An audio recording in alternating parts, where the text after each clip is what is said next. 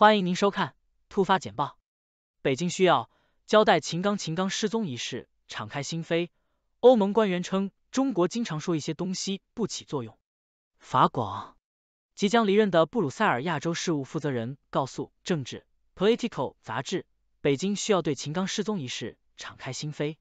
据 Political 今天报道称，欧盟高级官员称中国应坦白部长失踪一事。报道并称，北京正面临欧盟最高亚洲政策官员的呼吁，要求北京对中国前外交部长秦刚突然失踪作出解释。在接受政治杂志采访时，即将离任的欧盟亚洲事务主席古纳尔·维根德表示，北京方面应该阐明秦刚2个月没有在公开场合露面的原因。秦刚上任仅7个月后，就在7月份被解除了职务。据欧盟亚洲事务负责人维根德在本月早些时候的采访中表示，我不想对前部长秦刚的突然失踪发表评论，我是在他担任副部长时认识他的。维根德称，我确实希望中国领导人能够提供更多有关所发生事件的信息。他问道，这是一个健康问题吗？还是有其他原因导致中国外长突然从公众视野和国际形象中消失？据 Politico 称，欧盟外交机器中这位很少接受媒体采访的高级人物的询问，加剧了欧盟对中国日益增长的不满。口水战已经涵盖了从贸易失衡到围绕台湾和北京的军事扩张主义，以及中国与莫斯科密切关系。中国尚未解释为何秦刚上个月被免去外长职务，政府发言人不再重复之前关于秦有健康问题的说法。迄今为止，大多数西方政府都将这一事件视为中国的内政。目前，秦仍然保留中国国务委员的头衔，但秦刚还没有在公开场合以这一职务露面。秦刚的缺席导致欧盟外交政策负责人何塞普·博雷尔 Josep Borrell 原定访华计划被推迟。目前初步预计，博雷尔将在今年秋天与中国最高外交官王毅会面。据维根德说，我们不仅仅是为了对话而对话，而是为了对话。重要的是，我们是为了取得具体成果而进行对话。这位中国问题专家将于8月31日从欧盟外交政策机构欧洲对外行动署亚太区负责人的职位上退休。外交官们告诉政治杂志 EAS， 目前正处于确定维根继任者的最后阶段，正在甄选来自该机构和欧盟各国首都的候选人。在采访中，维根德还批评了北京的许多国际倡议，例如“一带一路”或全球发展倡议，警告说他们与欧洲所倡导的以及与联合国领导的体系存在重大偏差。中国经常说一些东西不起作用，并且称根据中国的解释应该更好。与此同时，中国表示希望为世界治理做出贡献。中国必须做出决定，是要推进自己以中国为中心的所谓全球倡议，还是要让联合国及其专门组织成为一个更有效的普遍框架。维根上任之际，欧洲各国政府对北京的立场急剧加强。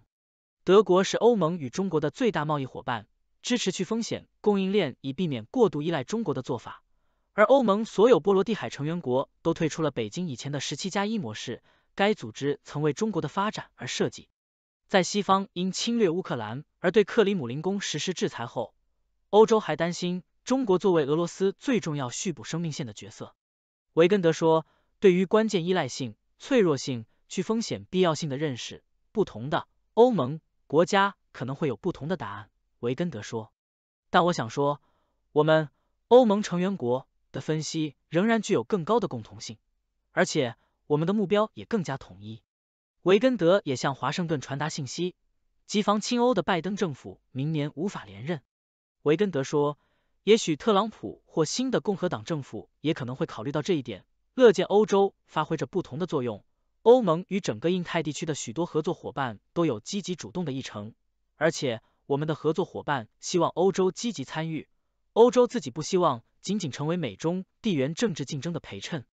据该报透露，维根将于今年晚些时候在欧洲学院担任教职。独家消息，美国国务院选定资深外交官兰伯特担任中国政策高级官员。路透社据报道，美国国务院已任命马克·兰伯特为其中国政策的高级官员。兰伯特是一位备受尊敬的外交官，具有东亚经验，他很可能担任中国和台湾的副助理国务卿一职，领导中国协调办公室，俗称中国之家。国务院去年成立了中国之家，以协调各个地区和问题上的中国政策。国务院在处理中国相关倡议和人员问题上一直受到批评。兰伯特的任命有望为该部门带来新的领导力。印度股市在关键宏观数据公布前谨慎开盘，预计将走低。路透社预计印度股市周二开盘时会稍微下跌，原因是在美国和印度即将公布的重要宏观数据以及印度季度国内生产总值 GDP 数据之前，投资者存在风险规避情绪。周一，基准股指 Nifty 50微幅上涨，受金融股的提振，但由于 Reliance Industries 下跌 1%， 涨幅受到限制。投资者还在等待市场监管机构对 Adani 集团的调查进展。周一，外国机构投资者已净额销售了价值 139.3 亿卢比 1.686 亿美元的股票，而国内机构投资者则购买了价值 126.4 亿卢比的股票。我将上诉，特朗普华盛顿审判定于超级星期二前夕。悉尼先驱晨报，前美国总统唐纳德·特朗普将于2023年3月4日接受审判，面临4项试图推翻2020年选举结果的指控。特朗普的辩护团队曾要求将审判推迟数年，但被美国地区法官塔尼亚·楚特坎拒绝。审判日期恰逢超级星期二前夕，这是共和党提名日历中的关键日子。特朗普表示将对这一决定提出上诉，尽管专家们表示在案件达成裁决之前是不可能这样做的。加利福尼亚州参议院领导人表示他将辞去领导职务。英国独立报，加利福尼亚州参议院领袖、首位公开出柜的同性恋人士托尼·阿特金斯宣布将于明年辞职。来自圣地亚哥的民主党人阿特金斯将由来自该州北海岸地区的民主党人麦奎尔取代。阿特金斯自2018年起担任参议院领袖，此前在2014年至2016年间担任州众议院议长。日本的零售黄金价格首次突破每克1万日元。日经亚洲，根据贵金属交易商田中金属工业的数据，日本黄金的零售价格首次超过每克1万日元，约合 68.31 美元。黄金价格的上涨是由于日元对美元的贬值，以及对全球经济放缓的担忧，导致对黄金作为安全资产的需求增加。日元对美元的走弱推高了日本国内的黄金价格，而投资者则购买美元兑日元，预期日本和美国之间的利率差将扩大。越南的 VinFast 现已成为全球第3大汽车制造商，市值飙升。日经亚洲，越南电动汽车制造商 VinFast 已成为全球第3大市值最高的汽车制造商，仅次于特斯拉和丰田。该公司的股价在美国市场上涨了 20%， 市值达到1912亿美元。尽管 VinFast 在电动汽车市场上进入较晚，但在美国股市上占据了重要地位。该公司在2022年录得净亏损，但预计未来将扩大规模。然而，可供交易的股票数量有限，被认为是股价波动的一个因素。大众汽车加入特斯拉，加速中国汽车价格战。日经亚洲，大众汽车 VW 已加入中国的一些汽车制造商，削减价格以提振对汽车的需求。上汽大众汽车于7月份将其 ID.3 系列电动汽车的价格降低了5074美元，而特斯拉则降低了部分 Model Y 车型的价格。浙江理想汽车科技公司将大众市场 SUV 的价格打折了最高2928美元。这些降价是对销售下滑的回应。此前，北京决定终止新能源汽车的补贴。美元疲软，市场为数据盛宴做准备，日元承压。路透社，周二，由于交易员在一系列经济数据发布前持观望态度，美元保持谨慎。美元指数下跌 0.077 至 103.85， 此前在周一下跌了 0.2%。由于鼓舞人心的经济数据提振了人们对利率可能会保持较高水平的预期，该指数本月已上涨 2%。美联储主席杰罗姆·鲍威尔上周五的评论支持了这一观点，他表示可能需要进一步加息以抑制通胀。恐惧弥漫在空气中，因为中国的问题变得更加严重。悉尼先驱晨报，中国正在应对一系列经济问题，并且正在努力寻找有效的解决方案。该国的房地产市场已经崩溃，导致家庭负债累累，中国人民银行正在努力支撑人民币，而中国股市正经历外资大量流出，出口和进口都在下降，消费疲软，青年失业率高。政府已经采取了一系列措施来支持经济，包括降低利率和提供购买特定物品的激励措施，但这些被视为对更广泛结构性问题的零散解决方案。当局还试图稳定股市和货币，但他们意识到直接向家庭进行现金转移不太可能刺激经济，因为家庭更有可能选择储蓄而不是花费。中国政府面临越来越大的压力，采取更果断的行动以避免经济增长的下滑。谢谢您的收看。上面播报的内容是6度团队推荐的全球专业媒体、智库、政府机构和行业专家的最新报道、分析简报。更详细的内容，请大家去这些媒体、智库的网站阅读。这些内容并不一定反映6度简报的立场，亦不能作为任何决策的建议。6度团队由专业媒体人、学者、科学家组成的独立新型媒体，大家可以根据自己的专业要求订阅各种简报。网址是6dobrief.com， 您在世界任何地方都可以通过电邮收到6度简报。Hello， 大家好，欢迎关注华尔街电视频道。这期的热点深度继续关注孙志刚。首先来看一段视频。安徽省进一步实施配套改革，5万多名基层医务人员按照服务数量、质量和群众满意度实行全新的考核和激励方式，对医疗机构进行考核。考核的结果和财政补助的经费多少挂钩，然后医院对每一个医务人员你的岗位绩效、工作业绩进行考核，考核的结果和个人的收入挂钩。上面这段视频出自2010年12月19日的中国官媒央视的新闻联播，这个标题为安徽医改财政兜底提高医疗服务质量的视频是关注到了安徽省的医疗改革。在视频里，当时还是安徽省常务副省长的孙志刚介绍对医疗机构进行考核，考核的结果和财政补助的经费多少挂钩，然后医院对每一个医务人员的岗位绩效、工作业绩进行考核，考核的结果和个人的收入挂钩。前一天的热点深度，我们已经为大家梳理了孙志刚的履历，提到1980年代初，孙志刚研究生毕业，成为了当时难得的高学历人才。而在研究生毕业之后，孙志刚先是在中南财经大学经济研究所工作了2年，然后调到了武汉市经委工作，吴官正成为了他的伯乐，孙志刚由此进入了仕途。2002年8月，以宜昌市委书记身份跻身省委常委，年仅48岁。在2006年的9月，孙志刚离开学习奋斗33年的湖北，调任安徽省委常委、常务副省长。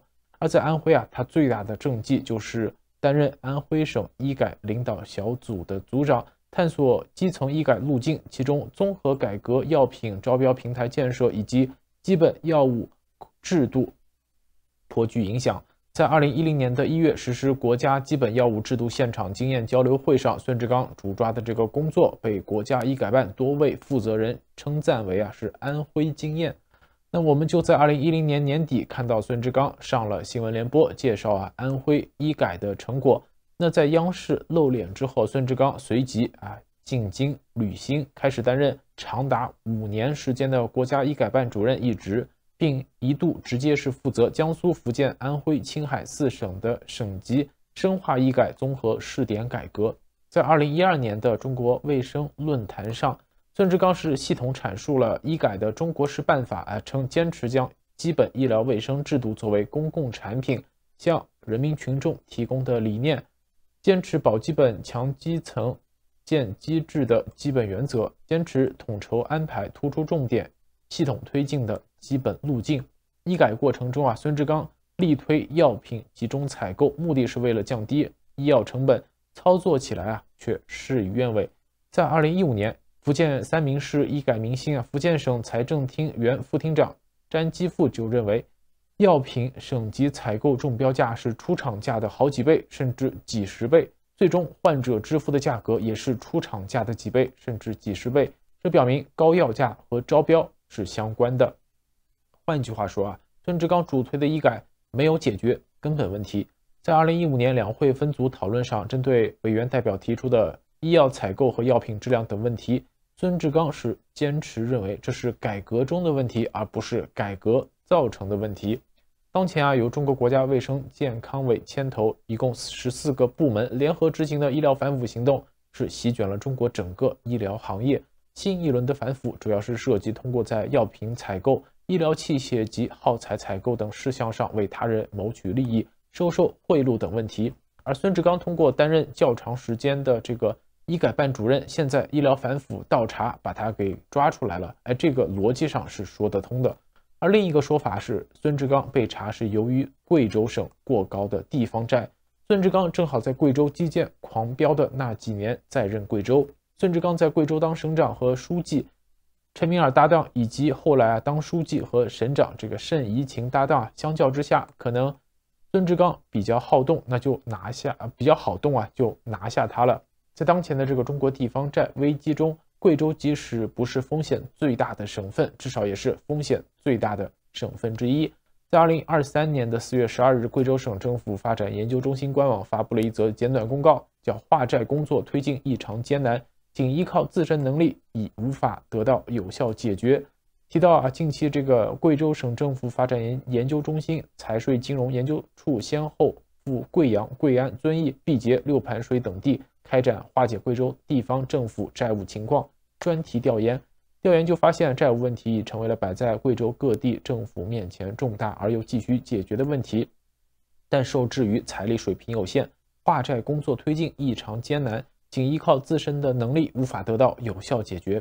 华尔街日报呢，也在2023年的5月份有一篇报道提到，中国穷困省份贵州已发出需要财政援助的请求。那投资者担心这是中国又一场重大债务危机的预兆。那华尔街日报是认为这个中央政府将别无选择，只能尽力化解。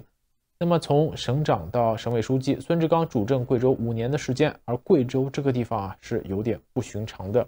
贵州地处中国西南方，是一个高原的省份，在2021年 GDP 不足2万亿，在中国排名大概是22位。近些年来，贵州出了不少进入中共政治局甚至是政治局常委的高官，因此有媒体因此称之为这个贵州为中共政坛的高地。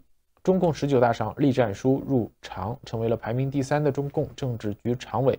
中共重庆市委书记陈敏尔进入政治局。19大结束后的第3天，10月28日，赵克之卸任河北省委书记，另有任用。那据香港媒体香港01的报道分析，贵州省是一个过去10年中共政坛上的高地，虽比不上福建、浙江、上海、陕西等地，但比多数省市更引人注目。那在孙志刚被查的消息公开后8月29日，据贵州日报的消息，近日省委书记、省人大常委会主任徐麟主持召开省委常委会会议通报孙志刚涉嫌严重违纪违法，目前正接受中央纪委国家监委纪律审查和监察调查。与会同志一致决定坚决拥护党中央的决定，坚决拥护中央纪委国家监委的决定。这个徐麟是接替孙志刚成为贵州省委书记的。而除了孙志刚，徐麟这位人物在不同位置上的前任或继任的仕途也很特别。比如这个徐麟曾是上海市委宣传部部长，而接替徐麟的董云虎现在被查了。再比如徐麟进京接替卢伟成为网信办主任卢伟被查了。还有就是孙志刚，徐麟到贵州接替孙志刚成为了贵州书记，那孙志刚现在也被查了。至于孙志刚到底是因为什么问题落马，恐怕还要等中纪委的官方消息。好了，以上就是今天热点深度的所有内容。更多资讯可以关注6度简报网，网址是6度brief.com， 在上面各位可以订阅各类符合您喜好的简报新闻，有免费套餐，也有更加专业的付费套餐供大家选择。今天的视频就到这里，我们下个视频再见。Following the Party Congress, the conventional wisdom seemed to be that Xi Jinping was in a very strong position. More recently, following the reversal of the zero COVID policy and loosening of regulations on the property and technology sectors, there have been some that have argued that Xi has had to bend to forces beyond his will. So I'd like to get your sense. How do you evaluate Xi Jinping's standing today? Perhaps we could start with Bill, followed by Emily, John, and then Chung. I think you're on mute. Okay. 3 years of Zoom, and I'm just figuring it out. Sorry about that. Good morning, everyone. Thanks for having me on the panel, Ryan. How do we evaluate the? Well, I mean, she won. He's a three-peat president as of this morning with a unanimous vote. I think obviously no one was surprised by that. I think, you know, we look back at the 20th Party Congress last October, where it really looks like she effectively got through the Central Committee on up really his choices for personnel. And so I think going forward, we're only just starting to see how that's going to play out through the system. But generally, I think he's quite in quite a strong position. I also think that there was a lot of weirdness between the Party Congress and now. Obviously, we had the U-turn on dynamic zero COVID, which was quite chaotic, and we still don't have a good answer of what happened. You also had the death of Jiang Zemin and the funeral in the mourning period. And so I think there's just some stuff that looked a little kind of off or wanky over the last 3 or 4 months that now, as we get out of the 2 sessions, I think we may start seeing a little more clarity that, and my baseline scenario is that he's really, there hasn't been a lot of pushback and there's not going to be, and that this is really the most powerful leader in certainly in our lifetimes. Yeah. Emily, does that sound right to you? How do you think about Xi's current standing? I think it sounds about right. I think on paper, he has all the important bases covered. And I think the way how smoothly 2 sessions has gone this year and the unanimous vote that you saw today, him taking the podium immediately after, making his pre-prepared speech, of course, because we knew what the outcome was going to be, was a very clear sign that he has all his ducks in order. But the downside to that is there have been a number of mistakes, and he has to own all of them because he ultimately is the one who is in power. And if we see any policy clarifications after 2 sessions is done to see where the country is going for this year at the very least, that ultimately is going to be attributed to Xi Jinping if it goes badly and if it goes well as well. I think zero COVID, the reversal of that was quite chaotic and people were not happy about it. But in some ways, it was the ultimate demonstration of power because he was able to flip a switch based on whatever reasons motivated that sudden change that turned an entire country around 180 degrees from a path that had been on for the last 2.5 years. So was it messy? Was it a mistake? I think there's a lot of arguments to say yes and yes, but I think it was also an absolute demonstration of power. So I wouldn't say that he's been weakened by all of this, but I think just we're seeing what the natural downside is of consolidating so much power, which is you've also got to be ultimately the person, the face responsible for all of these actions. Yeah. John? Yeah, just to build off Emily, especially zero COVID policy was Xi Jinping's policy. There's no way he can be divorced from that. And I'll tarnish the luster of my association with CIA by admitting I don't know the circumstances. I suspect that they lifted zero COVID because even before the Party Congress, it was demonstrably failing. And so there was no point. It became a question of just ripping off the Band-Aid and dealing with the aftermath. Yeah, but so on one hand, I'll echo what everyone else has said. The good news for Xi is he's fully in charge. He can rival Mao Zedong for the awesomeness and totality of his control. On the downside for Xi, things are not great. You know, I mean, you could go through the whole litany that others have mentioned and add in the economy, and then especially the state of, you know, bilateral relations with the United States and increasingly with Europe. Because in part of the war in Ukraine and trying to support, at least vocally, for Russia.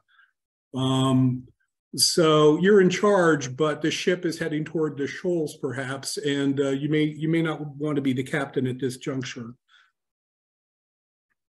Chung?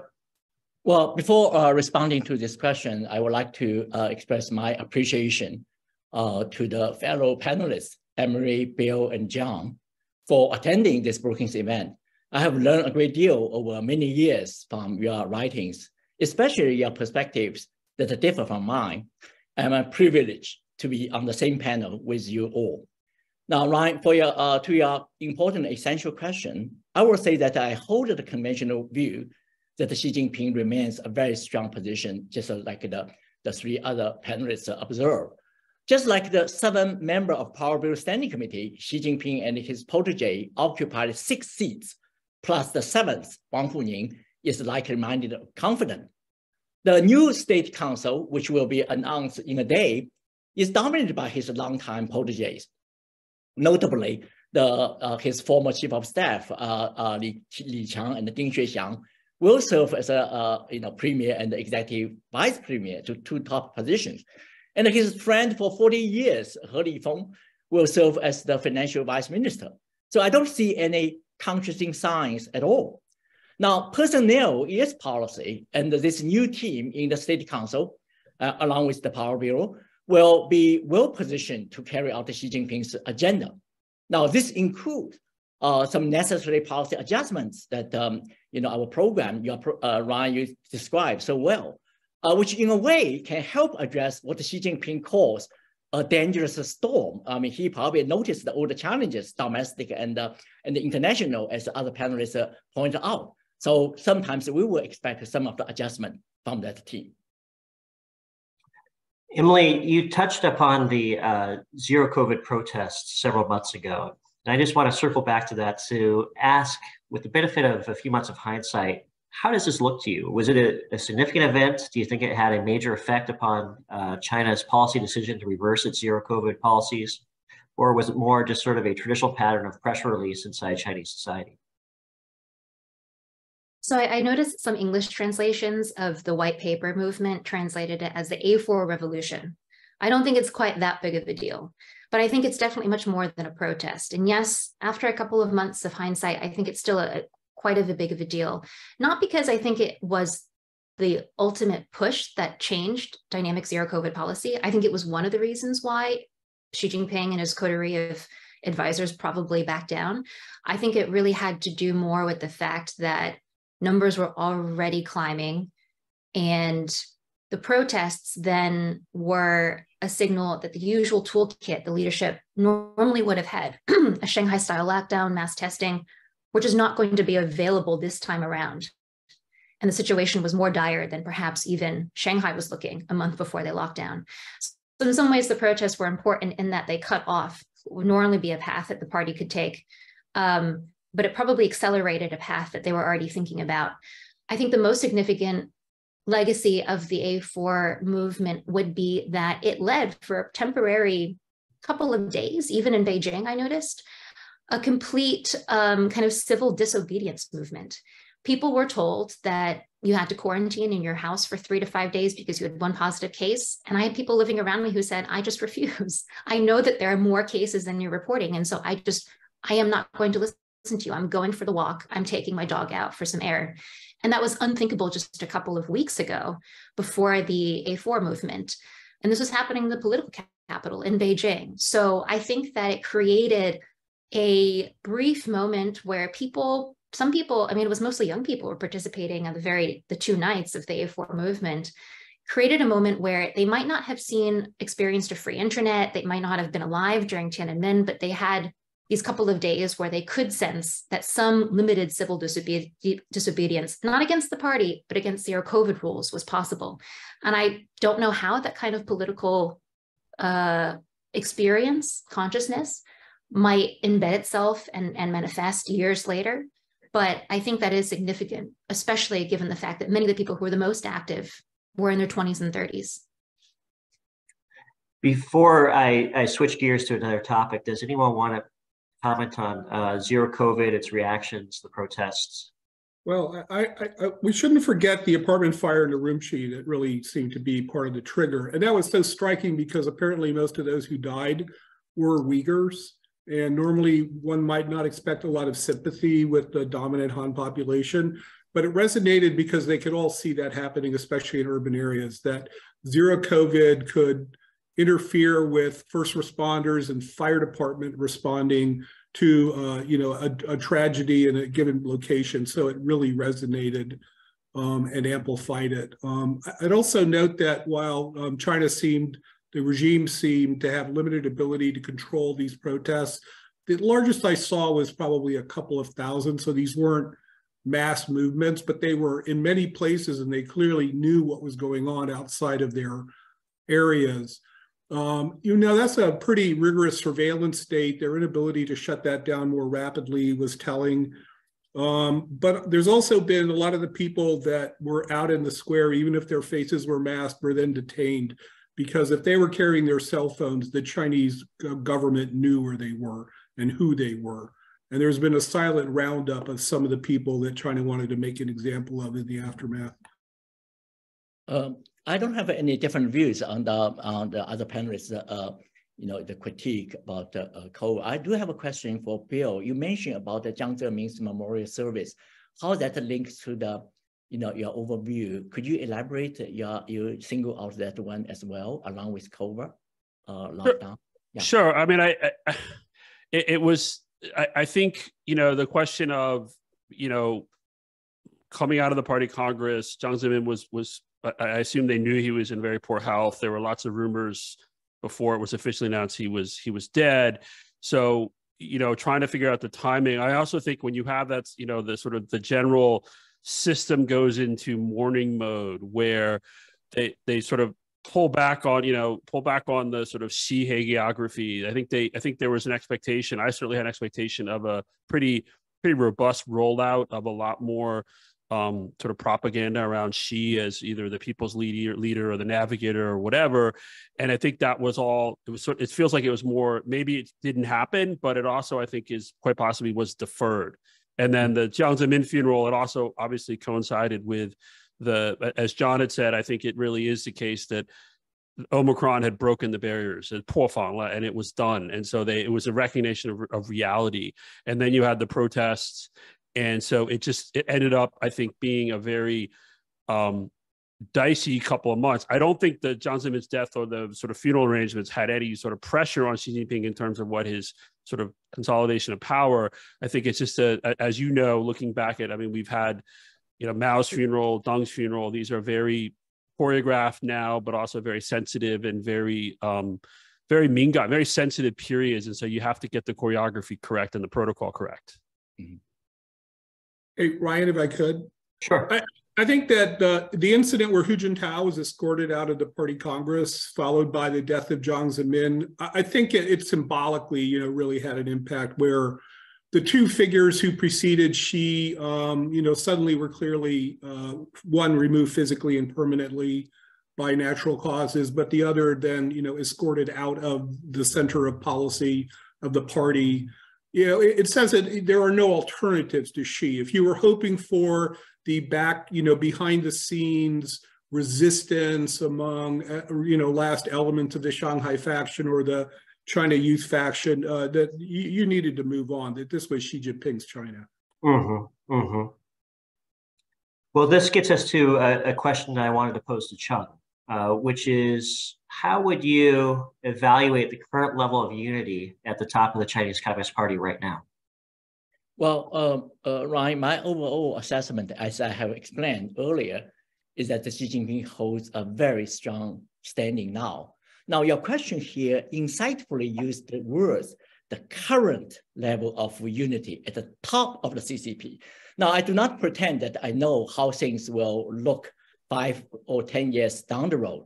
Also, I believe that the ministry and the provincial level of leaders might hold more diversified views, even including about their views about Xi Jinping, about the various policies.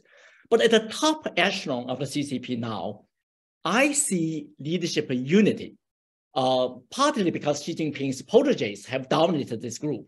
In Xi Jinping's words, they constitute so-called the importance of the small number of the key officials, 关键少数 in Chinese, partly maybe attributed to the fact that this level of leaders have much more information on domestic and international situation than the low levels of the leadership, and thus they are likely more supportive of Xi Jinping's decisions.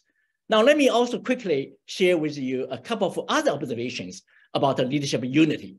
Now, as we know, in the previous party Congress, there were purges of the Power Bureau member on the eve of the Congress, like Sun Zhencai in the last party Congress, the 19th party Congress, and a few Power Bureau members, including a Power Bureau Standing Committee member around the 18th party Congress. But such purges did not happen at the 20th party Congress. Now, also increasingly, those who are strong candidates for the Power Bureau, especially Hu Chunhua, who did not make it, But also Xiao Jie, Zhang Qingwei, and Wang Yong, they are also quite a strong candidate. Did not make it to the Power Bureau. Just received the position of vice chairman of MPC or CPPCC. Now, these sorts of deals are frequently made, and the Chinese public may perceive the leadership unity as having been maintained. Over to you. I'd like to switch gears to Bill for a second. I watched recently Liu He's presentation in Davos, where he provided soothing words about how China is open for business and inviting and encouraging foreign capital to flow into China. How do you think we should evaluate his comments? How seriously should we take them? And what signs should we be looking for as indicators of seriousness of purpose on the part of China to make the Chinese market more attractive for foreign capital? So Liu He is the vice premier for another 12 hours, I think. This was I think his swan song going to Davos. He gave a talk. He also had a private meal with some big heavy hitters in industry and finance. I'm going to quote from a Financial Times report on that meal, where somebody attending said, "China is back. It was very much like 2017." And of course, 2017 was when Xi Jinping went to Davos and gave this speech that was really, Donald Trump had just become president, and it was basically saying everything that Donald Trump wasn't, or sort of the exact opposite. And it was very opportunistic to sort of give this message of we believe in free trade, multilateralism, et cetera, et cetera. I think that the messaging from Liu, it fits with the exit from dynamic zero COVID. It fits with the really significant economic stress that's going on in the country. It fits with the pressures on decoupling. The Chinese are very, very concerned about the potential for supply chain decoupling, that, the US has led the way, but you're seeing more pressures from countries in Europe. And so I think this was an attempt to really preempt that and switch the narrative back to, we're back in business like it was. Now, I think, though, since the Davos, we've had Wang Yi also go to Europe with a different set of messaging that I think was not as constructive, at least in European capitals and to European businesses. We've had the balloon incident. I think, one of the key things to look for, and again, it's one thing what they say to foreign investors and foreign money. It's really what they talk about with private entrepreneurs, private businesses in China. And that has been a big theme of the two meetings. Xi held a breakout meeting where he really, tried to give this sort of a fill up or give more confidence to private entrepreneurs. I'm not sure, but it's also wrapped. That was the same meeting where Xi also talked about, where he specifically called out the US for implementing all around containment, encirclement, and suppression against China. He also, again, reiterated the need for entrepreneurs to be patriotic, and he talked about the need for sort of self-reliance and self-strengthening in science and technology. So it is not back to sort of free-for-all private entrepreneur. I think it's very much a managed and channeled top-down. If you are in these specific lanes, you'll probably be okay as a private entrepreneur, and that probably will apply also, I think, to foreign businesses. So in general, the messaging, I think, it's muddied, and really what matters is not what Liu He says. It matters what the new premier Li Qiang says, and it matters what substantive policies come out of the new leadership over the next few weeks and couple of months. Because I think there's a fair amount of justified skepticism, for example, for Xi Jinping's comments earlier this week, because he said all these things before in different forms, and he said them before, and then months later or soon thereafter, there were pretty significant crackdowns. Right. John, Bill just referenced the spy balloon, and I want to take advantage of the opportunity of having you here to ask how you would interpret it. Some people have interpreted the timing of the spy balloon as sort of a deliberate provocation and challenge to the United States. Others have characterized it as an example of China's bureaucratic stovepiping. How do you see it, and what long-term effects, if any, do you foresee? I'm glad you recognized me as, a leading expert on high altitude balloons. I didn't know the program existed until it was floating over Montana. And then we quickly got a fire hose of information coming out of the US government that this had been one of many, that 4 or 5 others had either encroached on or crossed the United States previously. Apparently, it took the U.S. government, the IC, and the military a while to figure out that there were balloons floating over or adjacent to American soil. So that was interesting. Now, if Xi Jinping is truly able to decide when to launch a balloon, apparently from Hainan Island, so that it appears over Montana just in time to short circuit Secretary Blinken's visit, then they truly are strategic geniuses, and we should just bow down. I suspect that in some respects this is similar to what happened in 2012 when Secretary of Defense Robert Gates was in China, and the Chinese flew for the first time their stealth fighter, the J-20. And then Gates created an awkward atmosphere at a reception where he challenged Xi over whether, Hu Jintao over whether he should interpret, something from this. And from the look on whose face, reportedly, he didn't know what the secretary was talking about. These are programs of record. I'm not sure this is, strictly speaking, a PLA program or an example of military-civil fusion where a balloon corporation has gotten government support to do this. But I doubt that, Xi Jinping was told that 10 days prior they would be launching, and will float over the United States. And it was interesting that after the furor and the shoot down, the U.S. government, through various U.S. media, had basically acknowledged that the balloon was probably carried by unusual upper-level winds by the jet stream north of where the Chinese intended for it to go. So it was an interesting episode, mostly because for what it, I think, revealed, or as a symptom of the state of U.S.-China relations, that this alone could derail what was supposed to be the key Secretary of State visit to continue the reset that Biden and Xi announced at Bali at the G20, and then they were going to move forward. The U.S. is hosting APEC, so Xi Jinping in all likelihood will be visiting the United States later this year. And so ideally what both sides want is for an agenda to be hammered out so that there can be, a mutually productive meeting, at least one that does no damage.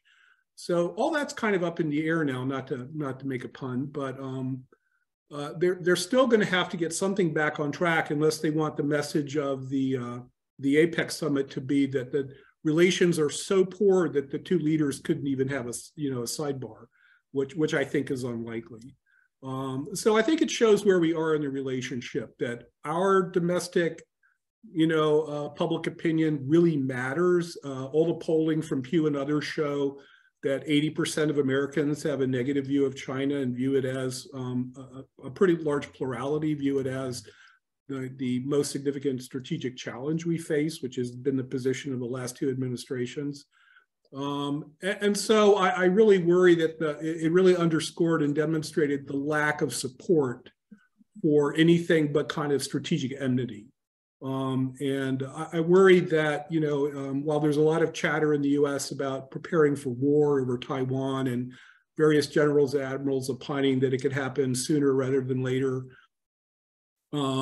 that the constraints on crisis are much less. That if you look at previous crises in US-China relations, whether that's the Belgrade embassy bombing or the EP-3 collision by a Chinese fighter in 2001, that the factors that allow us to quickly resolve those and move on are all missing. They've all been removed.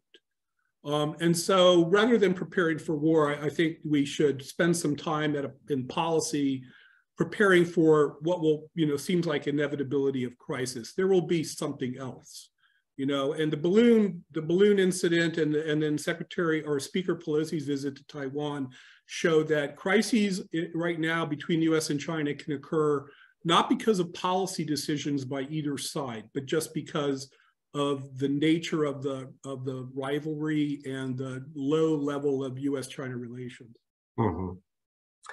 John, you've provided I think a really thorough diagnosis of how the incident played out, looking at it from the U.S. perspective. I wonder if Chung, Emily, or Bill would be willing to sort of share from the Chinese perspective how they interpreted or processed their way through this episode. Maybe Emily first. Yeah. Well, it was interesting. I was in Taiwan at that point, and Taiwan, of course, had its own kind of hullabaloo about the balloons. because it being so close to China, it's intercepted, it turns out, a lot of floating entities. At first, it wasn't clear if there were surveillance balloons. Later, the military said they were only meteorological balloons. One of them fell down over Taiwan just last month. But the collective reaction, I think, was kind of a shoulder shrug because Taiwan is mostly used to it. And so I think that reinforces John's point, which is it is our impressions, our understandings of the other side that really shape how we react to these circumstances. Though, of course, surveillance, I think, on all three sides has increased. From the China side, it was interesting how there seemed to be a moment of hesitation at first where they were figuring out how to calibrate their response. And I feel like, Ryan, you might have written a really good Twitter thread about this at one point. But then they came out full force and hit back with their own accusations that the US had launched their own surveillance entities and done aerial surveillance in particular over Xinjiang and Tibet, something that the US flat out on NPR even came out and said, we just absolutely do not do. So it was really frustrating because it became a pure he said, she said debate where both sides were not giving each other room at all and were completely on different sides of the issue. But I think on the China side, it was interesting that they were kind of given a choice to stick with the semi-apology they first were issued with, and then decided that they were just going to go full force. And I think that, I mean, I read this pessimistically, that they've kind of resigned themselves to the idea that this year is going to be a tough year with the US, on top of the semiconductor export bans, on top of a number of bipartisan legislative bills and the presidential elections coming up that have to do with Taiwan or China, and that they were not going to give on this particular issue. Well, John and Emily said so well. I do not have much to add. Just from my observation of the Chinese reaction, first of all, there's no kind of monolithic reaction. Different people, different group, different sectors have different reaction, and the public opinion also shift a little bit. Now, just to go back to when U.S. Media covered that, I think it's February 28th. Then also a few days later, I think January 28th. Then February 2nd, that the U.S. informed Chinese embassy. And the Chinese government actually apologized, thinking that it was a mistake, that was not intentional. Then 2 days later, a couple of days later, Secretary Blinken informed China he will cancel that meeting. So it's a very interesting Chinese interpretation. It's a parallel to what John interpreted the Chinese military, but Chinese think the deep state wanted to stop that visit. And this is a Chinese version of the conspiracy. But what happened later on, especially when U.S. shoot the balloon, the public opinion shifted a little bit. Previously, it's more neutral or sometimes even criticize the Chinese government. But then they think this is, again, it's reflecting U.S. bully and etc. So as Emily said so well, this was reaction, nationalism is on the rise. So that's the Chinese reaction. But I think it's still not a definitive. Again, I still observe that many people have different views about why China should not even do further to explain, to provide evidence, or if it's a spy balloon, China should do more, and etc. So again, it's different people have different views. But my worry is this kind of conspiracy theories are reinforced, and both sides are very, very tough on the other side. So it's added to what John said early on. There's no mechanism, more care, more other effort to try to cool down and to reduce tension. Up until now, we still do not know when Secretary Blinken will go to China, or whether will be go to China in the near future. Okay. Right, Bill. All right, thanks. Just to follow on the great comments, I think another thing that really upset the PRC side of the officials is the U.S. government, I think, launched a very aggressive campaign to brief dozens and dozens of other countries about this, what they say is this global surveillance program the Chinese are running, which I think drove the policymakers absolutely nuts in Beijing. And it's a very interesting strategy to do that, to really, instead of just focusing on domestic, sort of why is your balloon over the U.S., it was to really expand it out and sort of point out China's doing this in all these other countries, which goes very much against the image that, and then sort of some of the propaganda themes that we see out of Beijing, where, China respects the global rules, China respects the international order, China respects sovereignty, the U.S. is a bad actor, the U.S. is the #1 spy state, blah, blah, blah. And the U.S. really flipped that and said, well, look, they do it too. And I think that really, something has changed, and it may, the balloon incident may have just been sort of one in a long stream of incidents. It may have been the proverbial straw that broke the camel's back, but it really feels like over the last couple of weeks, there's been a significant shift in escalation in rhetoric around the U.S. and what the U.S. does. And I think that, for me, it's extremely worrisome. I think we're heading into a much more fraught and dangerous phase in U.S.-China relations. John, does that sound right to you? Oh, yeah. I was just going to comment, though, that, I think that the statement of regret that came out of the Ministry of Foreign Affairs while the balloon was still over the U.S. and before the shoot down, it kind of paralleled President Bush's non-apology after the EP-3 collided with our surveillance aircraft in 2001, where I think they actually were intending to provide a way to resolve this without escalation. Of course, the problem is U.S.-China relations are not what they were in 2001, and that the balloon was still over the U.S. and, Biden was going to face a decision to have to shoot it down. So it was too early to sort of close the door. Now, I would note that if government, reports to press since the balloon became, entered our consciousness, that they had flown 30 or 40 of these since around 2018. Not all of them, of course, transited the U.S., but transited many other countries. So I'm waiting for the next balloon, and it's interesting that we're now a month and a half or so on, and I haven't heard about, and I think we would hear about the next time the U.S. detects China's launched a large upper altitude surveillance balloon. So that's interesting, and I'd watch that space, that, if maybe the revelation has caused a reconsideration on the part of Beijing, especially in what, as Emily noted, is likely to be a tough next year and two. Right. Yeah, that's interesting. I'd like to transition us briefly to another topic that we're living through in real time, which is the Lianghui, or the 2 legislative sessions, which are taking place in Beijing and are going to conclude fairly soon. If you were a headline writer right now, what headline would you use to describe what we're seeing coming out of the Lianghui? And what do you think it tells us sort of on a forward-looking basis about the direction of Chinese politics? Emily, can we start with you, and then we'll work our way around to Bill, John, and Chung? Sure, I'll be brief because, to be honest, this has never been my forte, and I read people like Junpei to figure out what's going on. I think this year for me, the theme has been restructure and realign. Restructure, obviously, because of the ways that important ministries like industry and technology have been restructured, but also realigning basically the entire state apparatus to fit existing priorities that have become now the #1, 2, 3 issues. Things like technological resilience, reshoring supply chains, kind of the same issues that we're talking about right now in the US, strengthening financial oversight, making sure you're upgrading policies to oversee new types of financial transactions and data regulations in our high-tech age. Of course, we just have to see whether or not these priorities are actually materialized on the ground. I'm skeptical, for example, that cutting 5% of your civil service and cutting salaries up to 50% in some cases is going to help morale, especially when you're increasing regulation so much.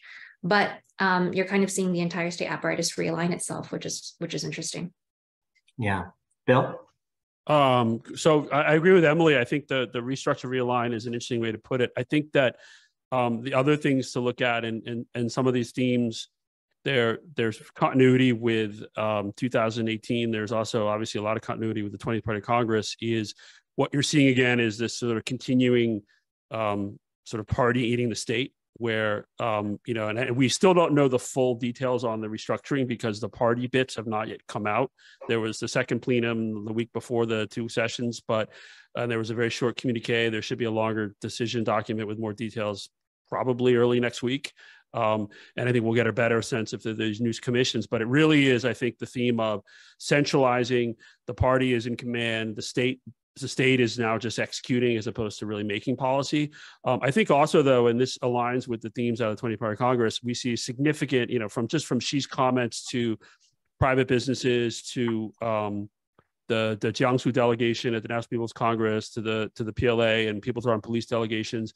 It's hardening the system. It's more security when it balancing security and development, which means security gets a sort of a higher focus, because I think they see as security and development being out of balance. It's again tripling down on self-reliance, science and technology innovation, hardening the system for a very difficult period, both in terms of domestic problems, but I think really in terms of the international environment, specifically the relations with the US, but also, as I think John said, also with Europe and the EU, because of what's happening in Ukraine, and because of the way the Chinese are, their straddle where they're neutral, but not really, I think is really very few people still believe that there's any sort of pretense of not really being on Putin's side in the war. John?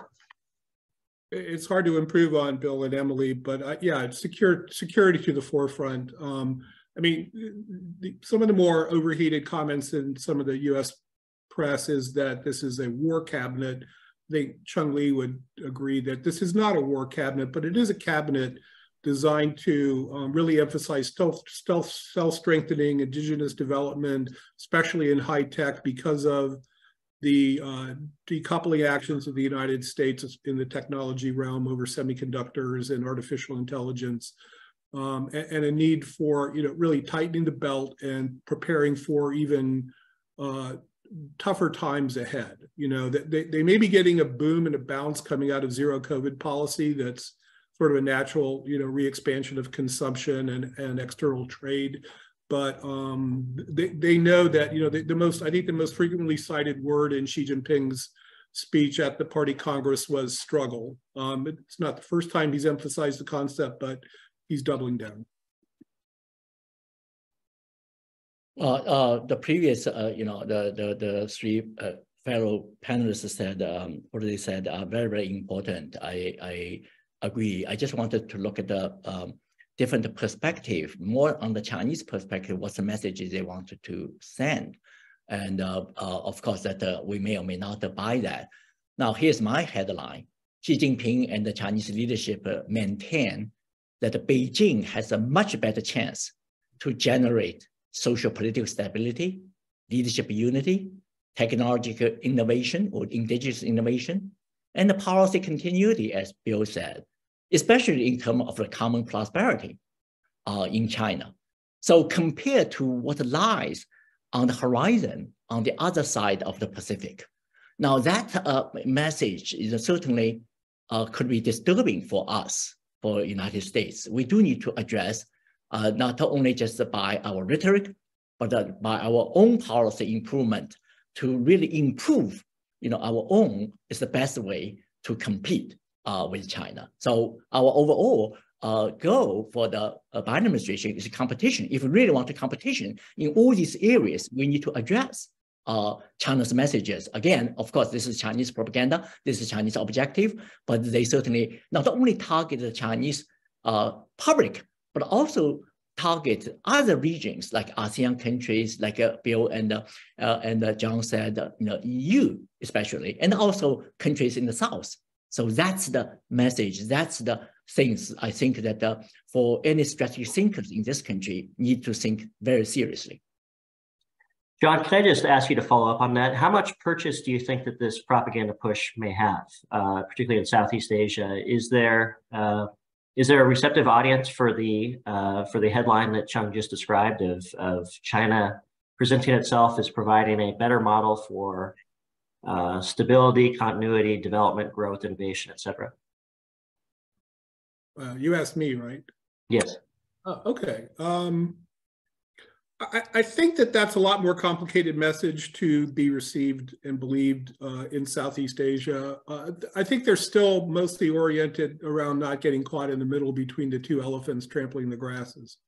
So they're going to be concerned about China for all the right reasons from our perspective. It's operations in the South China Sea, it's kind of growing frosty diplomacy, wolf warrior tactics. I'm certain that Qin Gang's speech on the margins of the NPC got people's attention with its new, more public focus on the U.S. as the center of all the things that are challenging China. So I don't know that, you know, they're going to remain tightly integrated. I mean, China is the top trading partner of 120 out of 195 countries in the world. So that's a kind of sway that doesn't go away overnight. For these people, a lot of the regions you mentioned, economic growth, especially coming out of COVID, is even more important. And China is going to remain important to that. But I think that the nature, the front that China puts toward the world, even though it's perceived a little less poorly in the global South than in the developed North, I think that's just signaling to all of them that they're going to have to be a lot more careful, that the straddle or hedging that they've all been doing for the last decade and more is going to get harder. And the U.S. is going to have more asks, especially in Southeast Asia and in the Indo-Pacific, and that Europe is also going to have to balance more between its security, amplified by the situation in Ukraine, and its economic investments in China. Mm-hmm. John recently suggested that some commentators have identified the new leadership around Xi Jinping as a war cabinet. Other Western media have described these people as all yes men who owe their rise to Xi Jinping. I know you have a different view on this, so I was just wanted to invite you to share your perspective, given the amount of time you've spent studying these leaders. Well, certainly that I don't think it's a war cabinet yet. And although there's a lot of them advances from the military industrial complex, particularly from aerospace, there are quite a number of them are very, very capable, actually, rock scientists. That certainly is a very interesting phenomenon we should watch. But I don't think that it's a war cabinet like that level. And also these leaders also have substantial economic experience when serving as the governor, party secretary in the region. Now, for your question about Xi Jinping, your perception of Xi Jinping is surrounded by a yes man, I think it's largely true. By the way, there's finally a woman leader, Chen Yiqing or Seng Yiqing, still we do not know what's the right pronunciation. I mean, the two both are correct, who will serve as the state councilor on the new 10-member of the executive committee of the state council. But astonishingly, to many of us, there's no woman on the 24-seat Power Bureau. Now, here, let me make a few points about the perception that Xi Jinping is surrounded by yes men very quickly. This perception is true, but it should be subjected to a more balanced and foresighted analysis. Let me very quickly mention 4 points. First, every leader in the top echelon of power is within Xi Jinping's circle of trust, but each differs in their degree of loyalty. Second, as Xi Jinping has decisively defeated prominent factions, as John mentioned, whether Tuanpai or Chinese Communist Youth League or Princeling or Shanghai faction, new factions and the new splits between Xi Jinping's own loyalists will likely arise as they compete to best fulfill Xi Jinping's priority from their perspective. Now, thirdly, one may argue that the elite recruitment in present-day China, while not primarily driven by meritocracy, really rarely or hardly allows incompetent officials to reach its highest ranks, except a couple of exceptions. So generally, these are people are quite capable. And finally, it is premature to assume that the Xi Jinping's proteges will not affect major changes in the years to come. After all, Xi Jinping himself was once considered a yes man before becoming the top leader in 2012. Over. Thank you. John, do you want to come in quickly? And then I have a question for Bill and Emily as well. I want to use the opportunity to have this with Chung Li. I'll ask the group, but especially Chung Li, is now that Xi is confident that the next generation of leaders at the next level at the Politburo and the Standing Committee and the State Council are his people, will he have the opportunity or incentive now to return to an orderly leadership succession? Or is he going to be determined to be, a leader for life? No, I think he must address that issue. The party establishment, gave him a chance for third term, and but if by the end of third term he does not he fails to identify a successor or does not introduce plan or process for succession, I think even his protege will have some different view. I think that your question is excellent.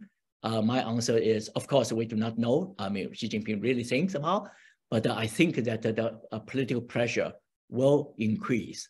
And I would like to hear Bill's response on that one. He is also really a leading expert in elite politics in China. Bill?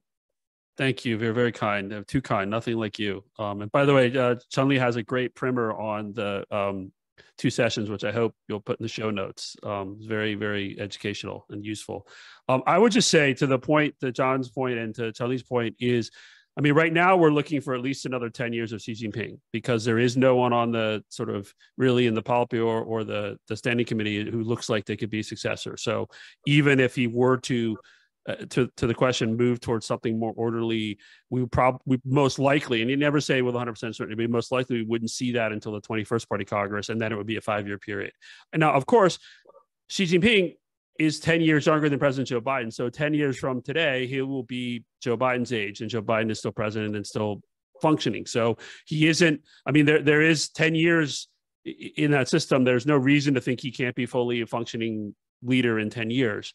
I do think it goes back to sort of, I think, looking at other studies of authoritarian systems and also the PRC's history is, how does he appoint a successor when he looks like he's power leader for life, and then the person gets a little too uppity or threatening, or, you know, we've seen this before. And so I think it is, you sort of may have short, medium-term stability, but I think they have introduced some potential for some longer-term instability inside that system. Emily, do you have any thoughts you'd like to share on the succession question?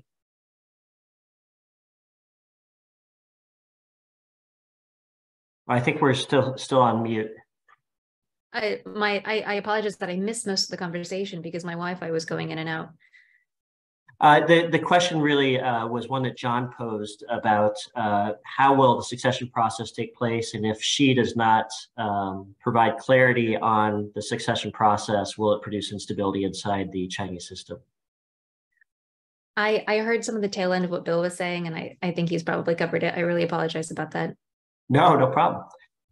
Bill, I know that it's impossible for us to get inside Xi Jinping's head, but I'm going to ask the impossible. When you what is your mental map of what keeps Xi Jinping up at night, or the Chinese leadership up at night? What issues do you think are sort of front of mind for them and are occupying their attention? I wish I knew the answer. I think a lot of us wish we knew the answer. You know, in some ways we can go to to their map of the restructuring that they just announced for the at the 2 sessions, and you can look at sort of what their top issues are in terms of things around. I mean, they're looking, you know, rural revitalization, rural issues are huge for Xi Jinping. Obviously, the U.S.-China relationship and things around science, technology, security. I think there's, you know, in the general, the economic issues and how to get the economy performing again in a way that keeps people bought into the system and away from the streets, so to speak, but also doesn't take us back to the go-go years of the sort of the end of the Hu era, early Xi era. So that's sort of a long-winded answer, but I think they are signaling to us. I mean, you can look at the priorities in 20th Party Congress documents, and then really this restructuring, I think, is looking, that's probably a pretty good guide to what some of their real pain points are. Yeah. No, it makes a lot of sense. Emily, you are in Taiwan right now. Oh, I think we just lost her. Emily, you're in Taiwan right now, and people in Taiwan are watching the zigs and zags of Chinese politics. How do you think that they are interpreting it? Do they see it as generating unpredictability or a sign of pragmatism, something else? What's your sense? It is something that is absolutely dominating headlines here in Taiwan, and particularly because it's now a presidential campaign year. Just like the US, they're about to go into a presidential election in January. So cross-strait issues tend to be one of the primary at the forefront of presidential elections, unlike during local elections.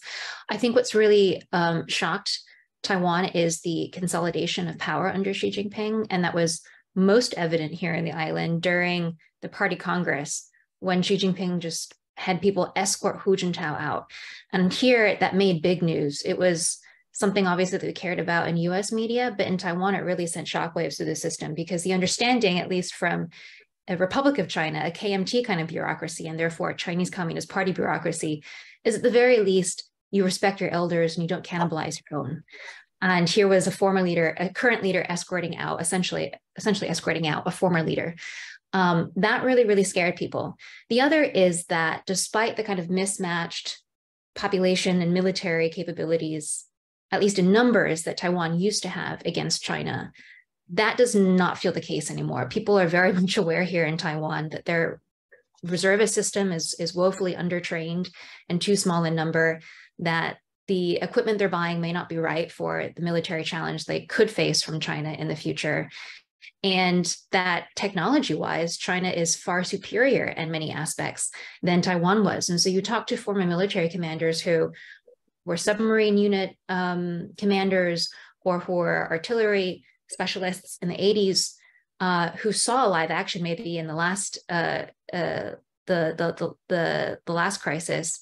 Before that, who say, if I had to face the Chinese again, you know, I've interviewed these people, if I had to face the Chinese again, I wouldn't be as confident as I was then. At the time, I had absolutely no doubts about who would win in a minor skirmish like that. It would be Taiwan. So it is going to be a major, major issue. I think that the question facing Taiwan is what to do about this. And you see the KMT here, the opposition political party currently, already start to rebrand itself. It is very strenuous, if you ask them now, that they are not a pro-China party. And so that's really shown you just how far Taiwanese politics has moved, even since the last presidential election in 2020. Being pro-China, being labeled that, is kind of a death sentence in Taiwanese politics already. That kind of pro-unification with no strings attached identity has basically aged out, died out on the island.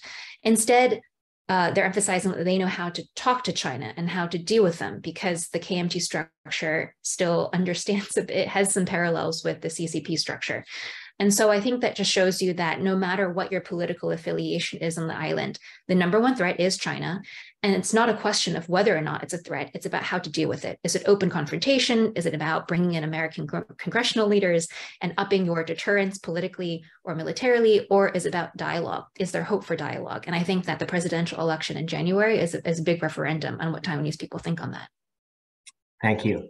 We have 5 minutes left. I want to introduce a couple of questions that we've received from our audience. I will bundle two of them together with to you, and give each of you a chance to either comment on those questions, or if you have a final word that you'd like to offer on something unrelated, you can as well. So this will be our final round. The questions, one is from Paul Frandano, who's a retired former senior intelligence service member. And he asked about if the panelists could comment on the idea of China as a peaking power, and whether we should expect a war with China sooner rather than later. We also have a question from Lean Vervaki, who's a correspondent with Volkskrant, who asked about, in the wake of COVID-19, how are Chinese consumers going to react? Are they going to be buoyant and sort of return to go-go spending days, or are they going to be more cautious in how they return to the market? So those are the two questions. You're welcome to respond to those, or if you have a final thought that you'd like to introduce instead, that is fine as well. John, why don't we start with you, and then we'll go to Chung, Bill, and give Emily the final word. So I know Paul very well. He was one of the people that taught me my trade at CIA about 10,000 years ago. Yeah, this idea of peaking power, there's kind of a book out on this by Hal Brands and Michael Beckley. Yeah, the problem is it sort of is part of the drumbeat that, you know, for that war is likely and soon, and it's the idea that China, you know, is going to have to do something sooner rather than later because its relative power advantage with the United States or with Taiwan is going to decline rather than continue to rise. That's not how I read the Chinese view of themselves.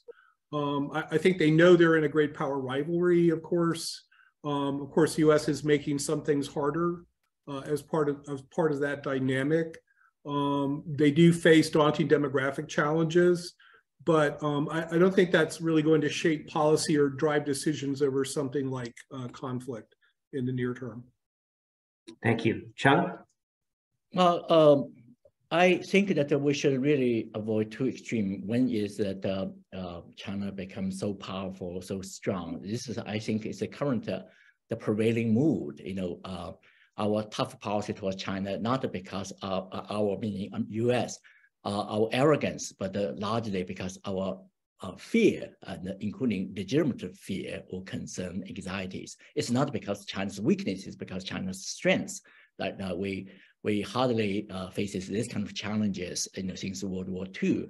During the Cold War, Soviet Union was a military power, but China is it's a kind of all comprehensive military, economic, technology, you name it. So there's such a concern. So I do not see that on one hand, China will surpass the United States in the near future. No, it's impossible. I don't think a Chinese leader, are crazy enough to think that way. And unless in the next years, decades, U.S. make a lot of mistakes, I still strongly believe that we can fix some of the problem and when time moves on. But at the same time, that I think more worried that we underestimate China. I think that certainly certain corners of the country, maybe not the majority, I think that would be a mistake that China, despite all demographic challenges, because and also despite the lack of legitimacy and the potential succession problem, potential mistake over Taiwan, I think overall, I think that China still has a lot of things to continue to develop. And particularly the leadership emphasizes common prosperity. I think it's common prosperity from Chinese view. It's not a bad idea, but it's unfortunately mischaracterized by Chinese entrepreneurs and by foreign analysts.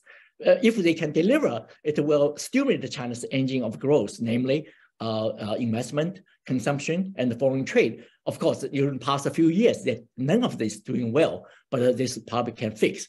So if that's the case, China, despite all the problems, all the challenges, will rebound. This is related with the other question about COVID. I think the revenge consumption is already underway. I see that there's some kind of positive growth rate for this year. Over. Bill? So I would just say that to the second part of the question about sort of is war inevitable, I think we all have to hope it's not. It would be disaster for everybody. I also think it only would happen if there were some really poor policymaking on both sides. And so, we have to figure out a way to both sides see each other as posing challenges and threats. We have to figure out ways to manage that. I think that's at least the rhetoric out of DC, but rhetoric and reality aren't matching up. In terms of this peaking power concept, I really think I tend to really try and stay away from kind of binary views of China. I think that there are a lot of problems, demographics, debt, environmental issues, water, you get on the list.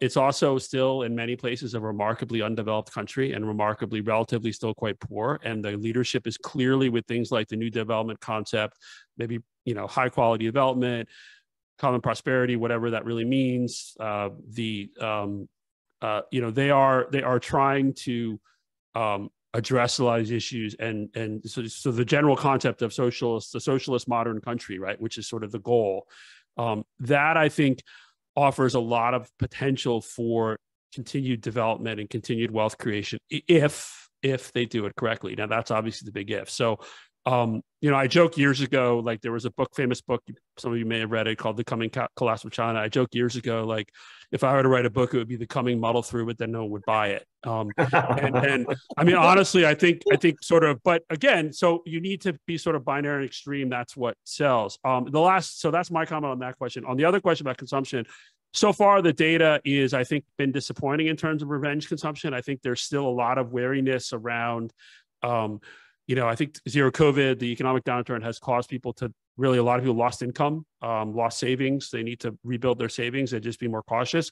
So again, it comes down to, I think, a lot of what we see over the next weeks and months coming out of the two sessions in terms of policies that both encourage consumption as well as increase confidence. And if the leadership can put that in place, that I think there is a good chance for a significant improvement. If it really is sort of the muddles we've seen lately, lots of promises, but not a lot of substance, then I think it's going to be a problem. Thank you. Emily?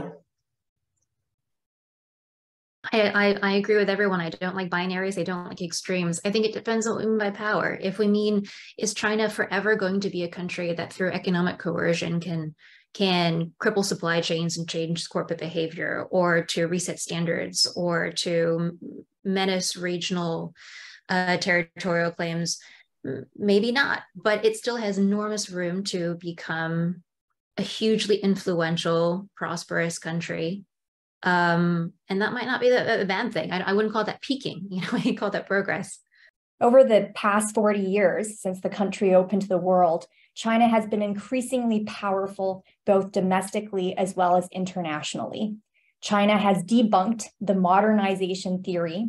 Contrary to predictions, China's economic liberalization has not ushered in political liberalization. And recent geopolitical, ideological, and economic clashes between the US and China have led to talk of a Cold War 2.0. So today's event features 4 distinguished authors of new books focusing on the historical, political, and economic elements that shape the current state of US-China relationship. And all 4 books are available via Brookings Bookstore online.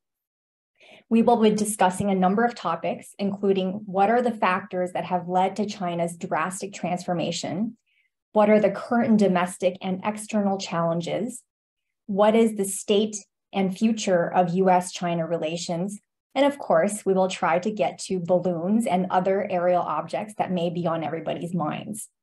So please join me in welcoming our distinguished panelists in alphabetical order. First, we have Chris Marcus, who is the Sidney Professor of Chinese Management at the Judge Business School at the University of Cambridge. His book, Mao and Markets, The Communist Roots of Chinese Enterprise, assesses how China's economic success continues to be shaped by the communist ideology of Chairman Mao. We are also joined by Steve Roach, who is a senior fellow at the Jackson Institute for Global Affairs at Yale University. He is author of the book, America, China, and the Clash of False Narratives. He argues that the false narratives from both China and America, amplified by information distortion, are more of a reflection of each nation's exaggerated fears of the other than an honest self-assessment of problems of their own making. We also have with us Susan Shirk, who is a professor at the School of Global Policy and Strategy at the University of California, San Diego. Her book, Overreach: How China Derailed Its Peaceful Rise, explains the domestic roots of China's transformation from fragile superpower, the title of her first book, to global heavyweight, as well as the dynamics driving its overreach. And we also have Suisheng Zhao, who is the director of the Joseph Korbel School of International Studies at the University of Denver. He is author of the book, The Dragon Roars Back: Transformational Leaders and Dynamics of Chinese Foreign Policy, which examines the primary forces that have driven China's reemergence to global power. So we'll begin with very brief opening remarks by each of the panelists and then move into the open discussion. We've already received a number of audience questions. If you have questions in the meantime, please email it to events@brookings.edu. And you can also join the conversation on Twitter at #RethinkingChina. So without further ado, it is now time to turn to our panelists. So I have a question for all 4 of you. All 4 of you suggest a different way of thinking about China's trajectory as a rising power. So can you please give us a brief 5-minute, no more than 5-minute take on how your very rich books debunks the popular assumption about China's trajectory economically and politically? What did previous scholars and China watchers get wrong? And how does your book correct some of those assumptions about China's future path? So let's start again in alphabetical order with Chris. Oh, Chris, I think you're muted. I'm unmuted. Do you think after 3 years I would unmute myself? So first, thanks so much for the great intro, Diana. I want to thank Brookings and also Chun Li and Raymond McElveen for this great opportunity to be with such amazing other sets of scholars and books. I know it's not usual that as an M last name, I'm first alphabetically. So it's also, great to be here with people with names from the last name of the alphabet as well. So I guess, starting, I would say about our book, the area that we try to examine and in some ways debunk, which you mentioned actually in your opening as well, Diana, is, the wishful thinking, I think very much that China, as it economically modernized, would actually end up becoming more politically liberal. This is something that is well established in economic development, modernization theory as a common relationship. And I think, since Deng's reforms in the late 1970s, early 1980s and beyond, this was what US policymakers, global policymakers, sort of assumed in actually how China was approached by businesses, by political entities.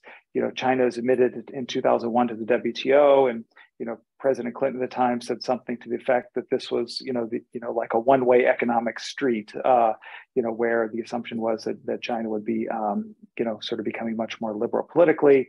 And this also led to decades of, engagement policy on the parts of, politicians in the US and globally from all political persuasions. So what we try to examine in the book, though, that actually that this period actually of Deng and Jiang and Hu and everyone else that sort of was underneath them was really what the aberration was. It's not, many people are saying, surprised at how sort of hardline Xi Jinping is, and so we try to examine by looking at politicians, looking at business leaders and entrepreneurs, how actually there is a thread from Mao to Xi and through the society, political leaders and business leaders that that might have been ignored. I think that we had this wishful thinking that we saw giant markets in China and wanted to take advantage and capitalize on those. And a well-known psychological bias that we discuss in the book is confirmation bias, where we look for evidence to confirm our underlying beliefs. And we all thought that China was going to liberalize. We were thinking that China would become more like us instead of actually have its own unique political economy with the CCP very strongly at the center.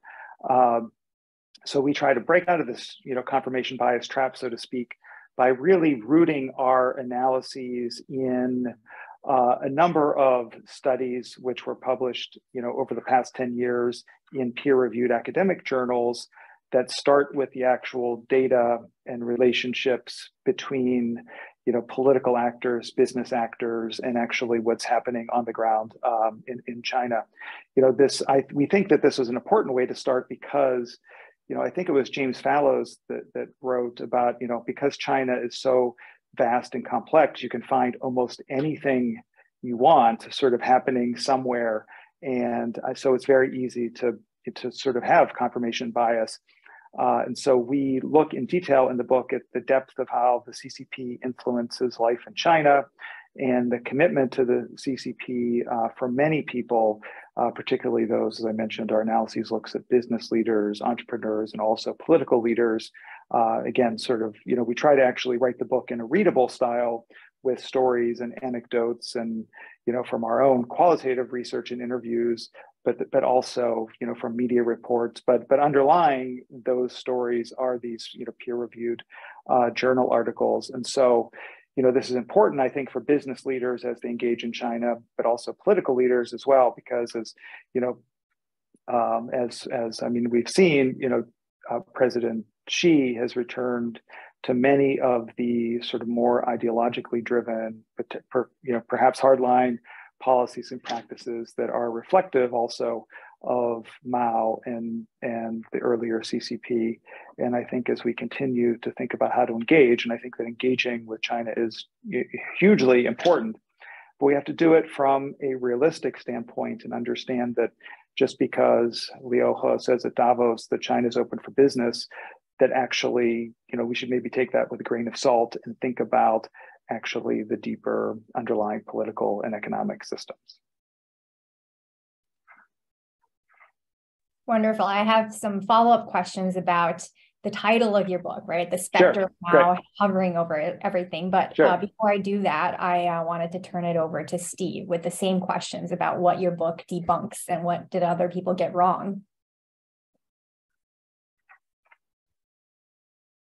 Thank you. And I would just add a note of gratitude to Brookings.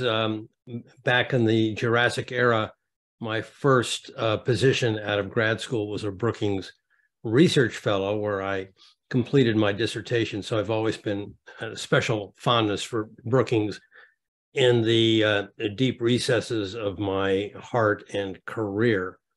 I think Chris has the time frame correct in noting the sharp difference between Mao and Deng Xiaoping, Jiang Zemin, and Hu Jintao. But I would argue that sort of the return to Mao under Xi Jinping is truly the aberration and not necessarily something that connects these two important bookends of modern China's history. The Deng Xiaoping model, which was followed, I think, reasonably well by Jiang Zemin and Hu Jintao, was a flexible model. And it was so flexible that right around 2007 began an intense internal debate as to how the model should be modified to move away from an economic framework that stressed growth being driven by exports and investment to one increasingly driven by China's rising middle-class consumer. And it was an encouraging and refreshing rethinking of the framework that had worked so well for nearly 30 years. And Xi Jinping has basically backtracked on all aspects, or I shouldn't say all, but most aspects of that transition, shifting power back to state-owned enterprises and their low productivity bias, which is really problematic given the rapid aging of the working age population, or the population in general in China, and the decline of the working age population that's now been evident for 8 years. I think that the problem with Xi Jinping's approach very much reflects the points that Chris made. It's more driven by ideology, by a power consolidation under the guise of anti-corruption, and a standing committee right now, courtesy of the 20th Party Congress, that is packed with loyalists who are unwilling or afraid to speak truth to power. And so that ensnares China deeper and deeper in conflict with others, most notably the United States. And the final point I would make is that unwilling to face up to its own vulnerabilities of a failed rebalancing and a failed opening up of its system, China has turned to scapegoating the U.S. For its containment policies, which are certainly very fact-based and you can support, as the excuse as to why it has not completed the rebalancing and opening up. And this is an example of what I write about in my new book, China's False Narratives with Respect to the U.S. It's one of many.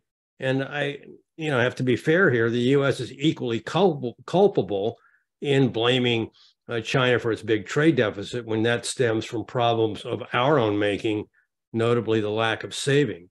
And so this confluence of many false narratives on both sides of the relationship has led to deepening misunderstandings between these two strong strongest nations in the world.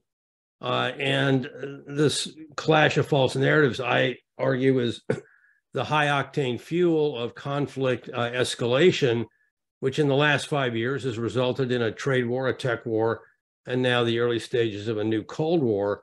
It doesn't take much of a spark to turn a Cold War hot. It could be any one of a number of things: Taiwan, South China Sea, or who knows, maybe even the popping of a balloon. But I'll stop on that point. Great. We'll circle back also to the point you raised about the demographic crisis. Let's now turn to Susan. Susan, you're muted. Well, thank you, Diana. Thank you, Chung Lee. Thank you, Brookings. It's really fun to be talking about these 4 books all together, especially for me because Sui-Sheng got his PhD from from UCSD, and I was his thesis advisor, and so I'm naturally have a lot of pride of all the wonderful work he has accomplished. I mean, for so many years, he's been so much more productive than I have. And so I really admire and seek to emulate him as the teacher learns from the student. So my book, I think, will surprise readers because I argue that China's overreach didn't begin with Xi Jinping. And of course, the definition of overreach is to take things too far, to do them in an exaggerated manner, in a way that snaps back to harm yourself, self-defeating, overly aggressive foreign policy and overly repressive and statist domestic policy. And when, of course, most of my career as an old China hand, we've seen China and the United States managing to get along after Mao died surprisingly well, despite China's rapid strengthening of its economy and its military capabilities, and despite the vast differences in our political systems, but due in large part to China's own policies designed to reassure the United States and other countries that even though it was rising so rapidly, its intentions were friendly, it was not a threat, and also to a kind of generosity and goodwill on the part of the US in welcoming China into the community of nations and the world order. Things were going moderately well until the mid-2000s. So that's the big surprise, is that this begins under collective leadership between the 2 terms of Hu Jintao. It actually begins even before the global financial crisis and is due largely to the some of the perverse features of collective leadership, which had been designed by Deng Xiaoping after Mao in order to prevent what Deng called the over-concentration of authority, which led to arbitrary decisions, tragic decisions, like the Great Leap Forward and the Cultural Revolution. But collective leadership under Hu Jintao was really oligarchic leadership. Instead of the interest groups, bureaucratic interest groups, constraining one another, checking one another, instead they log rolled on one another. And every oligarch, in particular, the head of the control, what I call the control coalition, Zhou Yongkang, in this standing committee with 9 members now, was able to hijack policy. Nobody stopped him. Hu Jintao didn't stop him. And the other interest groups also didn't stop him. And so there's tremendous lack of coordination, leading to assertive challenges to Southeast Asian countries in the South China Sea, which drastically changed the narrative about what kind of rising power China was, the return to statist management of the economy to build indigenous innovation and domestically, and also social control, grid management, which develops especially right before the 2008 Beijing Olympics. So it's a story in which nothing about this was inevitable. It was so what I'm debunking is the international relations scholars who believe that China's rise, the reactions of the United States, the Graham Allison view and the Thucydides trap view is incorrect, and that there's a lot of human agency here, and it reflects the nature of Chinese politics in this period of collective leadership. But then the problems of collective leadership, especially the massive corruption, enables Xi Jinping to get a mandate to establish a stronger, more centralized version of Chinese Communist Party rule. And so his anti-corruption campaign, which is very popular with the public, is also a purge of his rivals, real and imagined.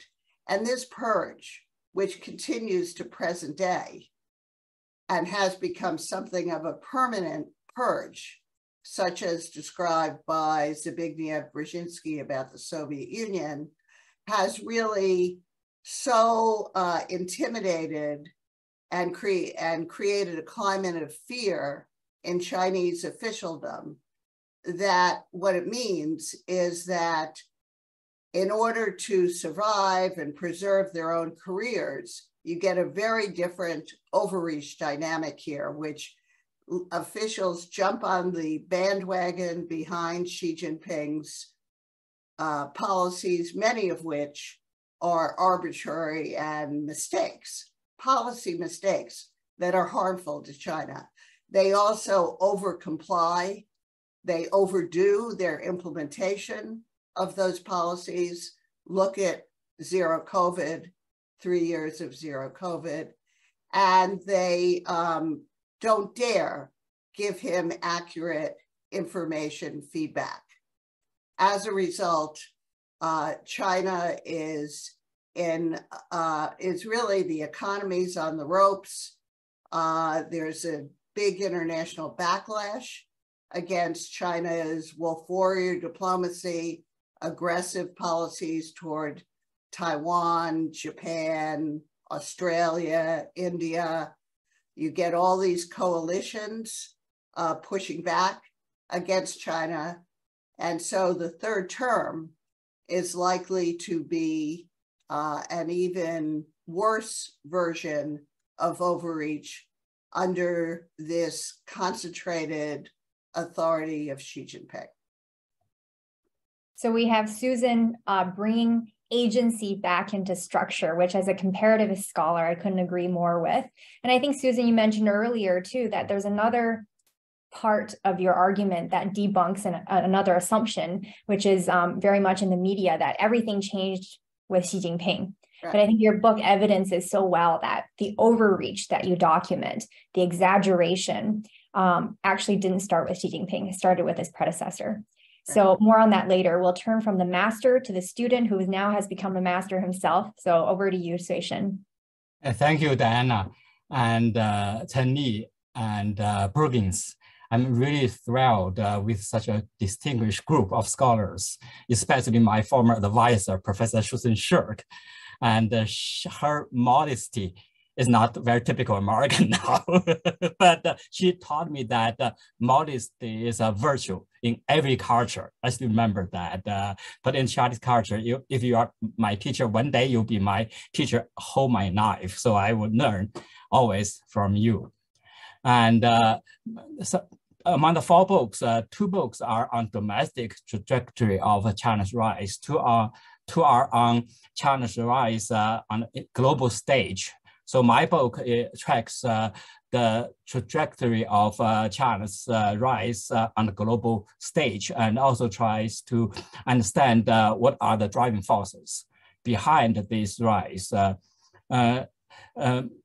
Structural realism and regime type theory have been used most often to explain China's rise, which almost become conventional wisdoms. Structural realism argues that when China expands its power, its ambition expands. So China's rise is somehow like a linear process going with its rise of power. But this cannot explain many turns and twists of the PRC foreign policy behavior in the last 70 years. During Mao Zedong's years, China's relative power was weak, but Mao launched 6 cross-border wars, including a war with the most powerful nation in the world, US, in Korea, and fought war with the Soviet Union and with India, with many other countries. But Deng Xiaoping came to office, moderated Chinese foreign policy. His successors, Jiang Zemin and Hu Jintao, continued that process of moderation. But China's relative power during this period has been rising. And so that cannot explain that process, behavior too. Then Xi Jinping came to office. We all know that he overreached, as the Professor Susan Shirk's book talk about, overplayed his hand. Although China's economy has been slowing down, and there are so many problems with Chinese power foundation. So the structural realism cannot explain well about China's long-term international behavior. Regime type theory has argued that all the problems, aggressive behavior or whatever, should be attributed to China's authoritarian system. In other words, if we don't have regime change, we'll not see change in China's foreign policy behavior. That cannot be true either. So we already see so many changes, sometimes very dramatic changes in China's foreign policy behavior. But China's authoritarian regime has not been changed. So my book developed a leadership-centered framework and argues that leaders matter in all political systems, but matter more in Leninist authoritarian system, especially in China, where hierarchy and discipline are emphasized. And in democracies, leaders are constrained by public opinions, by oppositional parties, by term limits. In China, authoritarian system, leaders are not constrained, relatively unconstrained by public opinions, by those will not mention about oppositional forces, or very often they hold the lifetime tenure. But the question here, the puzzle for me here is that not every Chinese leaders at the top have used that power to chart new course for Chinese foreign policy. And in that case, I try to distinguish Chinese leaders into 3 types. One is transformational leaders who are game changers. These leaders have new visions for the new direction of Chinese foreign policy in this case. And also they have political wisdoms to prevail in a jungle of China's internal power politics, and also to mobilize domestic sources such as ideational sources, institutional sources, and strategically respond to international distribution of power and also international norms, regimes, institutions, everything, to advance their policy agenda. Here, what I'm talking about Mao Zedong, Deng Xiaoping, and Xi Jinping. Each charters unique course of Chinese foreign policy. Mao Zedong's foreign policy, I call that revolutionary foreign policy. Deng Xiaoping's foreign policy, I call it developmental foreign policy. And Xi Jinping policy, of course, in his own words, big power foreign policy. And second type of leaders are what I call the transactional leaders. These leaders maintain their power, navigate in the power jungle in PRC. And, but they stayed on course set by their predecessor. Here, I'm talking about Hu Jintao and Jiang Zemin. They stayed on course set by Deng Xiaoping, low profile, non-confrontational, everything. And the third type of leaders are failed leaders. They might have new visions, but who cares? And they lost power in the jungle of politics. Hua Guofeng, Zhao Ziyang, and Hu Yaobang. They might want to chart new courses, but they failed. And so my book tries to document how these focused on the three transformational leaders and document how their visions, their political wisdoms, and their domestic and international operations have met them to set new course for China. The focus is on Xi Jinping. Here, I really learned so much from my former advisor. Xi Jinping really has been overreached, and how he has been overreached by his perceived vision, and also by his political behavior domestically and internationally. Wonderful. So since we talked quite a bit already about, from more of a theoretical and conceptual standpoint, I want to turn to what many in our audience must be wondering, which is what to do.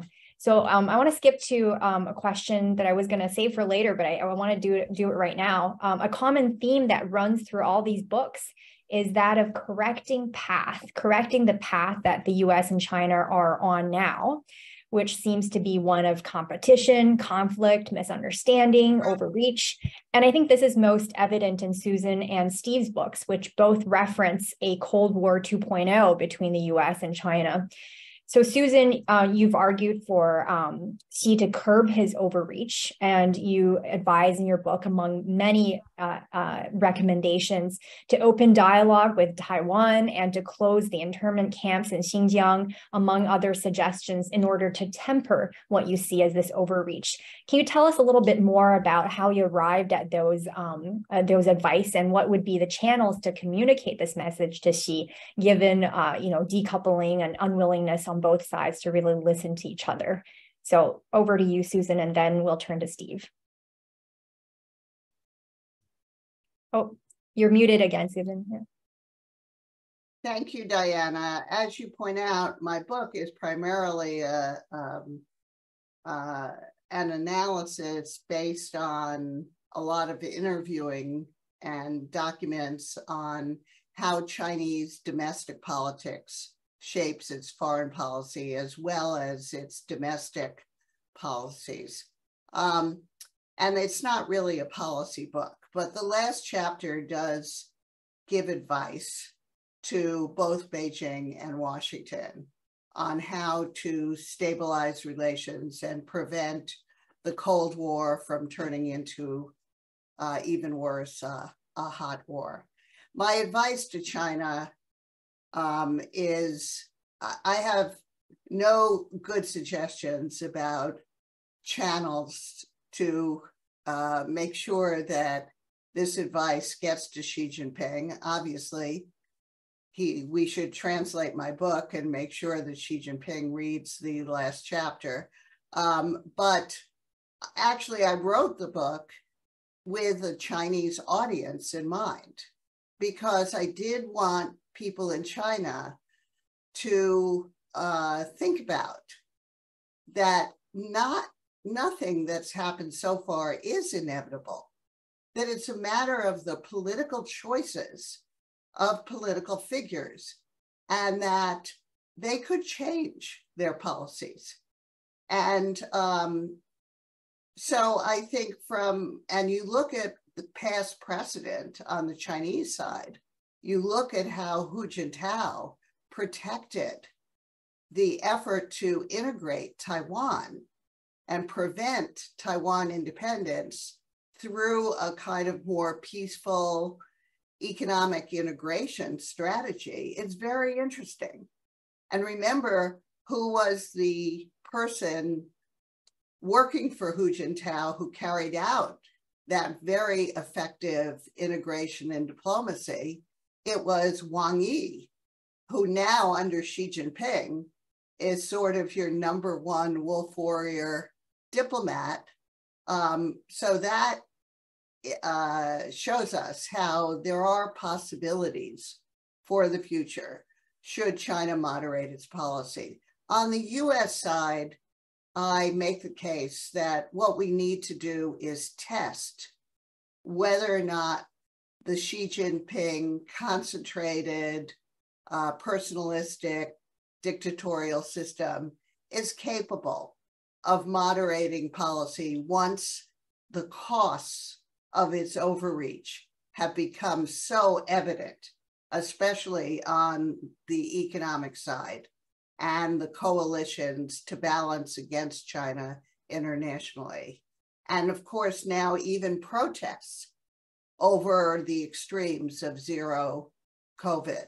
So, and that's why I really was hopeful about the Blinken visit as the start of a process of trying to engage in give and take, a process of diplomacy that includes sanctions, includes sticks, as well as carrots, but integrated in a process of diplomacy, not overreacting by just whacking them with sanctions without a strategy of how to use those sanctions to try to induce moderation and change in Chinese behavior.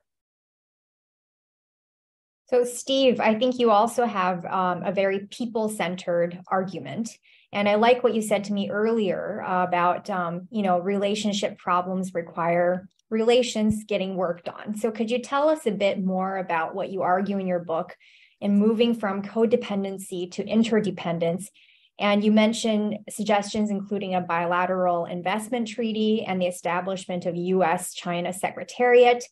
You basically propose all of these relational mechanisms that need to be set up, but also structures and institutions to facilitate those kinds of relational dialogues. Could you tell us a bit about why those are your proposals, and given the complexities of politics on the DC side, how you think any of this would be feasible?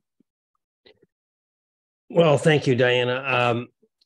Just to pick up on that, the relationship aspect of this is absolutely critical to this book and its proposed framework of conflict resolution. Contrary to what you pick up in every American newspaper every day, the U.S. does not have a China problem. China does not have an American problem. Together, we have a problem in managing the relationship between us. So how do you implement these proposals that you just enumerated, the bilateral investment treaty or a new secretariat-like organization? The obvious thing that's missing from that equation is to move from distrust to trust. There is no trust at all between the United States and China right now? None. Can you name one sitting member of the U.S. House of Representatives or the United States Senate who is in favor of re-engagement in any form with China right now?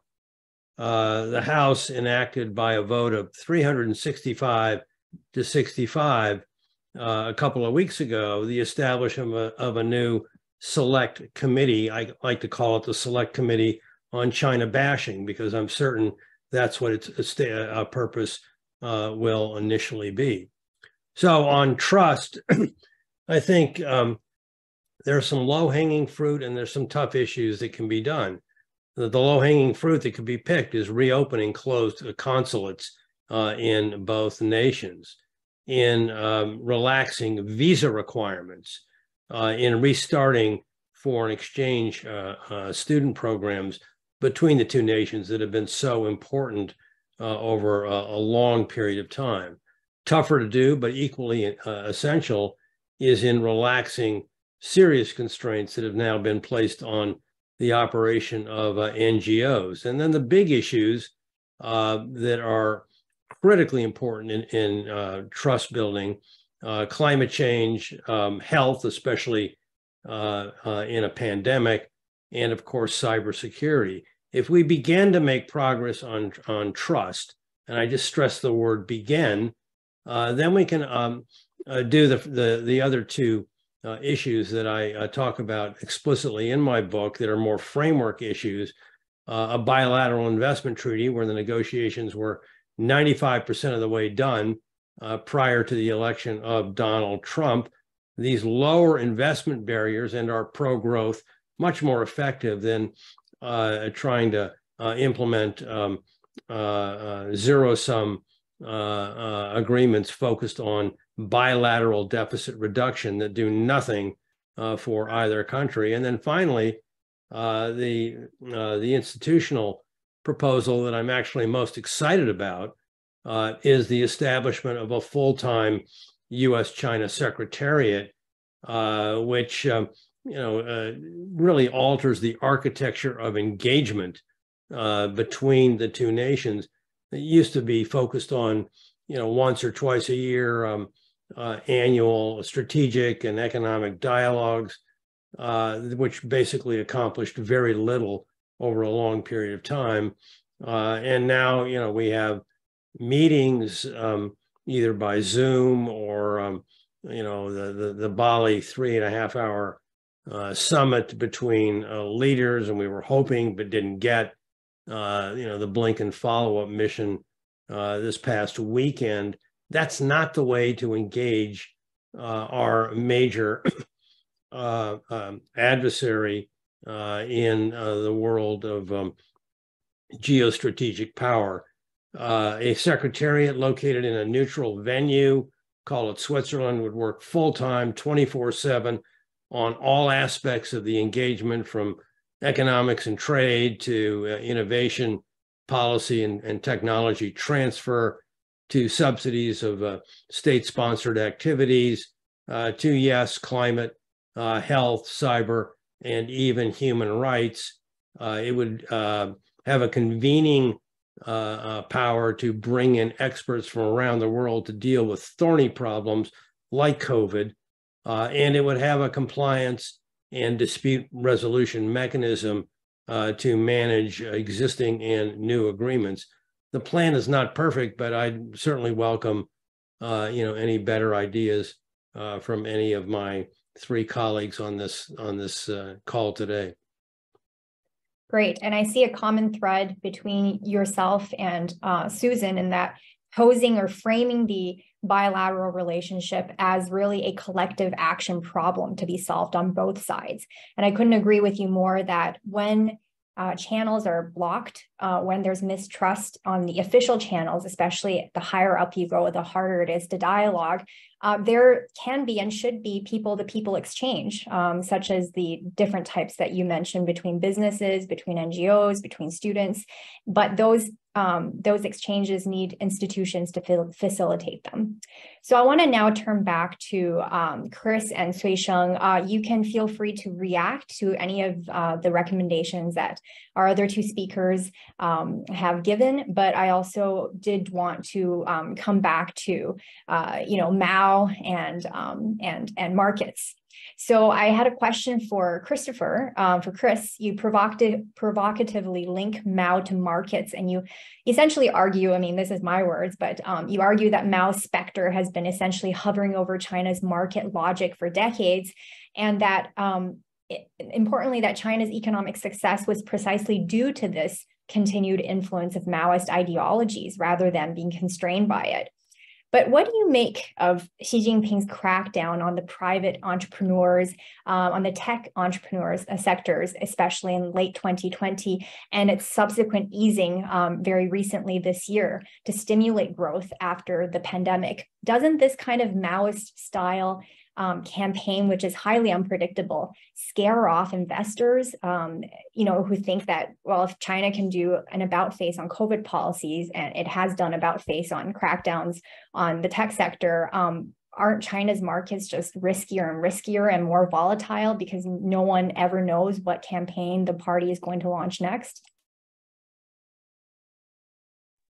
So sort of on your discussion of sort of assessment of Xi's actions in the economy, I couldn't be sort of more aligned in an agreement. I think that, they're, I'm sure very scary to investors and actually I think very long-term and short-term detrimental to the Chinese economy.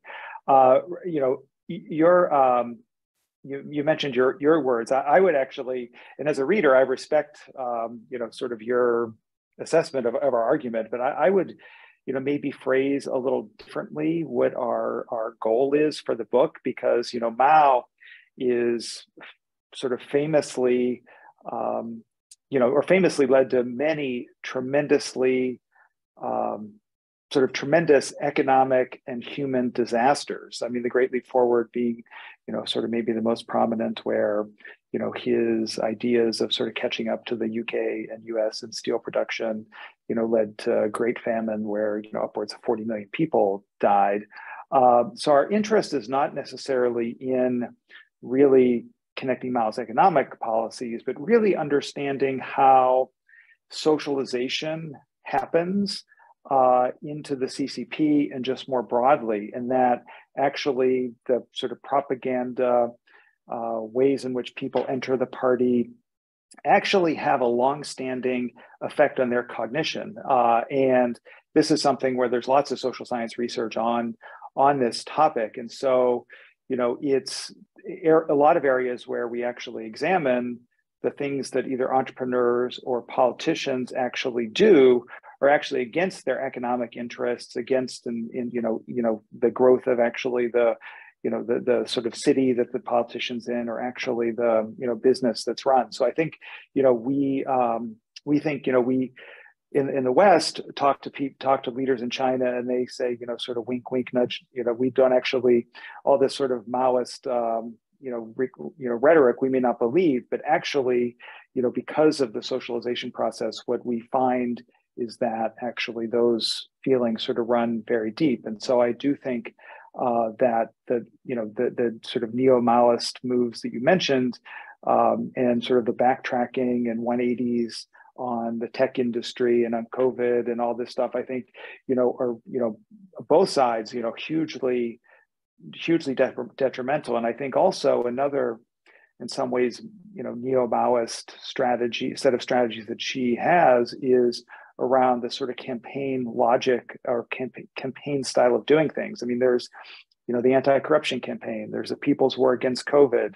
In the economic realm, there's this sort of, very much, I think, campaign focus around semiconductors, where, Xi talks about, concentrating strength to do big things.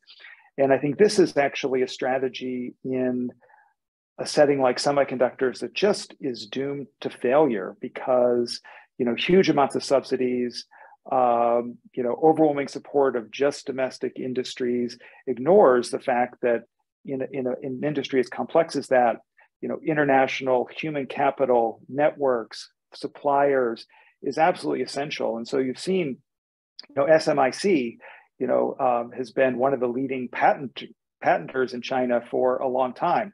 Well, when you have these very top-down systems of trying to encourage innovation, patents is a way to measure that. And so there's a lot of sort of production of patents, but whether they're high quality or not, is another is another factor. So I do think that the, in some ways, return by Xi to many of these, sort of hardline, economic policies and plans, I think really hurts China economically, and that worries me, because not just China doing well, but also authoritarian regimes, if they don't have or aren't delivering economically for their citizens, there may be questions from the citizens as to what good the regime is. I think people, if they're economically growing and their kids are going to be better, I mean, they can actually support the regime. And so if they start to get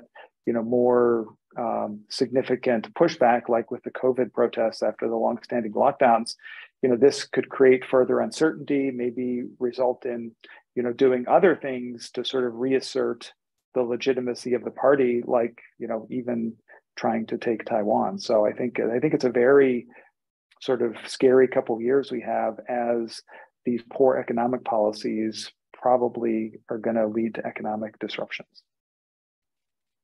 So not a great outlook for investors. Yeah, I wouldn't put my money in China.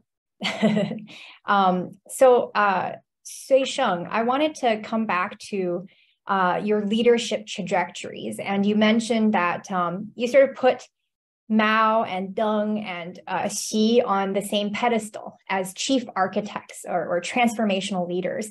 And so what do you think, and you mentioned that, while Mao was a revolutionary transformation leader, Deng was a developmentalist transformation leader, Xi is a great powers transformational leaders. Can you talk a little bit more about what distinguishes Xi from his two predecessors, and what should Western investors and policymakers be aware of when assessing political risk under Xi Jinping's transformation of China's path?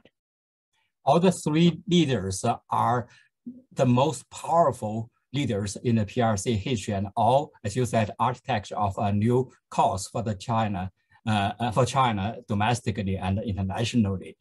And but the question here people ask is, who is more powerful among all the three?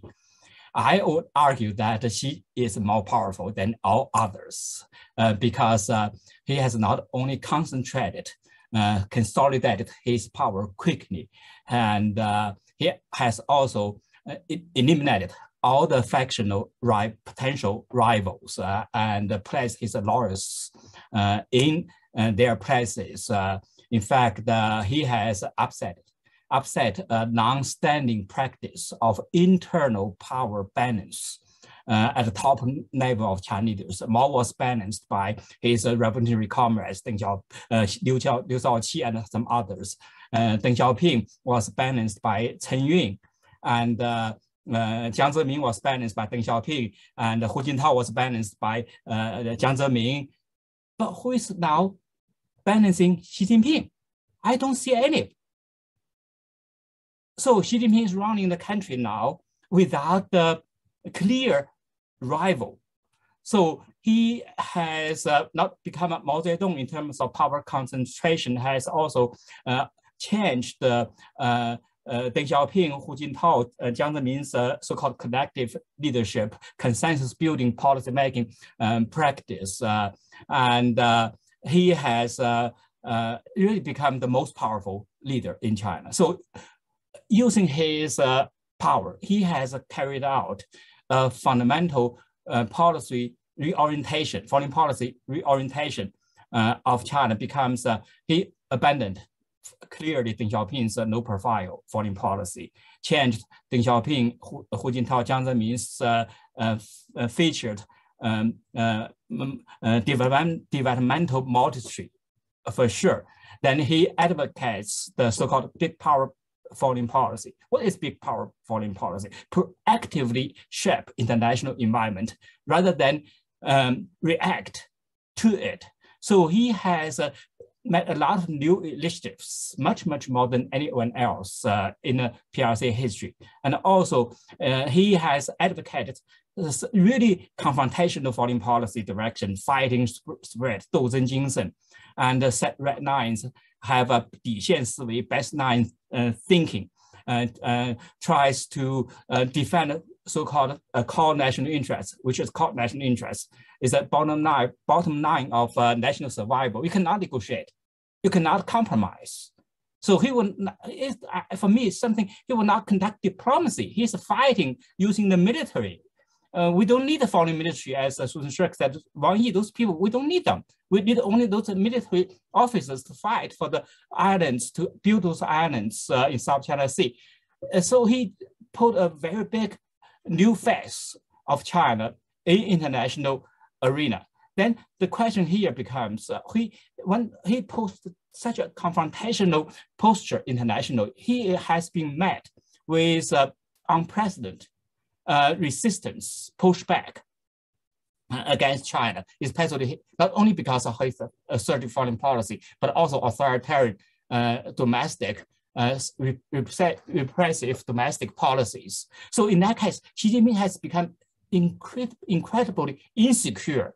The insecurity now has characterized his psyche, his policy-making process. So what he has done in the last several years has elevated security to the level of development, parallel. If there's conflict between security and development, obviously he'll give up development, economic development for security. Here, when we say security, it's mostly from domestic lens, the regime security.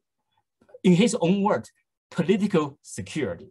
So here relates to this insecurity, we have seen another very interesting development. That is, I mean, for the investors, that is his tolerance to risk, or risk tolerance has been increased against those economic pushback or economic costs. The COVID zero policy is a very typical example. 3 years, Chinese economy suffered so much. He will not change until the protests November took place. So the November protests threatened security. So that's why he changed his policy. So here we have, the investors have to be aware of his policy priority for China today, not development.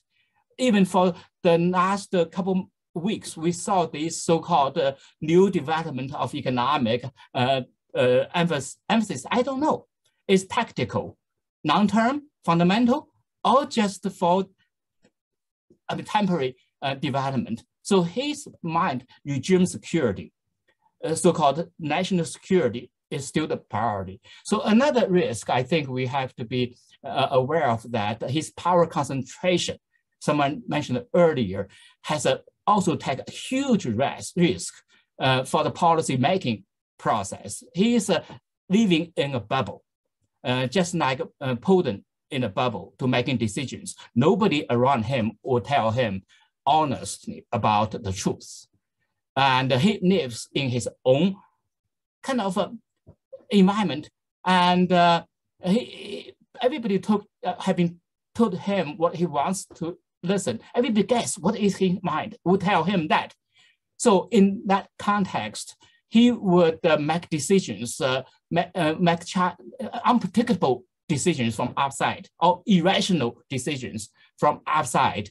So he would lead China to some kind of decisions of adventure, of new return. And that also relates to another, what I call the virtuous cycle. He make decisions which is wrong. And the consequence will be very serious. Then he wants to defend his mistake. He makes more mistakes. So China would come to a really vicious cycle in the next 5 years, or even not 10 years, or his lifetime if he's in power. So China has entered a very uncertain future.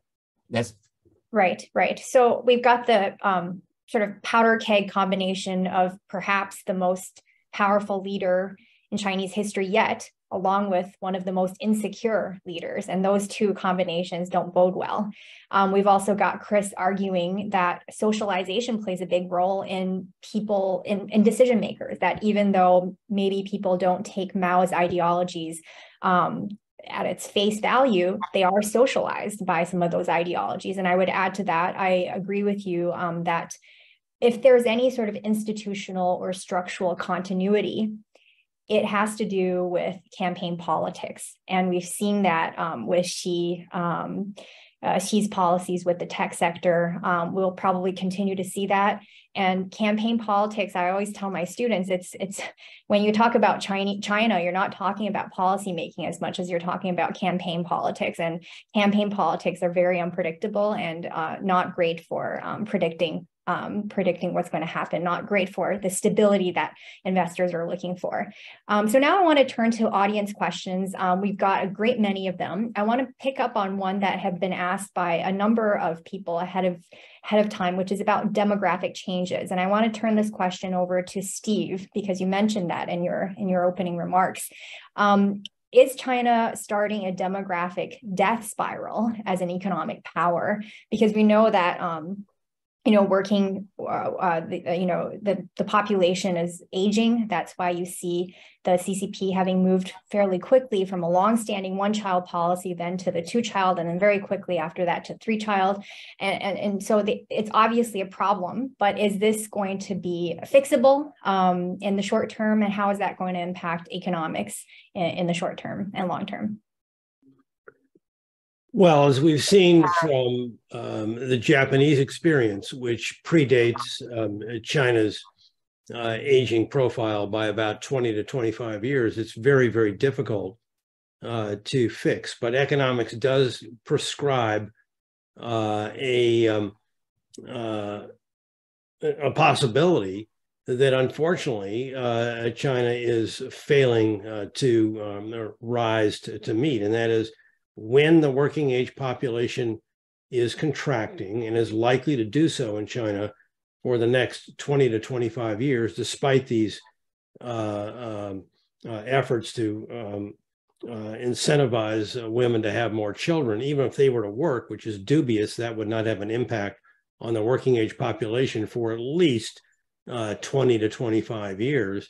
In the meantime, the only offset, the only option that economies have is to boost the growth rate of productivity to offset, to, in other words, to maintain a higher growth rate by extracting more incremental output from a shrinking population. Productivity is going the other way in China right now.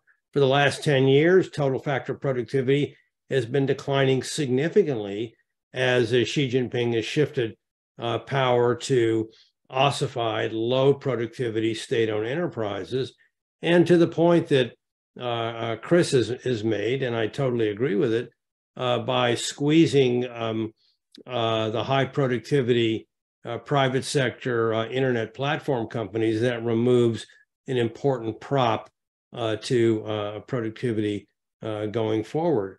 So, it's the wrong solution for an aging society. One of China's leading demographers has often said the difference between China and Japan is that China is likely to get older before it gets rich, unlike Japan.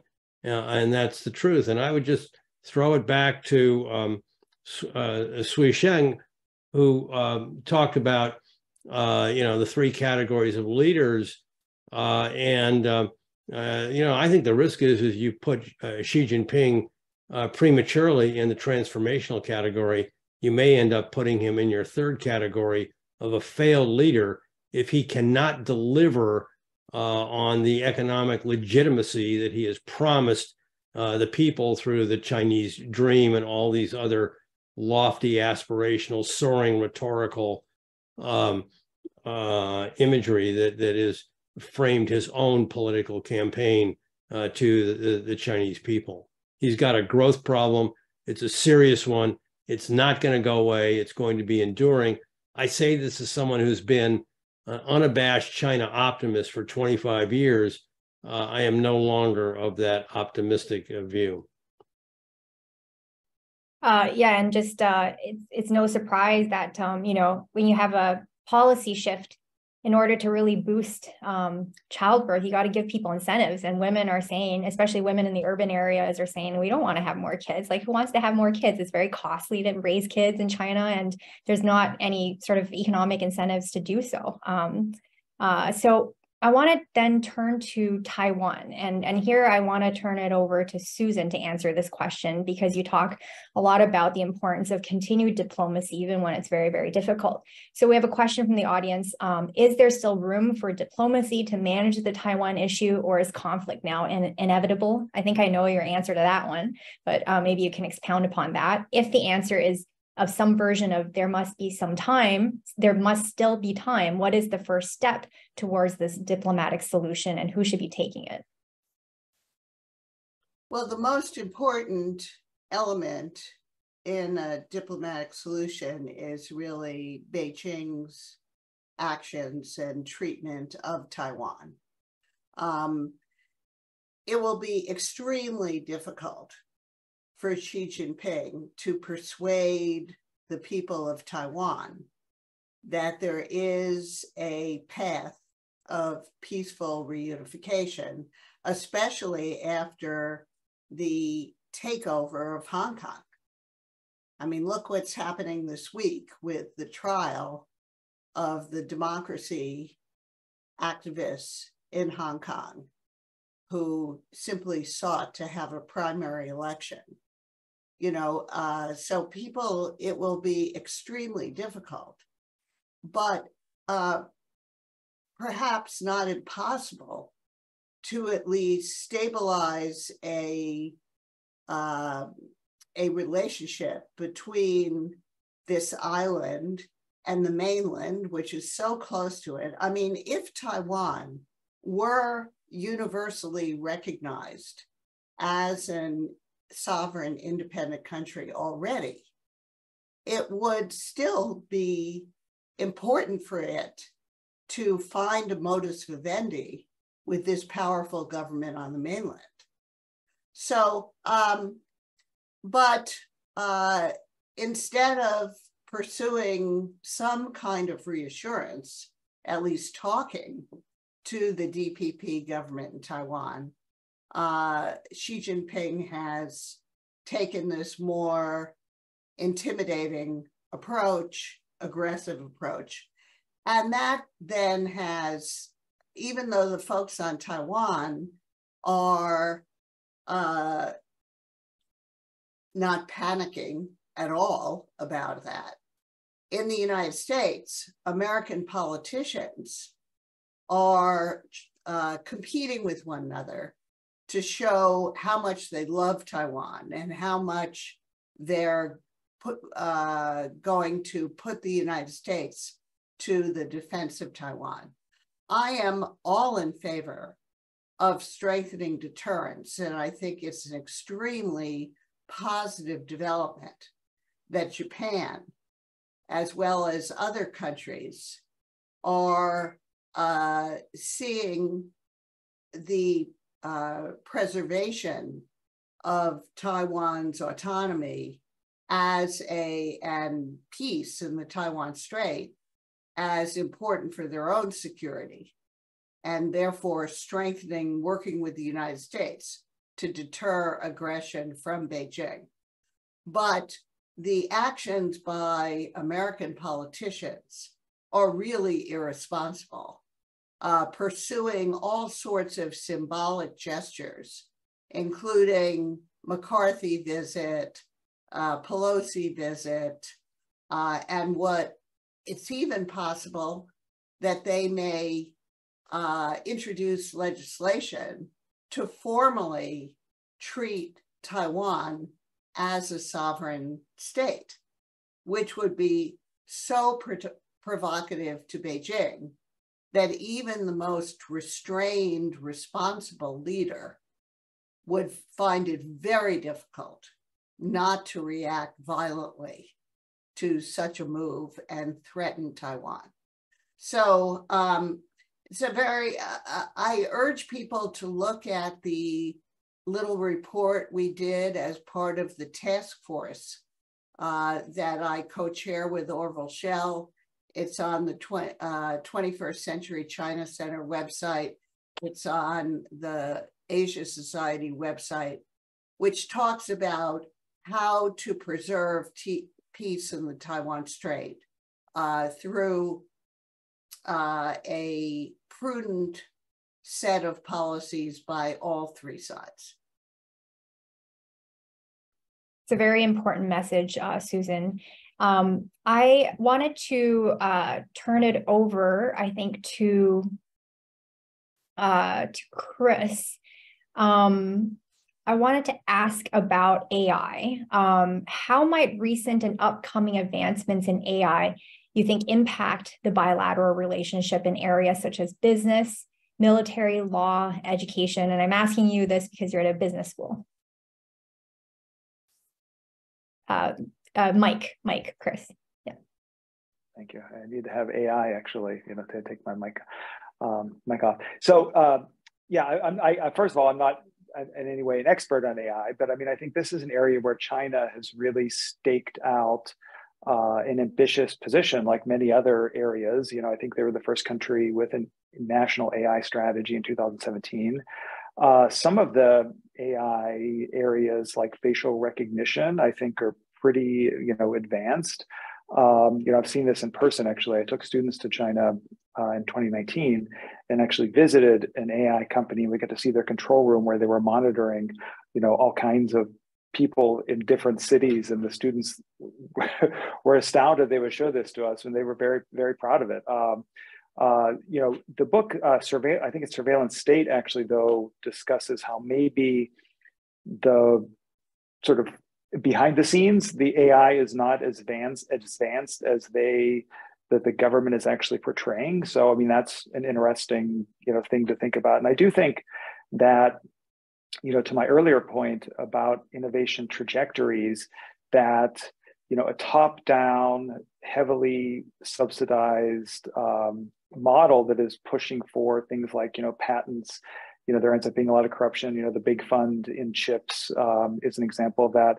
I mean, I think, innovations like ChatGPT are coming out of the US, where I think there is much more of a, sort of bottoms up entrepreneurial driven, innovation trajectory. And so I think, aside from facial recognition, which is, like Shui-Sheng said, security being really the paramount, that the U.S. I think is going to be in the leading position on AI for the foreseeable future. And as Xi continues to be really consolidated his power, this power over the economy, it's even less and less likely that China will become an AI superpower, as Kai-Fu Lee said. Okay, so the U.S. has nothing to worry about, or maybe not as much to worry about as one would anticipate in terms of AI competition, according to Chris. We'll see if that plays out. So I wanted to turn it over, perhaps being our last question, to Shui-Sheng, because this is really a question about, it's a big question about the state of the world situation, and it's linked to President Xi himself. So given Xi's about-face change on COVID, and I might add on a number of policies, is it possible that he will also reverse his position on foreign policy? Is it possible that we see an about-face or a turn from wolf warrior diplomacy to something else, panda diplomacy, I don't know what, to something else in the near future? And first of all, let me answer Steve's question here first. Xi Jinping might be a failed leader, which I hope he will, and he very possibly like to be a failed leader because of his mistakes, zero COVID, and also sudden U-turn.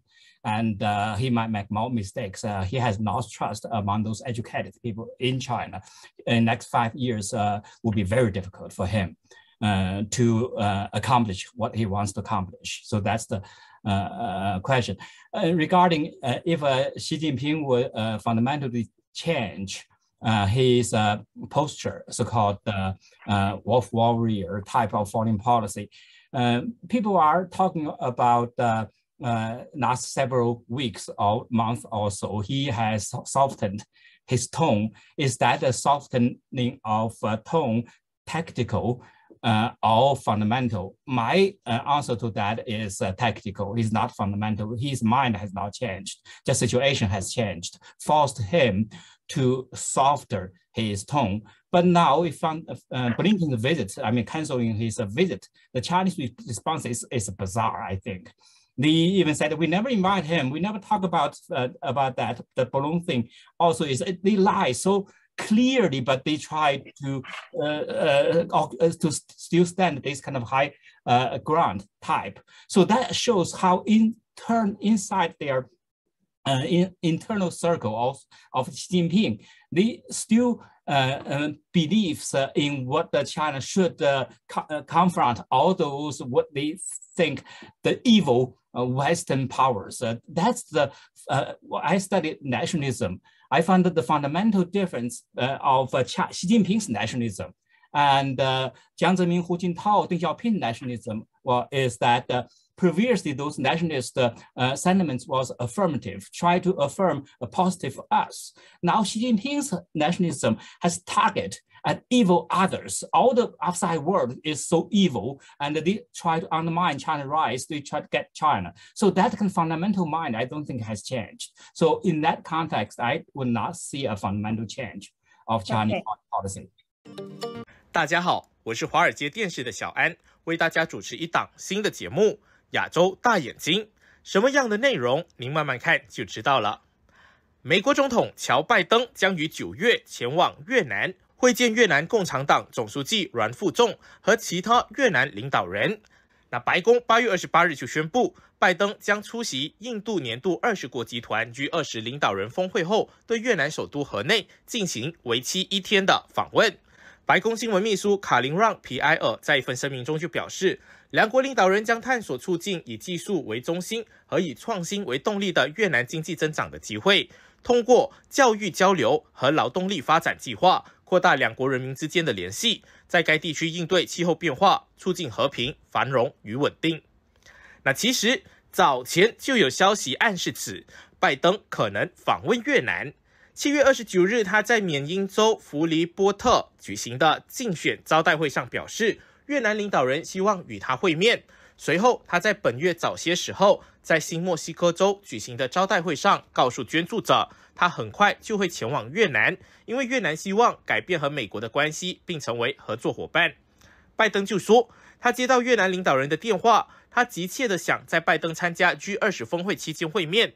他希望将我们提升为与俄罗斯和中国一样的主要合作伙伴。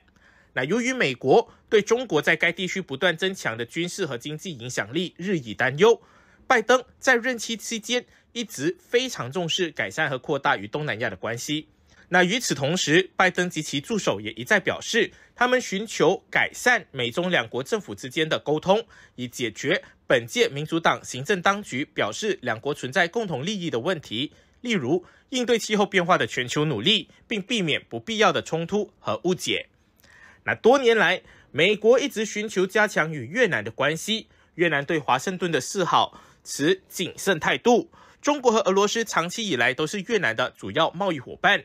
在宣布访问越南之前，本月稍早时，拜登在美国总统度假胜地戴维营接待了日本和韩国领导人，举行了历史性的3边峰会，以巩固新的经济和安全协议。拜登一直致力于拉近韩国和日本这两个历史对手的距离，两国都对中国在太平洋地区的强势和朝鲜的核计划感到担忧。那俄罗斯消息报发表的一篇报道就称，越南不会为了加强与美国的关系而选择与中国和俄罗斯断绝关系。他并强调，河内寻求在与大国关系中实现平衡，以保持其利益。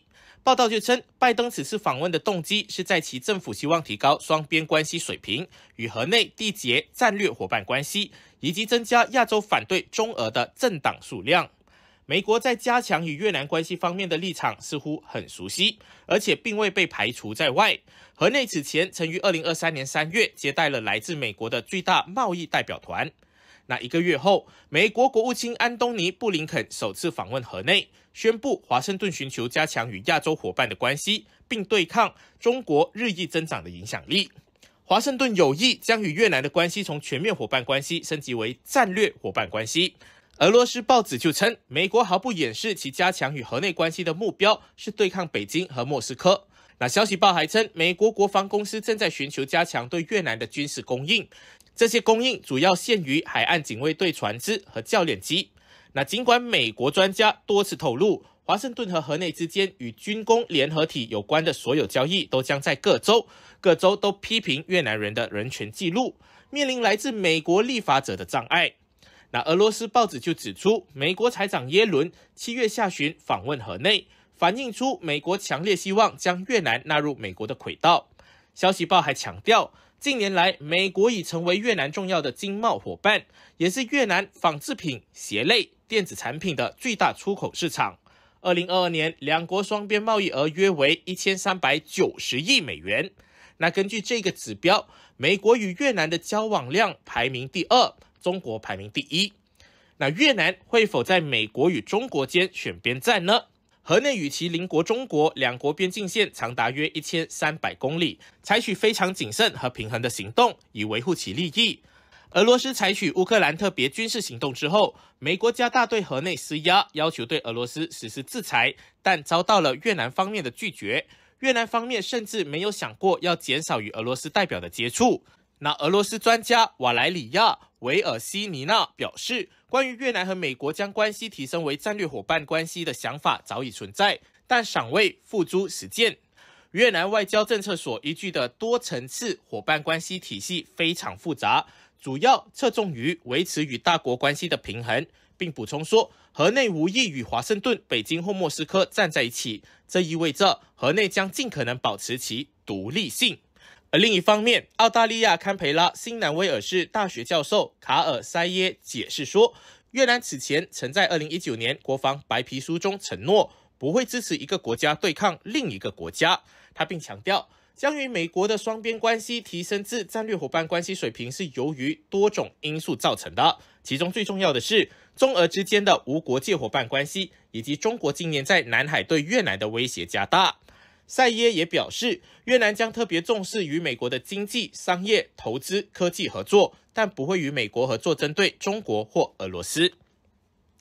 那根据 BBC 的报道，有分析就称，中国崛起后，美越两国不仅经贸关系日趋密切，并对北京在南中国海的军事扩张有共同之关切。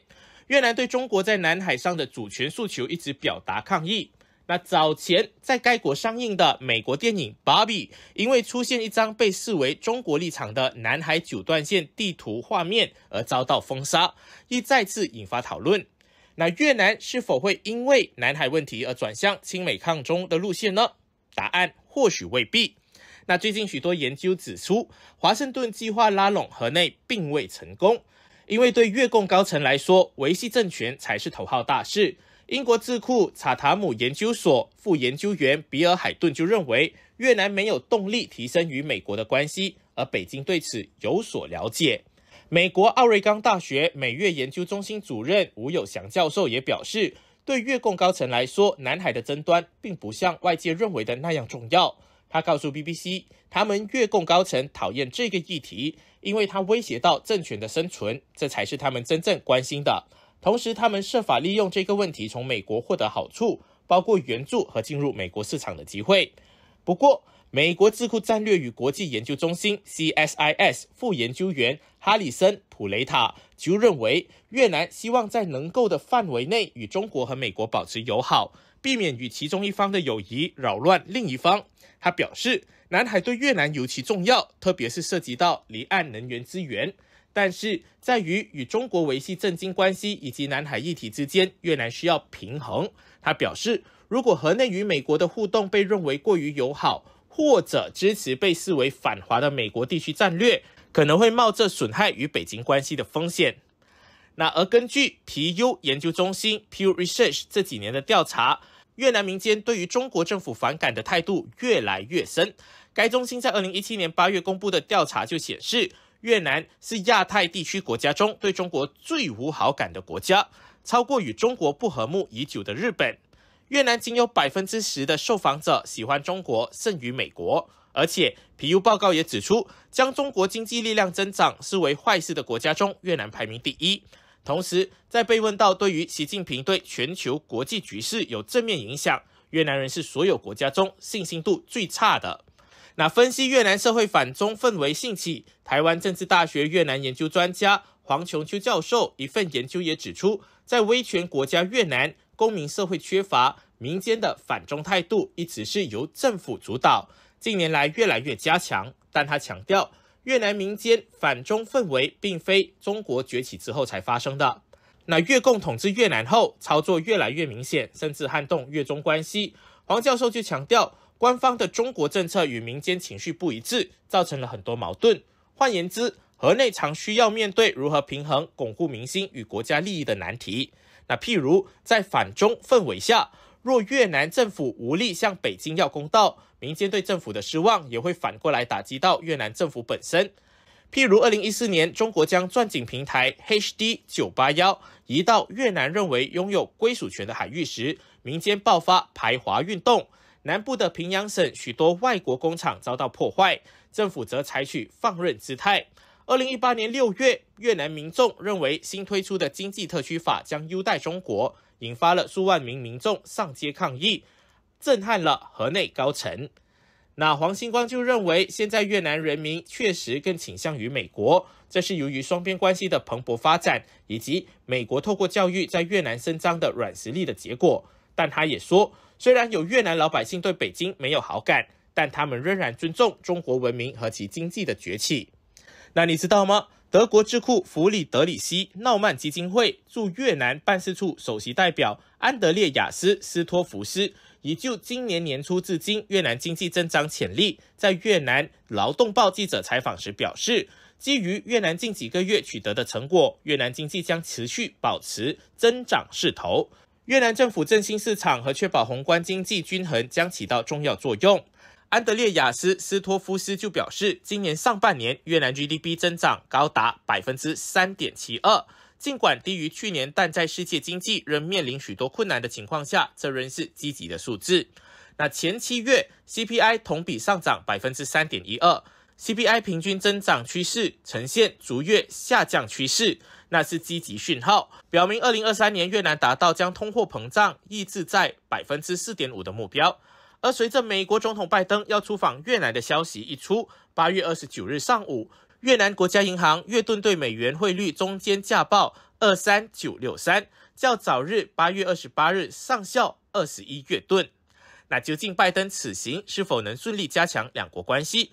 美国又是否可以提高在越南人心里的地位？亚洲大眼睛会继续为您跟进。谢谢大家，这就是第5期亚洲大眼睛。那希望听到您的意见，留言在节目下方。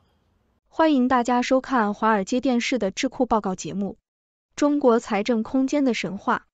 荣鼎咨询：中国的财政能力现在非常有限，因为北京的税收体系依赖于即将结束的投资驱动增长模式，房地产和土地市场的疲软导致国内财政赤字扩大，这将减少北京未来的政策雄心，包括对战略产业的支援。地方政府债务重组也将产生巨大的短期财政成本。重组中国的财政体系是必不可少的，但可能涉及新的税收，包括对家庭和消费者征收税费。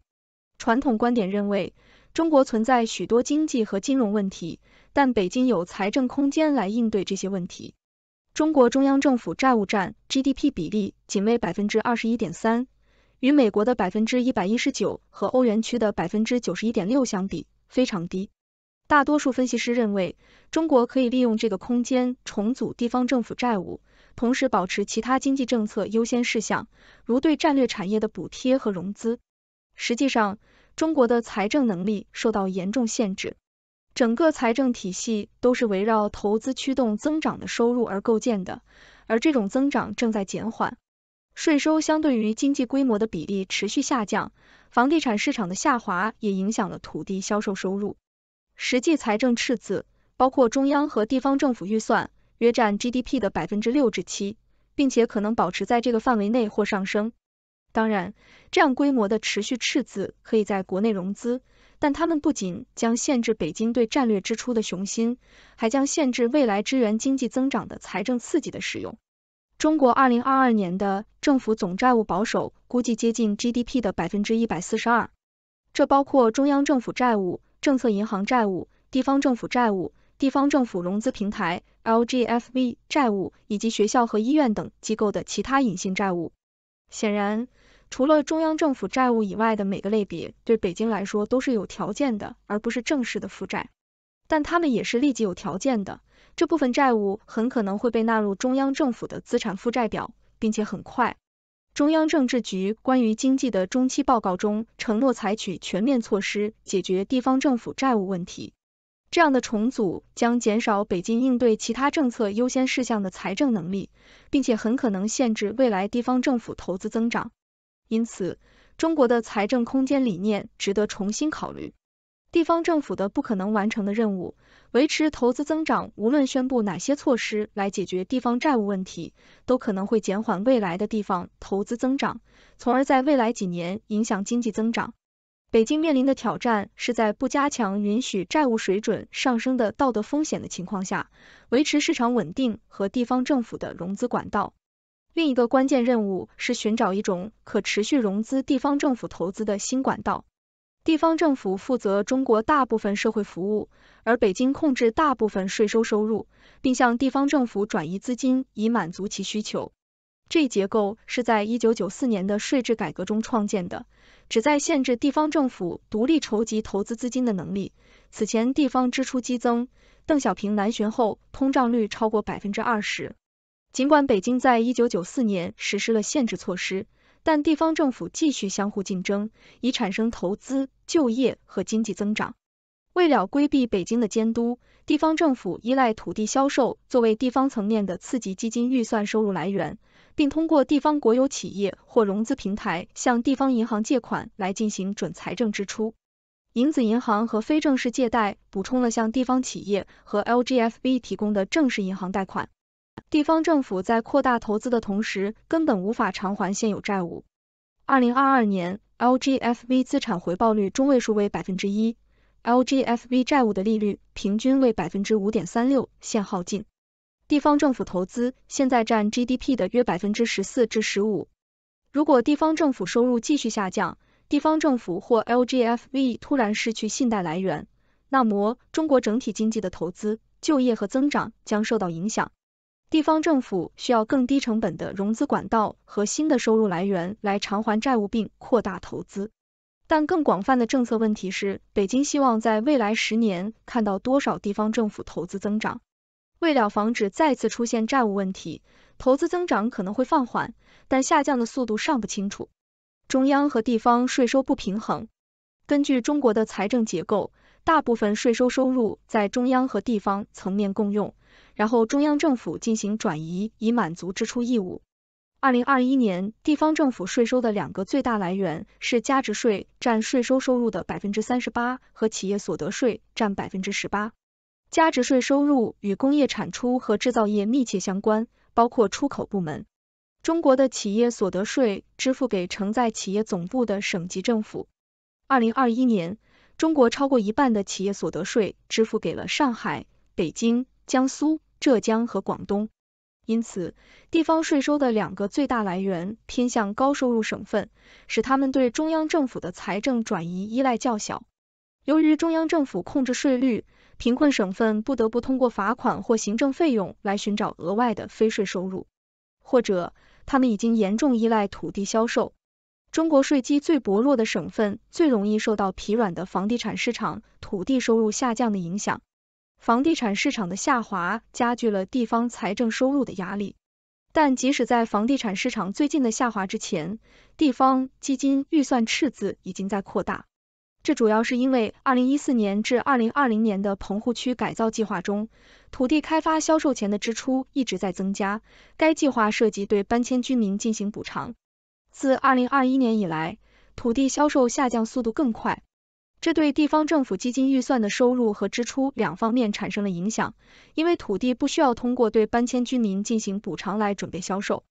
2022年土地总收入下降了2万亿元人民币，预计2023年将进一步下降1.4万亿元人民币，同比下降21%。土地和房地产销售的下滑也影响了加值税收入。2021年预售销售额从14.7万亿元人民币下降到10.3万亿元人民币。将 9% 的增值税率应用于预售收入，2022年加值税总收入大约下降了4000亿元人民币。这是有意义的，因为即使房地产销售大幅下降，如果将 9% 的税率全面应用，销售额低于一定水平的开发商只需支付 5%， 预售住房的加值税税收约占加值税总收入的 19.1%， 占中国总税收的 5.6%。近年来，中国的隐性财政赤字不断扩大，土地销售收入的疲软导致了这一趋势。自2015年以来，地方政府和地方基金赤字的扩大，推动了中国总体财政赤字从2011年至2014年的平均占 GDP 的 1.5% 扩大到过去3年的平均占 GDP 的 6.3%。预计2023年的总赤字将保持在这个水准左右。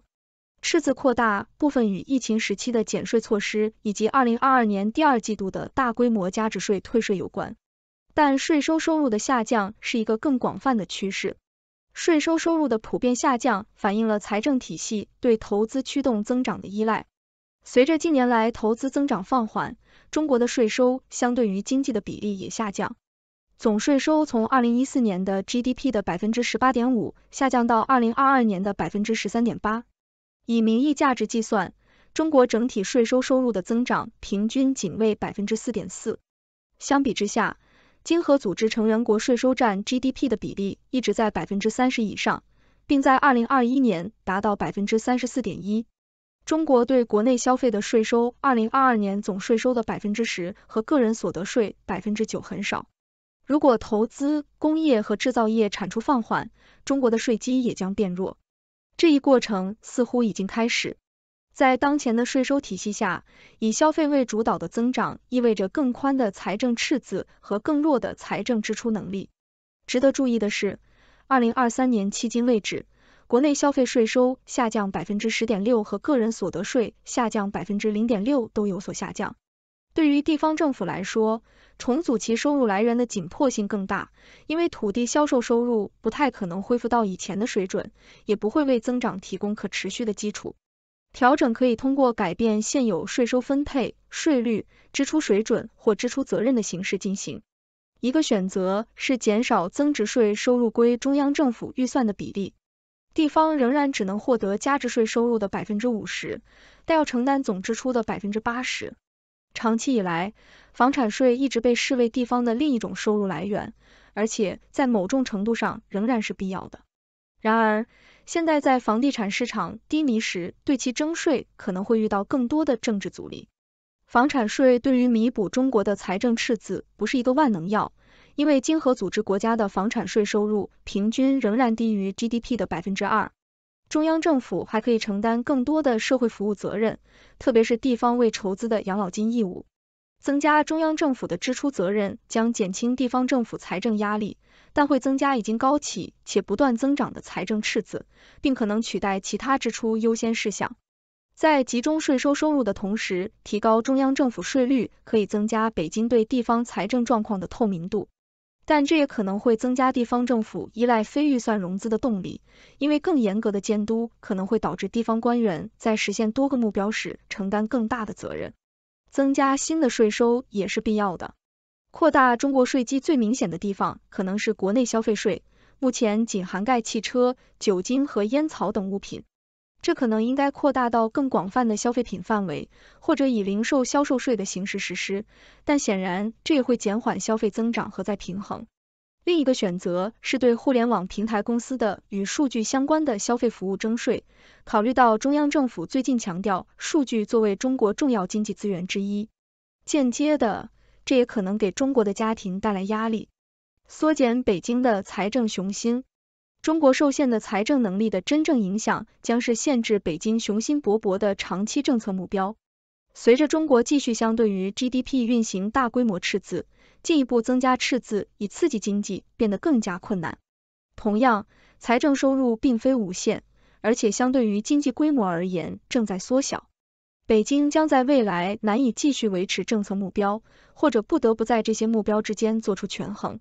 过去5年，中国的养老金和社会保障支出年均增长 8.3%， 随着中国的劳动年龄人口减少，增加的社会保障支出将占据地方预算的更大比例。在过去10年中，中国的国防支出年均增长 8.2%。随着 GDP 增长率继续下降和收入来源面临压力，计划以当前速度继续增加国防支出的计划将受到税基下降的限制。北京可以始终将国防支出作为高优先事项，但不太可能比整个经济增长得更快的扩大。为了使中国经济为低碳未来做好准备，环境技术投资将需要数万亿元的新投资。只有一小部分可以通过财政支出直接资助，但使用商业条件来融资此类投资可能会减缓整体建设。中国在发展战略性产业自给自足方面的产业政策，包括双回圈计划，将依赖于更难以维持的政策引导性投资。科学技术相关支出仍然是一个优先事项，对基础研究的关键国家实验室的预算分配将保持不变，但地方政府对应用研究和战略性产业投资的资金将需要在地方层面的其他优先事项之间进行权衡。中国依靠政策银行的对外贷款来资助海外基础设施，扩大政治影响力和扩大自己的出口市场。但政策银行近年来在这些贷款上遭受了重大损失，自2020年以来，估计有780亿美元的海外贷款出现违约或正在重新谈判。现赞比亚之后的中国外债重新谈判，在国内财政义务不断上升的背景下，当局可能会对进一步借款或资本重组这些银行以吸收损失并为新兴市场提供债务救济表示犹豫。中国的财政能力今年比过去要有限得多，迫切需要对中国的财政体系进行改革，以适应未来的消费驱动增长模式，包括调整税率、税收范围和中央与地方政府之间的收入分配。在那之前，北京将难以将财政政策作为有效的逆周期工具或实现长期政策目标的手段。谢谢大家收看华尔街电视的智库报告节目。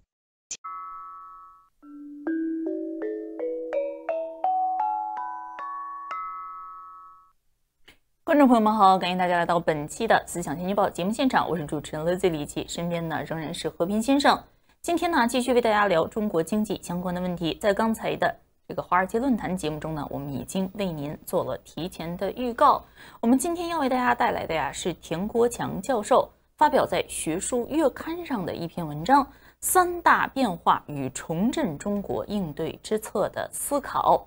这篇文章啊，原本是发表在2023年第5期的期刊上，其实呢，并不是本周才刚刚写作发表的文章。但是啊，近期有很多的自媒体也好啊，微信公众号也好啊，网络讨论也好啊，都提及了田教授的这一篇文章，联想起中国眼下遇到的问题。我们觉得田教授的这一篇文章中啊，的确是给我们带来了很多不一样的思考。这个现在啊，中国的经济的确呢形势不太乐观，从中央到民间，大家都在谈中国经济面临的3重压力。3重压力是什么？已经很清楚了：需求收缩、供给冲击，再加上预期转弱。政策面呢是不断谈所谓的6稳和6保：稳就业、稳金融、稳外贸、稳外资、稳投资、稳预期；保就业、保民生、保市场主体、保粮食能源安全、保产业链供应转移、保基层运转。所谓的6稳6保，大家强调是比较保守的经济政策，主要是稳住局面、稳住阵脚，整体的形势仍然让人觉得还远远没有达到之前去年年底疫情刚刚解封的时候大家所期待的，突然一下中国完全恢复啊，经济呢重新腾飞，重启直追疫情前的盛世这样的景象。那么到底现在中国出现了什么样的问题呢？近期我们经常谈一个词，就是预期转弱，预期转弱。但是预期转弱归根到底还是信心和信任出了问题。信心和信任一旦不在了，经济底层的政策再怎么轮转，预期也不会改善。现在中国到底为什么出现了经济低迷的状况呢？首先是疫情，然后是外部经济这个形势的冲击。当然，这一些呢，归根到底还是外因。在田国强教授看来，真正对于中国经济逐渐积累并且造成影响深远的3个变化，还是近些年来内部环境所引起的变化。首先呢，是大国战略的变化，美国与中国之间的关系。美国和中国过去一直是战略合作的关系，现在更多的是道路之争、制度之争、意识形态之争，摩擦的常态化。在美国方面呢，对于中国高科技领域的封锁、贸易保护的趋势似乎已经难以逆转，本来已经高起的政治国际压力和不确定性，现在也是一路升高。而西方的对华投资，不论是从投资的金额还是投资企业的数量来看，主要呢还是来自比较发达的国家。在中国而言，除了港澳台、英属维京群岛、美属萨摩亚之外，累计设立企业数前10名的，我们一看，美国、韩国、日本、新加坡、加拿大、澳大利亚、德国、英国、意大利和法国，都是世界上美欧的发达国家以及亚洲的其他发达国家。如果这一些国家现在就开始出现了对于中国企业外移转移的影响，对于中国长远的经济发展和就业都是不利的。整个世界在过去的几年里也并不太平，逆全球化的趋势仍在继续，地缘冲突的风险不断加大，通货膨胀一波高于一波，最近才出现了逆转的趋势。而整个发达经济体的金融环境也是不断的收紧，美联储一路加息，给大宗商品市场以及债务清偿市场也是带来了非常严重的影响。现在投资者的避险情绪也出现了抬头，整个心理预期也有调整，不仅仅是因为中国，也是因为整个全球市场的进一步波动。国际资本现在除了挣钱之外，更加关注到的是供应链的安全和供应链的完整。很多的跨国企业其实在疫情爆发之后就已经开始了产业链布局，强调的是多元化和跨区域化。现在美国已经是欧盟的第1大贸易伙伴了，之前这个位置是中国所占的。印度2022财年最大的贸易伙伴，之前一直是中国，现在也已经变成了美国。不管是越南还是墨西哥，可以说受到中美大国战略改变的冲击都十分之大。此前中国是世界制造工厂，现在大家谈的是中国家，中国之外哪里找第2个世界工厂？另外我们也必须要看到过去的几年里面，政府政策特别是监管环境的变化也出了一些问题。田国强教授在这一些问题里面说有一些政府部门不断的改革政策和多行业的规范调整都没有把握好时度，有的时候力度有3过：过大、过急，同时过激。政策多变的结果就是什么呢？监管过度的后果逐渐显现，市场主体的活力出现了下降。企业现在不仅仅是对于经济发展的未来缺乏信心，同时对于政府也缺乏信任。再加上新冠疫情此前对于整个世界的肆虐，中国自己本身防疫政策的失误层层加码，也给经济带来了很多的负面冲击。受到影响打击最大的就是中国的中小微企业和整个的服务业。现在投资增速出现了回落，居民收入出现了缩水，有一些企业在疫情期间倒闭了，居民直接失去了收入的来源。现在宏观经济的时效性仍然没有显现，整个疫情导致的巨大显性和隐性成本却在不断的扩张。第3，也就是田国强教授在这一篇文章中提出最重要的一点，就是观念和舆论过去几年出现的走偏的状况。用田国强教授的原话说，现在的偏差已经让人担忧。18大3中全会之后，整个的全国民心十分的炙热，市场总量在5年间就翻了1倍。改革化过程中，市场化过程中的确是积累了很多应该解决但是没有解决的问题，出现了很多的偏差，特别是市场经济必不可少的秩序的建立没有跟进，反垄断没有及时与垄断同时齐头并进。但是现在反对市场化改革的兴起，也出现了过激的问题。有一些声音甚至直接说，现在中国出现的问题都是市场化改革造成的，直接呢否定了市场化改革的必要性，甚至对于民营经济也直接出现了这些只是手段不是目的，甚至把民营经济不是目的，民营经济只是阶段性的发展路程，到了上纲上线的路线高度。之前中国有一些极端的知识分子说出了所谓民营经济离场论，甚至有人说要逐步消灭私有制等等等等。而在田国强教授看来，所有的这一些是把现实中的必要性和充分性混为一谈了。市场化改革肯定是有问题，但是不能把所有中国出现的问题都归结成是市场化改革出现的问题，从而否认了改革的大方向。如果中国走回头路，市场主体的信心也只有一路走低。田国强教授在这一篇文章中说在经济领域不能让这一些过左的观念和做法以政治正确的名义登堂入室，对于经济的伤害会非常的大。那我想首先请问和平先生田国强教授在这一篇文章中对于中国经济现在的问题是提出了3点。首先，中美关系出现的变化第二呢是监管或者是过去防疫政策层层加码政策层面出现的变化。第3点是社会思潮以及舆论导向出现的变化。田教授说的这几点是不是正确？田国强教授是一位非常卓越的一个经济学家，不仅是一个华人的经济学家，在美国农工大学能够从助理教授、副教授再成为终身教授。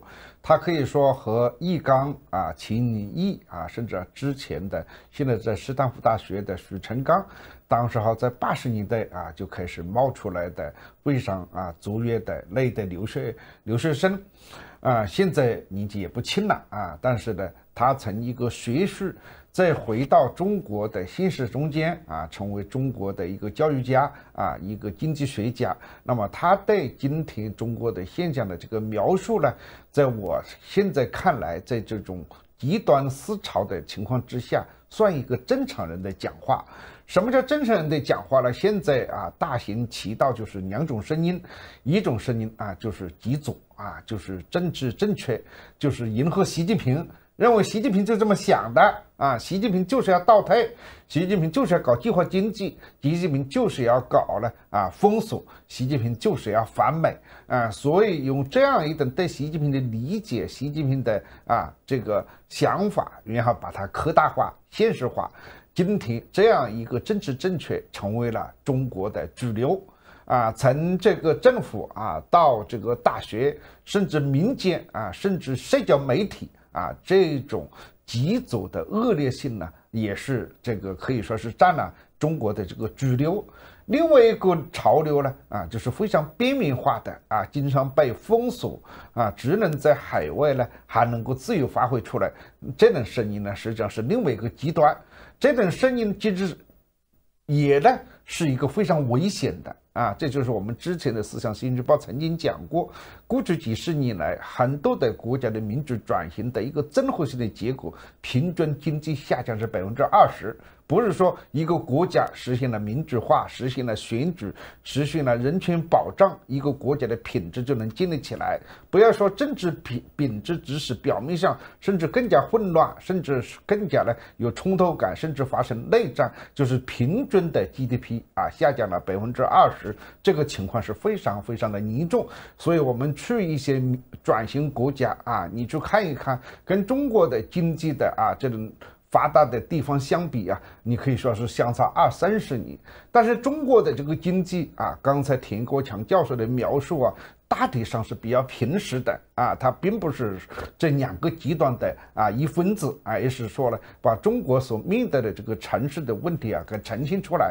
但是这个文章里面还是忽视了一个很重要的一个因素，就是说在我看起来之所以能够出现这种极左的这种思潮的背景是确实市场化出现了一些问题。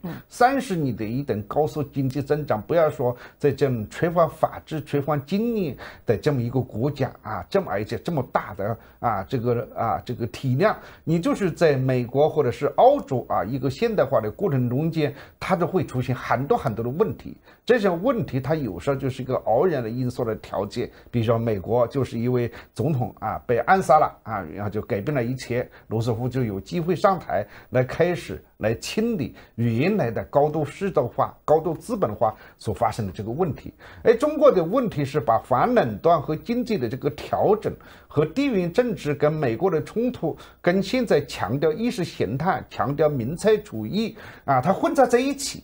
所以他就等于把合理的和不合理的一个州，所以任何一个极端分子在其中都可以找出一些现象去罗列出来中国必须是这样必须要走向更好的自由化，或者说呢，中国就是应该把自由化降低市场化降低，要走出某一种国有经济，所谓早一段时间的这个国计民退，把中国的本身一些做得很不错的事情或者是中国的多层次没有能够在中国的水准里面呈现出来，从来呢没办法去理解这个中国决策者的思考。因为如果你不能理解决策者的思考，只是站在一个简单的极左或者是极右的角度去看的话呢，这个不但对解决问题没有利事实上呢，也跟这个社会的混乱这个现在的变革的艰难性反而增加了更大的艰难。在我看起来，极左和极右其实都是中国最愚蠢的，也是最恶劣的这个势力。需要的是像田国强这种教授，我就是平时的把问题呈现出来，大家可以在这个问题基础去讨论，对吧？地缘政治不是简单的都是中国的责任民粹主义也不只有中国的这个产品，市场化的某一些调整是一个现代化的资本主义社会的一个主要行为像欧洲、像北欧包括西欧，在这方面做的都比美国好。不是说每一个标准都是日本的都是美国的，也不是某一个成就也只有资本主义的。如果你就这样去看待一个中国的转型的这个艰难性，你就会对艰难本身呢缺乏了就是多一些理解。你这种理解之后，你就不会脱离现实。中国现在的这个老百姓的怨恨呢，责任当然主要是在政府。政府的原因就是就是没有办法去清理就是长期以来就是隐藏在中国社会每一个角落里面那等极左的思潮，而在这个时候以习近平的名义打出来了。然后这个政府呢，没有人敢去纠正这一点，那固然是一个问题。另外就是改革开放30年造成了某一些不平等，或者是某一些停滞，它必然会带来大家的一种不满。怨恨是老百姓的天生的权利，但是怨恨在中国的这种思潮之下是强化了它，而不是去理顺它。到底是哪些怨是对的，哪一些恨是对的。比如说田国强教授里面也讲了，把垄断和反垄断混在一起你就好像你去打击那些垄断性的企业，你就变成打击民营企业家了，对吧？然后你打击了这些垄断性企业，又给大家一个信息打击民营企业家是应该的他把很多事情混在一起。根本的原因是中国缺乏了像美国这样的智库很多的智库有不同程度、不同派系的智库，同时呢，中国也缺乏正常的媒体，从来呢，正常人在中国是越来越少。当一个国家缺乏正常人的这样一种声音表达的机会的时候，这个国家其实是非常危险。缺乏信心这还是比较消极的。比较恶劣的是呢，它会使中国有可能倒入到另外一个极端。好，谢谢何明先生的点评真的就像我们今天在华尔街论坛里面所强调的，中国整个社会这个极左和极右实际上现在已经成为撕裂整个中国讨论的两种力量那么田国强教授在这一篇文章中呢，主要强调的是极左，对于极右这一边呢表述比较少，所以咱们先顺着田教授的思路继续往下讲。刚才田国强教授讲到了一个问题，就是提振信心那么也有这样的一句话叫信心比黄金更重要，经济学上大家讲叫自我实现的预言。就是有的时候明明是一个空洞的，你觉得信心信心只是你怎么想，跟实际的经济状况运行没有关系。但是如果这一种信心影响到了你的消费和投资行为，影响到了你整个的资产配置，那么可能就由一个虚构的问题变成了一个真实的问题。说到底还是需要恢复信心，恢复信心，同时也有恢复信任。到底怎样提振信心呢？田国强教授在这一篇文章中就提出了一点，叫做恪守契约精神，从制度和法律层面上真正国企民企平等，从政策和舆论上鼓励民企发展壮大，同时保护产权和民营企业家的基本的权益。这些话是不是田国强教授说的呢？其实并不是。田国强教授也说说所有这些话都是中央经济工作会议的文件里面就已经写了。中央有了这些表态，为什么还是不能够提振信心呢？只能说明实际工作中的落实还不到位。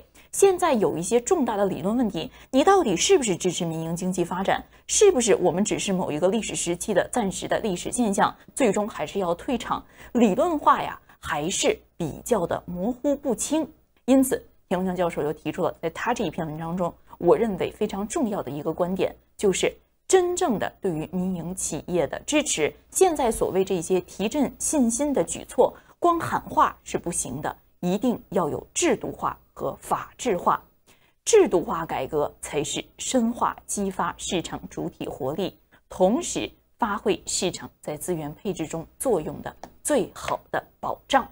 而再说到底如何发挥政府作用，刚才这个田国强教授也提出了过去几年监管的3个过激、过急、过快、粗暴嘛。对，他同时讲到发挥政府作用应该是叫做有能有为。首先你不要什么都不做，但是同时也要有限和有爱，还有一点就是我们之前说的有效所谓的有能有为，就是你不能不作为的确遇到问题，政府是需要解决问题的，不能够完全依赖市场来进行主导一切，这样呢可能会产生资源浪费垄断这个收付不平等等等各种各样的问题。但同时呢也要有限和有爱，有些政府不应该做的事情就不要去做了，很多监管的手不要伸得那么的深很多呢监管的措施要法治先行，行政手段跟上，不能先以行政手段对于民企进行打压，法治原则却没有建立。还有就是有效政府做的事情应该是能够有现实的成果的，政府做的对不对也是要以现实的成果来衡量的，这呢才能够真正的推进所谓的中国式的现代化的历史的进程。同时田国强教授也提出了2点，中国不仅仅是要2035实现共同富裕基本实现社会主义现代化远景目标这样的目标，同时中国也应该以比较开放的姿态和平融入全球体系，成为受到信任和支持的世界强国。那对于田国强教授对于政府的这无有的期望，何明先生是不是正确？怎么看？对，是的这也跟习近平差不多吧，既要又要嘛实行某一种平衡感嘛。但是这整体来讲呢，田国强教授是接受西方的这个学术的训练更多的是用市场和法治的这么一个导向，一个成熟的国家来看待中国。中国的这个国家的形态、国民的性格、国家的体制和现在遇到的这个环境，确实还是跟西方的工业化的过程中间有比较大的这个差别。因为它传统的意识形态、传统的小农经济马克思主义，它是很多就是激进主义、保守主义也是在中国是混杂在一起它整个的变革呢，在邓小平的时候是一个非常粗俗的话来这个形容那就是孤独这个摸渡石头过河，或者是呢这个捉到老鼠就是好猫。那么这个阶段在改革开放，它确实是一个非常直接的一个极化的一个因素它就是挣钱嘛就是过好日子嘛这个跟全世界人类是相通的。但是你到了一定程度之后，这个国家就面临一个真正的一个体制的塑造的一个确定，你到底是一个什么样的体制国家？是像西方这样由原来那种贪婪的、没受控制的、恶劣的资本家、资本主义，引导到具有某一种政府的力量来平衡这个资本家的这个发展。这个时候的反垄断，这个时候的法治它就会起到大的这个作作用。你看看当年的美国对付这个垄断性的企业的时候，虽然有这个总统出面，他主导了这个整个的大的场景，但他真正执行的时候，他并不是说纪委啊，或者是这个工商局啊，或者是什么市场部门，还是通过法院啊，而且那个法律的这个处理虽然成本是很漫长的，甚至给予比如说卢克菲勒非常多的这个机会通知这些检察官，在检察官看起来，你这个卢克菲勒就是个头夫你要别人寸草不生，对吧？但是站在这个卢克菲勒的角度来讲，你们这帮家伙，我在闹革命的时候，你们在哪里，对吧？是这么一个形态。那双方针锋相对之后，经过漫长的诉讼的结果，就把它肢解了。但是肢解的结果是什么呢？肢解的结果是6个月之后，卢克菲勒发现他真的钱比过去更多。这种经历告诉我们，就是说不要让这个对手就是死得那么难看。中国的这个政府就是一批非常恶劣的一批官一批酷吏。这边酷吏就是一旦只要有了权力到他手里，他整人就会满足他的心理需求，同时呢也能够得到敛财的这么一个机会它是多成向的。所以中国的这个酷吏为什么出现那么多贪官？为什么把这个事情追查到底？为什么把一个人搞得所谓的倾家荡产？这种心理造成一个社会的一个法治的机制、市场的机制建立不起来。政府的打击不是说完全是错的，但是你政府的打击不给企业家一个辩护的这个机会，这就是一个不仅是粗暴的问题，是根本不能接受的问题，甚至在一个意义上来讲是不能成立的问题。就像中国的贪官，你在老百姓的那种心理需求来说你抓他们是应该的，但是事实上这些贪官如果没有得到很好的公正的审理和他们自己应有的辩护，你就可以把他们的案子全部给否决了。这就是所谓的现代化的程序正要引入到中国来。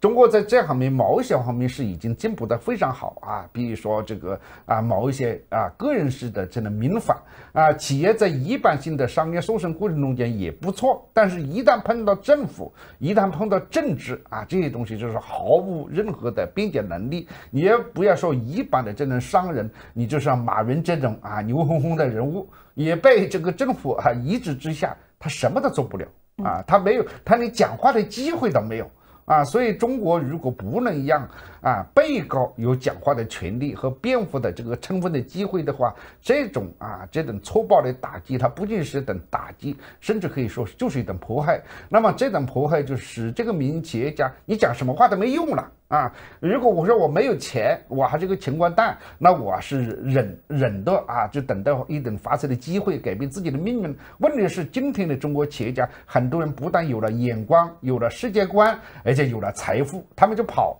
他们就或者说了用其他的方式来对付你。这是中国现在非常大的问题。即使政府在某种程度上实际上已经没有办法像邓小平时代、毛泽东时代那样去控制企业家和控制民众，所以造成今天的怨恨呢。我不知道习近平知不知道我非常怀疑他不知道，因为他的周围就被一批马屁精被包围，他的这个媒体已经完全变成了我已经讲过1万次了，比文化大革命还恶劣的一批宣传工具，不但呢在欺骗民众，而且呢在欺骗习近平。好，谢谢何明先生的介绍。那我们接着介绍田国强教授在文章中之后所写的，涉及到一些学术讨论那到底怎么来看宏观的政策对于经济的长远的影响到底有多大呢？特别是如果现在市场化就陷入停滞了，到底会对中国的 GDP 增长，对于中国陷入或者不陷入中等收入陷阱有一个怎样的后果？在经济学讲现在学界比较流行的方法叫做 wedge method， 叫做楔子法或者叫弃子法那么实际上呢，也是由田国强教授所代表的小组在2016年就做了这样的一个课题，就是对于用楔子法或者叫弃子法，对于市场化和城乡改革、国有企业改革的速度进行了不同的情景假设，在不同的情景假设上来推断中国经济未来的增速。那么如果最理想的情况就是城乡改革顺利实现，国有企业改革迅速实现，最理想的情况下，实际上中国经济的潜在增长率在未来的很长一段时间还是会保持在中高速增长。2016年开始，的7到8年里面还可以保持7%以上的增速，这是相对理想的状况。但是如果市场改革陷入停滞，潜在影响力的影响也是巨大的。根据田国强教授的研究小组啊，如果这个市场化陷入停滞，在比较坏的这样的一个情况下，2016年到2020年这5年间，平均增速就会落到5.57%，2021年到2025平均增速就会落入到4.36%。大家不要看4.36%、5.57%，那比美国每年2%还是高很多。但是要知道，中国现在的人均 GDP 还只有美国的1/4左右。一旦你这个增速偏离了中高速持续增长、稳定增长的这个轨道，就大大提升了中国掉入中等收入陷阱的风险。因此，中国进入所谓的中等收入陷阱并不是必然的，但是如果在政策上，特别是在市场化上出现了严重的方向性的问题，这并不是一个我们说是这个危言耸听的一个结果。政府主导是新的因素吗？并不是。国有企业占比是在计划经济时代才有的事情，在市场经济就不存在了吗？也并不是。田国强教授在这一篇文章中也强调所谓的市场化改革并不是说否定一切，并不是说改革开放之前的所有东西都是错的，也不是否认基本制度，也不是否认政治稳定。相反呢，田国强教授在这一篇文章中还说这个要坚持党的领导，那是之前之后都坚持的并不是否认党的领导。但是怎样松绑放权引入竞争激励机制，与世界经济体系接轨，这一些是需要思考的。基石性的、制度性的市场化改革为过去的中国发展带来了巨大的成绩，但是现在我们也要正视中国经济所面临的一系列问题。现在这一些年，本来中国经济就面临一个经济增长阶梯下行，所谓的改革已经进入了顶峰时期，这样的一个长期的局势，再加上地缘政治博弈，再加上新冠疫情的冲击，再加上之前的行业监管的失当，再加上观念性因素和舆论导向所出现的偏差，所有这一些都是眼前的中国经济决策者必须要解决的问题。永远保持9%、10%这样的增速是不可能的，但是如果抓好高质量发展，中国的潜在的经济增长率保持中高速，还可以占到相当长的一段时间。另外一个问题，现在大家经常谈的是中国的经济总量已经达到美国的70%了，的确，这个数字在去年2022年就已经达到了，但是中国的全要素生产率只有美国的40%左右，那差的还非常远。不仅仅是低于美国，对于日本、德国这一些现代化国家相比，中国的全要素生产率仍然差得特别之远。什么叫全要素生产率呢？在经济学上就是这个索洛发展公式里面前面这个 A 这一个我们全要素生产率，简而言之，咱们就理解成是科技发展水平，是对于其他生产要素的这个加成的这样的一个因素。中国不仅仅是比欧美发达国家低很多，和俄罗斯、巴西、印度这一些新兴的经济体相比，有的比这一些经济体还要低，比这些经济体即使领先，也是微弱的领先优势。这就说明什么？就是中国的这个发展质量提升的空间还是非常大的。现在的整个发展过程中，还是存在着很多低效浪费式的发展，整个的发展模式还没有改善，整个的科技创新还没有完全建立，特别是基础科学和真正意义上的我们说高精尖的科技水平。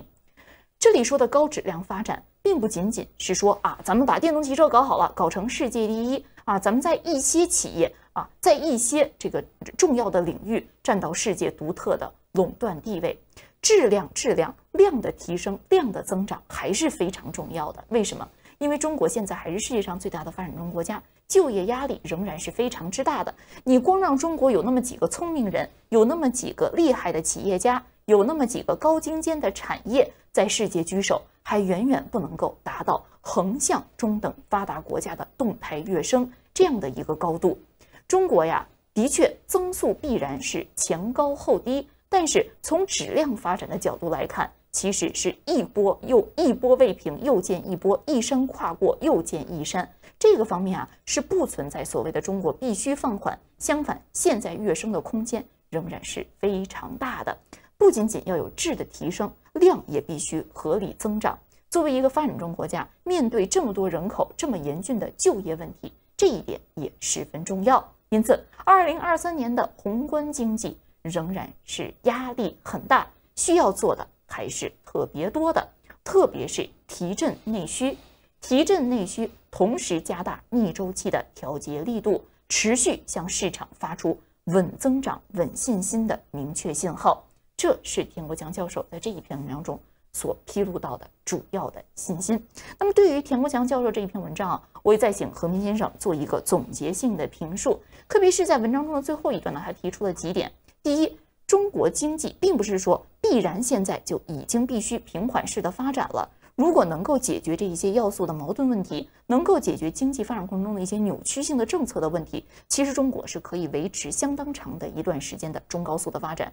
第二，他特别提到，现在强调高质量发展，高质量发展，中国的经济体量固然是非常之大，整个世界占到美国的10之有7，但是实际上，如果从全要素生产率来衡量，中国的这个生产的质量，中国的这个生产的效率，其实呢还远远没有达到世界第2，没有达到发达国家的水准，仍然是有很多的不足啊。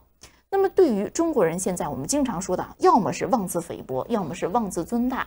田国强的教授可以说是释放了一个比较平衡的信心，既要看到取得的成就，但同时也要看到现在我们的这个发展质量和水平仍然存在着相当严重的与世界先进水平的落差。田国强教授所开出的药方是不是正确？除了田教授所说的这几点之外，中国如果保持经济持续发展，还需要解决哪一些方面的矛盾？坦率的说，这个文章已经看完了，我并没有看到特别卓越的这个见解基本上都是一些比较平时的一个正常的一个经济学家的一个观察。我们有时候看提给我当年的那些报告，其实大体就是这个样子。为什么？因为他需要他的声音让领导人听到决策者听到，他不像我们这种做节目可以批也可以捧可以这样讲这个可以说是只要我们观众他愿意接受就接受。对于这个田国强教授是不一样，因为他的地位很重要是一个了不起的一个卓越的一个经济学家，所以他的讲的话就比较的这个平实当然，因为这不是个学术论文包括这个秦要素这个事情本身就值得这个争论的一个地方巴西或者是欧洲某一个发达国家的秦要素比中国高又怎么样呢？你的体量或者是你的新兴这个产业或者是新兴的领域的这个领先不仅是简单的靠你的这个秦要素来决定的。如果按照你的秦要素的规定，那中国在新兴的产业方面无论是生物科技、半导体或者是清洁能源，那就很难会占有这个世界的顶峰。今天的中国的并不是这样的。所谓全要素生产率，它是完全是一个我们叫做大宏观概念是谈到的行业是我们叫做微观我讲的是的我讲的就是说，你即算是我只明白这个意思我的意思是说，即算是你按照这个要素，中国可能是差得很远。甚至可能未来几十年你也达不到这个高度，但是中国的经济动力未必一定是按照这个种事情来决定的。某一些领域它可能就会改变现有的这个生态，因为如果你按照原来的这种方式去改变现在的这个差距，可以说是中国相差很多年，甚至我们在80年代就讲过，可能人也赶不上，因为人家也会在继续的这个进化。但是我觉得新的技术革命带来了某一种突破性的一种机会，如果你国家的这个资产在某一些产业里面比较有力的穿鞋，它可能就会把整个的市场又带入到另外一个境界。今天的中国整体的信心不足，整体的怨恨比较多，但是中国的某一些领域并没有停止发展，甚至包括某一些基础性的这些企业，我最近了解的情况看，并不是说地方官员就是完全躺平了不干活了，也不是这样。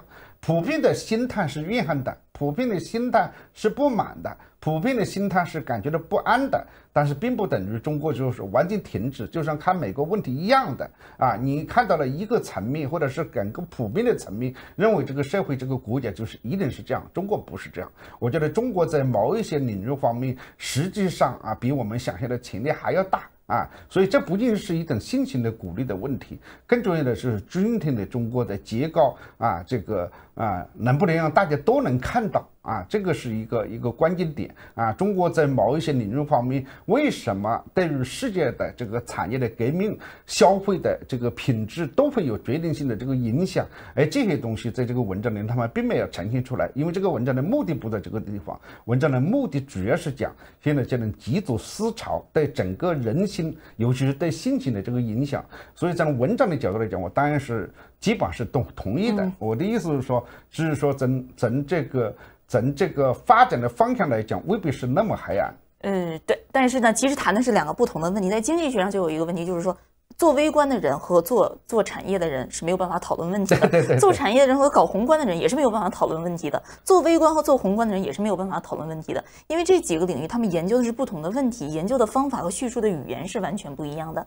刚才何明先生谈到的，其实更多的是在微观和产业层面谈这个问题。但是呢，我们说的什么全要素生产率谈到包括我们说的这个蝎子法等等等等，这是宏观上的经典的研究方法。因此有的时候呢，田教授他谈的这一点呢，更多的是从宏观的角度来谈，从政策的角度来谈那我们呢，从中国的科技创新的发展，从中国一些行业取得的突出的成就，同时从中国的一些行业在对于整个世界的我们叫做这个跷跷板这样的一个杠杆作用来谈，那是另外一个层面的问题。当然，两个层面各具重要性，两个层面呢其实也是相互勾连的，因为毕竟整个宏观经济其实也是由行业和经济参与的主体来组成的嘛。但是这一篇文章中田教授主要谈及的，正如何明先生所说，其实呢是宏观性的问题，是社会思潮的问题，是趋势的问题。我觉得在这样的一个时刻写出这样的文章，特别是对于中国进行市场改革过程中根本性的制度化改革提出呼吁和思考，仍然是非常有价值的这样的一篇文章。因此呢，我们也在思想先驱报中特别为大家进行介绍。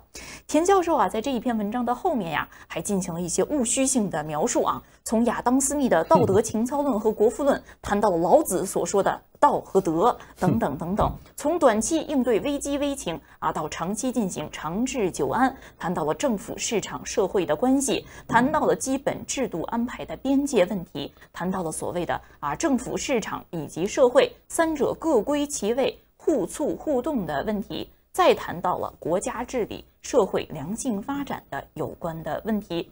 今天呢，我们在节目中也就不详细介绍了。但是呢，如果大家想重新的原文的一字不差的来读田教授的这一篇文章，那我们呢也已经把田教授这一篇公开发表的长文制作成了视频节目，在今天稍后会为大家带来整个节目的完整版，供您理解田教授的其他的思路。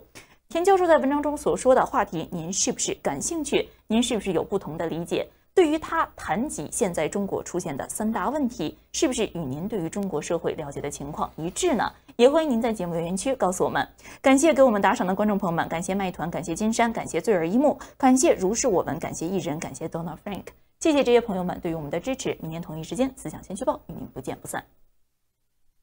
田国强，上海财经大学高等研究院。本文原载学术月刊2023年第5期。导读：2023年8月15日，国家统计局新闻发言人表示，自2023年8月开始，将暂停发布全国青年人等分年龄段的城镇调查失业率。消息引发各界关注，也引起关于经济发展的进一步讨论。有评论指出，政府已连续推出刺激扩大消费、救助房地产、保护民营经济、鼓励外商投资等一系列经济政策，但效果仍有待市场检验。本文分析，当前经济不振固然有疫情和外部冲击的原因，但归根结底是信心出了问题。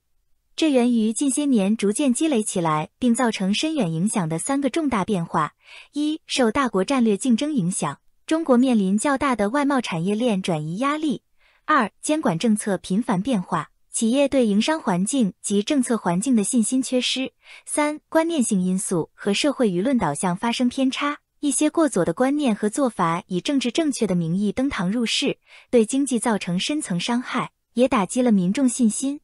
作者认为，正确应对这些重大变化，需要回到常识和基准，回到历史、逻辑和实践。无论是稳住经济社会大盘、高质量发展、共同富裕，还是实现中国式现代化，归根结底还是要靠坚定不移、坚持以经济建设为中心的改革开放。要改善根基性的营商制度环境，其核心是经济自由选择的重要性，以至两个中性原则：竞争中性、所有制中性的重要性。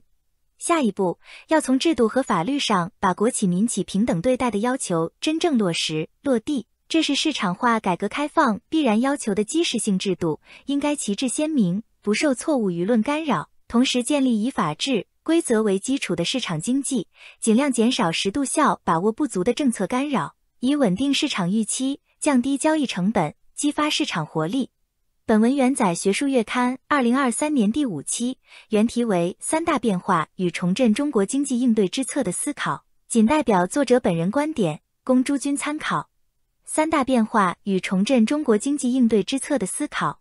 问题的提出，当前中国经济有所好转，但是内外部许多方面形势依然不太乐观，冲突矛盾重重。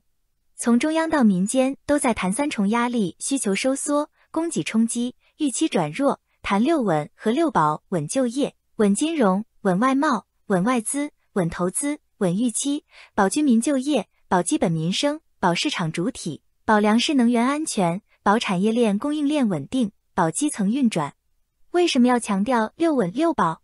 这也意味着这些方面或多或少出现了问题，处理不好可能会导致6不稳6不保。其中大家都在谈是预期减弱造成的，这没有错，但归根结底是信任出现了问题。信心比黄金还重要，这是人们在形势严峻时常说的一句话，表明信任的欠缺。信心一旦不好，预期和其他方面肯定也不会太好。经济低迷不能完全归因于疫情和外部经济形势的冲击，特别是2022年世界经济并未真正衰退，一些发展中国家获得了高速增长，如印度、越南的经济增长分别为 6.7% 和 8.02%， 美国经济全年增长大致为 2.1% 左右，超出了其 1.5% 左右的长期均衡增长率。同时控制通货膨胀软着陆的可能性也越来越大，而是由于内部环境发生了近些年逐渐积累起来并造成深远影响的3个重大变化，令人担忧。其一是大国战略的重大变化。中美两国，特别是美国由战略合作转为战略竞争、道路之争、制度之争、意识形态之争，以致阵营划分到全方位的竞争，其结果就是导致贸易摩擦常态化，特别是在高科技领域对中国的封锁、遏制不断加码，贸易保护趋势短期难以逆转，推高了本已高企的国际政治、经济环境以美国、欧洲为主的不确定性和阵营化，导致战队和产业链外移。要知道，外国对华投资，无论是从投资额还是投资企业数量看，主要都来自相对发达国家。根据中国外资统计公报2022的截至2021年外商直接投资分国别地区情况，除了中国港澳台地区和英属维尔京群岛、美属萨摩亚外，累计设立企业数前10名分别是美国75624家、韩国71867家、日本54631家、新加坡28673家、加拿大17169家、澳大利亚13723家、德国11836家、英国11199家、意大利6918家、法国6687家。如这些国家的企业大量外移，对中国经济和就业将造成严重影响。此外，世界经济在逆全球化持续、地缘冲突加剧、通货膨胀高企、发达经济体金融环境收紧等多重因素影响下，主要经济体的经济增长均出现不同程度放缓，投资者避险情绪抬头，心理预期调整，全球金融市场波动进一步加大。持续的逆全球化浪潮和新冠疫情导致全球化生产变得异常困难，国际资本更加注重产业链和供应链的安全性、完整性。部分跨国企业在疫情爆发后加快调整产业链布局，使其更加多元化、区域化。据统计，2022年，美国成为欧盟第1大贸易伙伴，超过此前占据该位置的中国。印度2021-2022财年最大的贸易伙伴也由多年来的中国变成美国、越南、墨西哥等不少国家，在中美大国战略改变的影响下，对美国的贸易不断大幅上升。中国几十年来在全球产业链中的地位开始被削弱。在以上这些因素叠加下，作为世界制造工厂，中国面临较大的外贸产业链转移压力。其二是政府监管和政策的变化，使得企业对良好营商环境及政策环境信心和信任的缺失。一些政府部门的管制不断加强的所谓改革政策和多行业规范调整没有把握好时度效，力度过大、过急、过频、过激。政策多变的结果是监管过度、叠加共振，市场主体活力下降和预期不足或低下，企业信心不足和缺乏对政府的信任，叠加新冠疫情多点散发频发及疫情防控政策的层层加码，给经济带来诸多负面冲击。承载了中国绝大部分就业的中小微企业以及服务业生产经营面临着很大困难，一些中型、大型企业也出现经营困难加剧趋势，投资增速回落，部分居民收入缩水或失业而失去收入来源，导致需求收缩、供给冲击、预期转弱，三重压力依然较大，宏观经济政策时度效把握不足，疫情导致巨大代价，显性和隐性成本巨大。2021年中国 GDP 增速为 8.1%， 总值为114.3670亿元人民币。2022年 GDP 增速只有 3%， 比既定目标少了 2.5个百分点，总值121.207亿元人民币，少了2.7万多亿元。其三是观念性因素和舆论导向发生变化，前后反差巨大，其偏差令人担忧。不妨回想一下，党的18大及18届3中全会后，全国民心何等炽热，市场主体总量出现大的飞跃，随后短短5年翻了一番，达到 1.1 亿户。然而，由于市场化改革开放几十年的过程中积累了本应解决而没有及时解决的许多问题，出现了一些偏差，特别是市场经济必不可少的社会伦理道德规范和秩序的建立没有跟进而出现问题，致使反对市场化改革思潮过去10年来逐渐兴起，认为大多问题都是市场化改革造成的，从而否定市场化改革的必要性，否定或歧视民营经济，认为发展民营经济只是手段而不是目的，甚至上纲上线到路线高度，抛出了所谓的民营经济离场论，最终是要洋气的，甚至有人提出逐步消灭私有制。这其实是没有意识到，一个必要条件还需要许多其他辅助条件，才能转化成为充分条件，将事情做成。然而，现实中存在着将必要性和充分性混为一谈的倾向。许多市场化改革的举措本来大方向正确，但由于综合治理的改革不到位，辅助、配套改革措施缺位，一出现问题，就认为是市场化改革的错，从而否认改革大方向，想走回头路，使得市场主体的信心一路走低。历史证明，如果在经济领域让过左的观念和做法以政治正确的名义登堂入室，其对经济的伤害往往会很深，对民众信心的打击也最重。那么，如何应对这些重大变化呢？由此引申出以经济建设为中心和改革开放的极端重要性，其核心是经济自由选择的极度重要性，从而两个中性竞争中性、所有制中性原则的重要性。具体如何做、怎么办、如何实现，需要回到常识和基准，回到历史、逻辑和实践，以及关于市场经济的再次思想启蒙。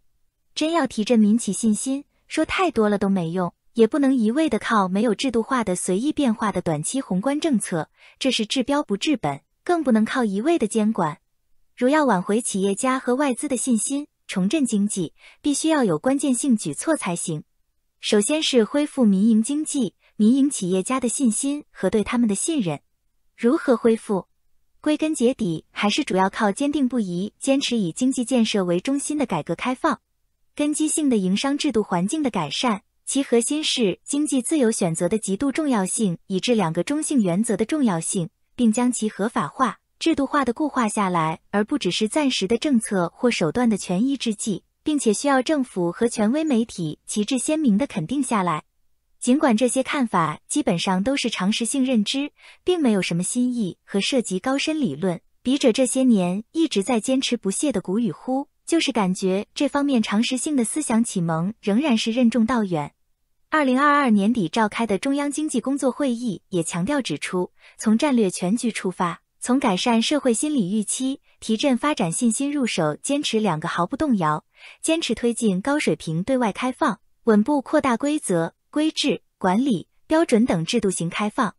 这些表述发出了要以经济为中心的信号，搞好经济工作的关键是提振信心。那么，如何提振信心？其关键之关键是恢复民营经济、民营企业家的信心和对他们的信任。中央经济工作会议对如何激励民营企业家、提振民营经济的信心所给出的答案是：坚持2个毫不动摇，恪守契约精神，要求从制度和法律上把对国企民企平等对待的要求落下来，从政策和舆论上鼓励支持民营经济和民营企业发展壮大，依法保护民营企业产权和企业家权益。中央的这些表态说明了这方面实际工作中的落实还不到位，重大理论问题还模糊不清。只有从理论、政策、制度，特别是实践层面坚持市场化、国际化、法治化的改革开放，并将有利于经济发展的改革举措通过制度固化下来，才是稳定预期、提振信心的关键。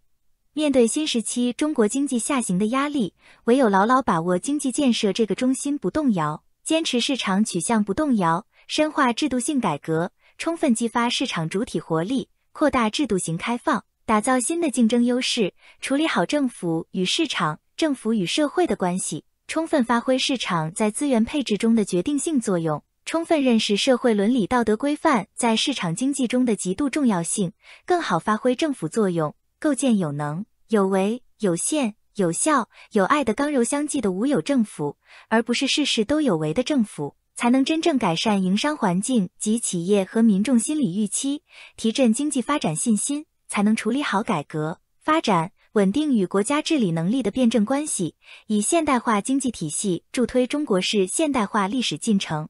唯其如此，中国经济才能真正实现高质量发展，推动2035年全体人民共同富裕和基本实现社会主义现代化远景目标的实现，并以开放的姿态和平融入全球体系，成为受信任和支持的世界强国。从历史和现实看，坚持以经济建设为中心的改革开放的重要性。一、历史实践证明了以经济建设为中心的改革开放的重要性。中国市场化导向的改革开放的历史实践、理论逻辑分析及量化分析都告诉我们，改革不改革相差3个百分点。的确如此，20世纪80年代改革开放之初，中央提出到20世纪末，工农业总产值要在20年内比1980年翻2番，使人民的物质文化生活水平达到小康水平。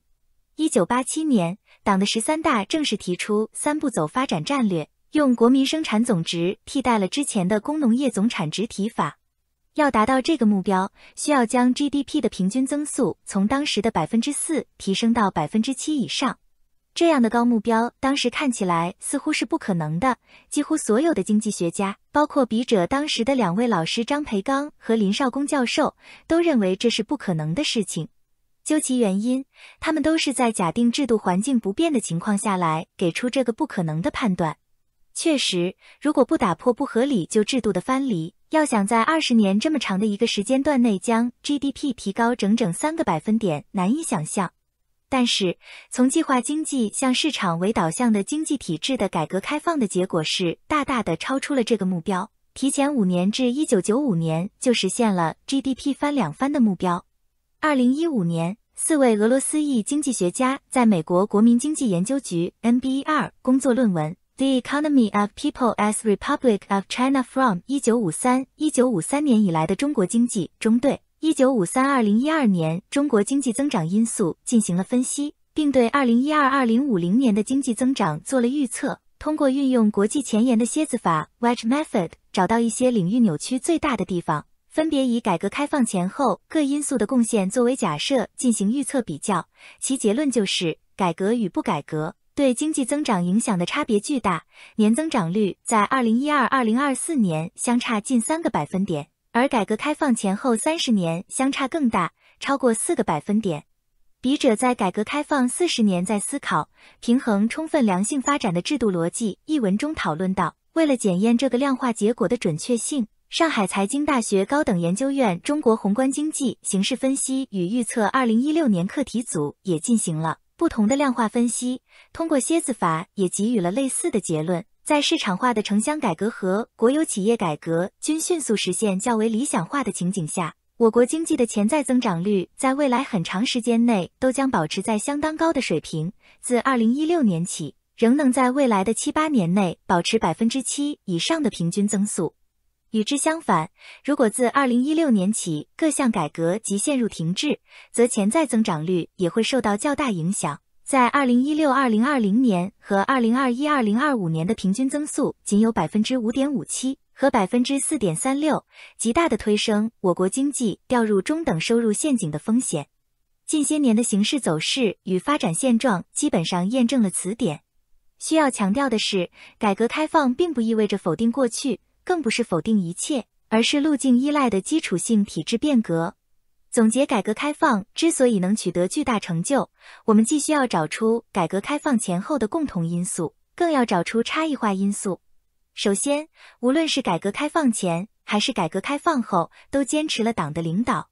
那么，国有企业主导是不是导致改革开放取得巨大成就新的因素呢？是不是越多越好呢？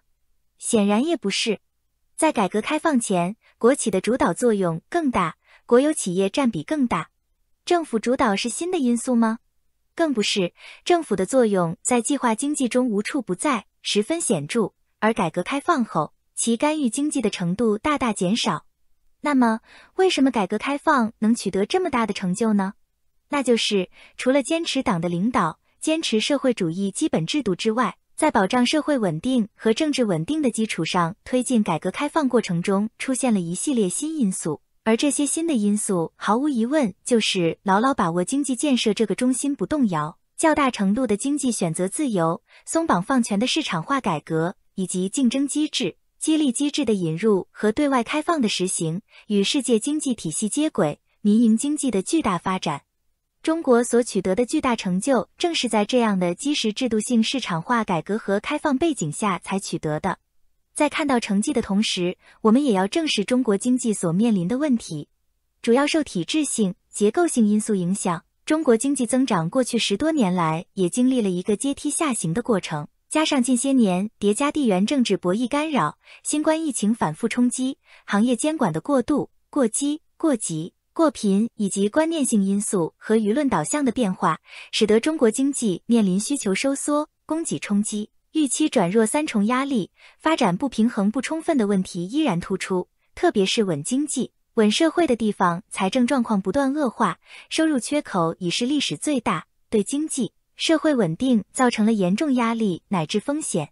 尽管中国已常年稳居世界第2大经济体，以如此巨大的经济体量，不可能再保持过去接近9%那么高的增速。然而抓好了高质量发展，潜在生产率就不会下降太多，仍能保持一个相对较高的增长率。2022年，中国经济总量对美国的占比约71%，较上年有所下滑，而全要素生产率仅有美国的40%左右，还有很大的改善空间。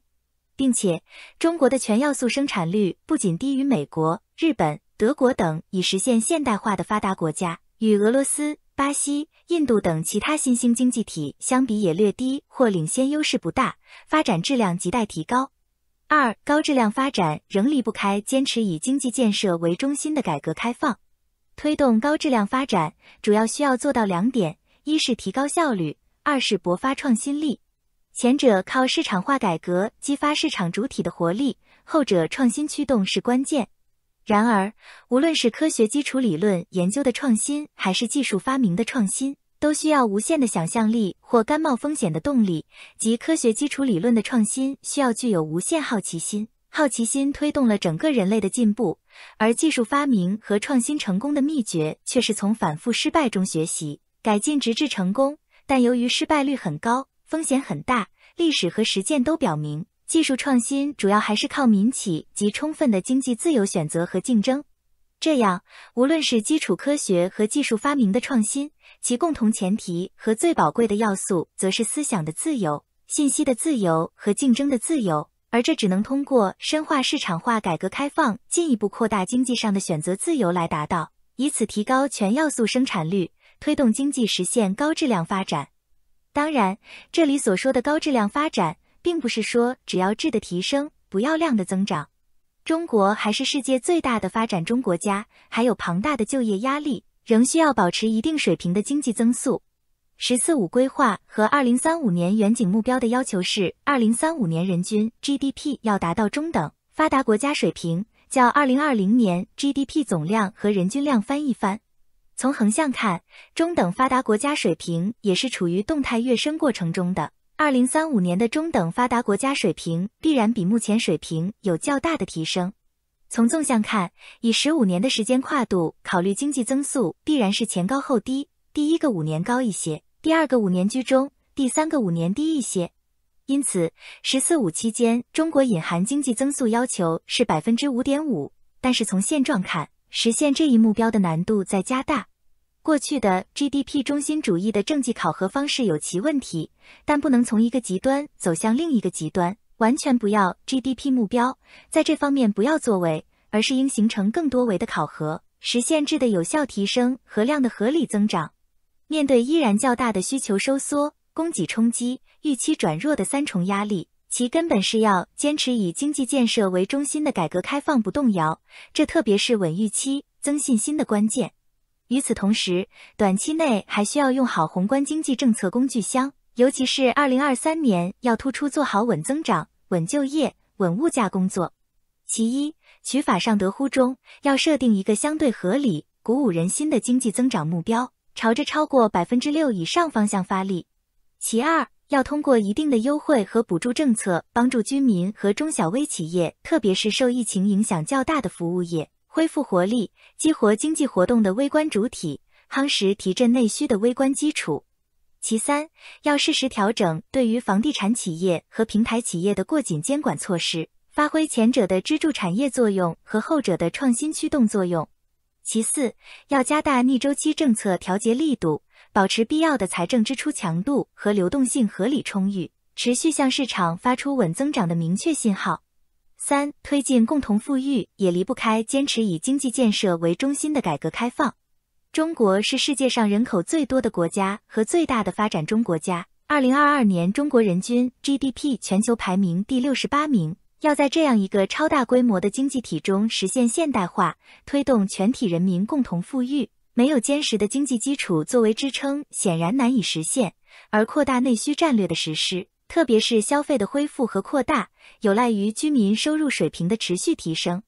因此，在全面建设社会主义现代化国家的历史进程中，仍然必须坚持以经济建设为中心，从制度、法律、政策到舆论，要平等对待国企和民企，多种所有制经济共同发展，坚持按劳分配为主体，多种分配方式并存，尊重人民群众的首创精神，多渠道增加城乡居民收入，让人民成为共同富裕的创造者和享受者，真正构建形成共享型社会。并且促进共同富裕离不开非公有制企业及社会财富创造者企业家的积极参与。正如刘鹤所言，在推动共同富裕的历史过程中，包括外商在内的企业家都将发挥发动机的重要作用。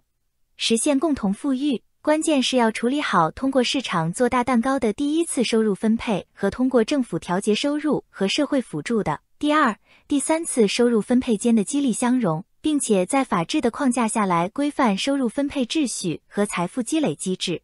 然而，对如何实现共同富裕和规范财富积累机制，还有不少认识误区。例如，一些人以为共同富裕和规范财富积累机制就是杀富济贫、削峰填谷，甚至主张回到计划经济时代的绝对平均主义和大锅饭，忽视不同经济主体的禀赋差异，没有充分意识到绝对平均必然会导致绝对贫穷，造成等靠要、养懒汉的现象。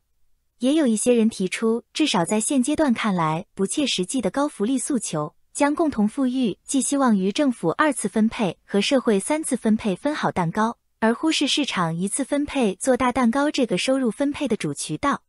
这些认识误区都亟待从基本理论和思想观念上予以澄清。最根本的还是建立有利于共同富裕的最为基础的正式制度环境，特别是机会均等、起点平等、公平竞争、要素市场的自由流动等和非正式制度环境，特别是良好的社会规范和文化理念。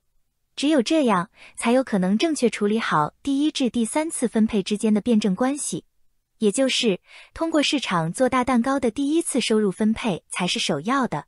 随后的政府调节和社会辅助的第二次和第三次收入分配都是衍生和次生的。市场作为资源配置的基本渠道和激励机制，是迈向共同富裕至关重要的第一步。它改变了计划经济条件下的平均主义、共同贫穷局面，做大了财富的蛋糕。然而，发展还不充分，还需尽可能通过全面深化市场化改革，进一步完善市场体系和要素自由流动，来进一步将蛋糕做大，奠定共同富裕的物质基础。同时，还需政府通过税收、转移支付和同等国民基础教育等综合施策，尽可能创造一个平等竞争的起点，然后充分发挥市场在资源配置中的决定性作用，就能够达到既有效而又相对公平的社会公正结果。当然，由于个体能力的差异，经济活动中风险和不确定性的客观存在，即使有政府的干预，也还是会带来收益结果的不同。因而，除了市场的一次分配和政府的二次分配，还需要社会辅助，建立社会主体自愿基础上的慈善捐赠机制，通过这样的第三次分配来对一、二次分配形成补充，弥合收入分配差距，增强内需发展后劲。同时，为了落实第一至第三次分配原则，只能在法治的框架下来规范收入分配秩序和财富积累机制，不能挫伤财富创造的积极性。只有这样，才有可能促进共享型社会发展和共同富裕目标的实现。要充分认识社会伦理规范在市场经济中的极度重要性。尽管人们这些年来已充分认识到处理好政府与市场的关系的至关重要性，将市场在资源配置中起决定性作用视为市场经济的一般规律，但许多人没有充分认识到社会发挥辅助作用的同等至关重要性。过去15年，笔者在许多场合及文章中，特别是在与陈旭东合著的《中国改革、历史、逻辑和未来》中进行了详尽讨论，不断呼吁效率、公平与和谐发展的关键不仅要处理好政府与市场的关系，也要同等的处理好政府与社会的关系，并且通过严格的理论分析，论证了建设现代市场经济体制与构建和谐社会具有内在一致性，从而建设统一、开放、竞争、有序的现代市场经济体制，不只是要处理好政府与市场的关系，处理好政府与社会的关系也同等重要，需要有一个社会基本价值观体系构建作为支撑。中国正处于一个向民主法治的良序市场经济社会的历史转型时期，需要深入探究社会和市场运行中的公平、公正和正义问题，这些与社会伦理道德息息相关。然而遗憾的是，在改革开放的进程中，对社会伦理道德的作用在市场经济中的极度重要性在很大程度上被忽视，使之社会治理方面的种种要素欠缺，特别是民主法治、公平正义、诚信友爱这些现代文明的核心价值和社会规范，并没有随着市场经济发展而在现实中确立起来，导致社会基本伦理道德、人文价值观体系在经济利益的冲击下遭到扭曲，加上包容透明不足、社会矛盾激化、社会公共服务短缺、社会浮躁、缺乏包容心、社会流动性缺乏和阶层间裂痕不断加深等等。社会失范的背后是人们普遍缺乏共同的价值观基座，社会的人文关怀没有建立起来。之所以出现上述这些问题，一个很重要的原因是既往改革基本只注重单一的经济改革，忽视了社会这一维度在政府与市场良好运行中的极度重要性，没有充分意识到社会与政府及市场是三位一体的不可分割的关系体，处理不好社会与政府及市场间的内在逻辑关系，不进行包括社会、文化方面的综合联动改革，也就不可能真正处理好政府与市场的关系。只有合理界定和理清了社会与政府、社会与市场的治理边界，才可能产生健全的国家治理及有效的市场和政府。为什么社会伦理道德等社会规范和秩序在现代市场经济中如此重要呢？如不重视，就会导致以上提及的众多问题呢？这是由于单纯依靠逐利的市场会使人自私和物质化，从而需要人类社会中的信仰，如共产主义信仰、社会规范与秩序、诚信、道德情操、伦理、平等、公平正义、包容、同情心、爱心、奉献精神、社会捐赠等这些公共文化来平衡个体的自私和物质化，倡导帮助他人。同时，关系包括营商关系和合作关系的本质是信任和利益。经济主体逐利是以尊重他人逐利为前提，追求个人利益与参与公平竞争并行不悖。尊重别人的价值判断标准是交易正常进行的前提。老子将道看作无形之手的自然规律，而德意为内在品格，正直、美德则是道的具体体现，从而认为德和道同等重要，有着内在辩证关系。治国育人应采用天道、地德、无为的管理理念。这就像亚当·斯密认为看不见的手和道德情操有着内在辩证关系一样，从而先后写下了《道德情操论》和《国富论》，并反复修改这两本书。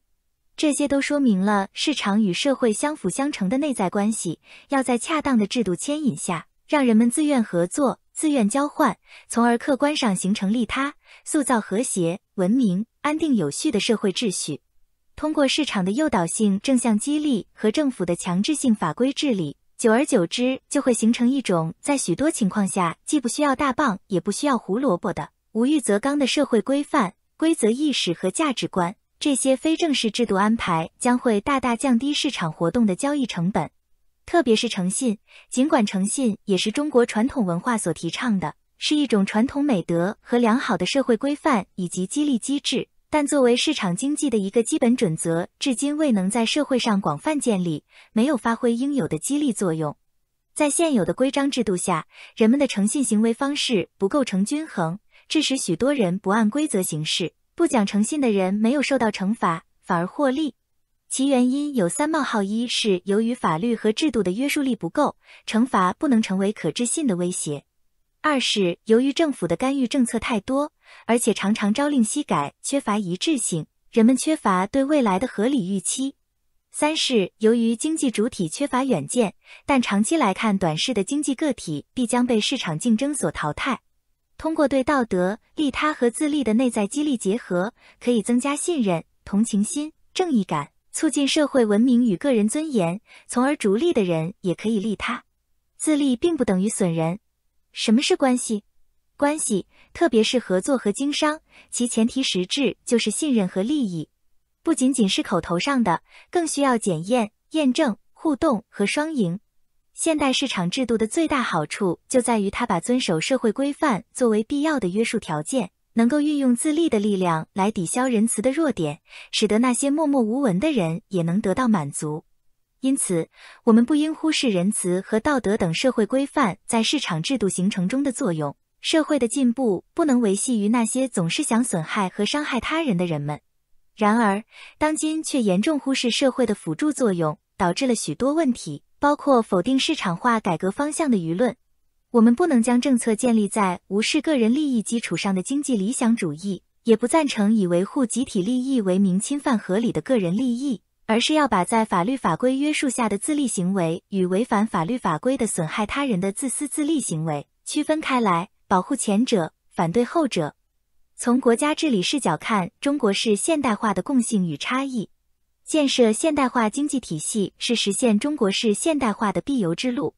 根据字面，中国式是形容词，而现代化是名词，那么它既有共性，也有差异。因此，中国式现代化既要在中国特色、国家个性上加以理解，也要在现代化的共性上、普遍性上予以定位。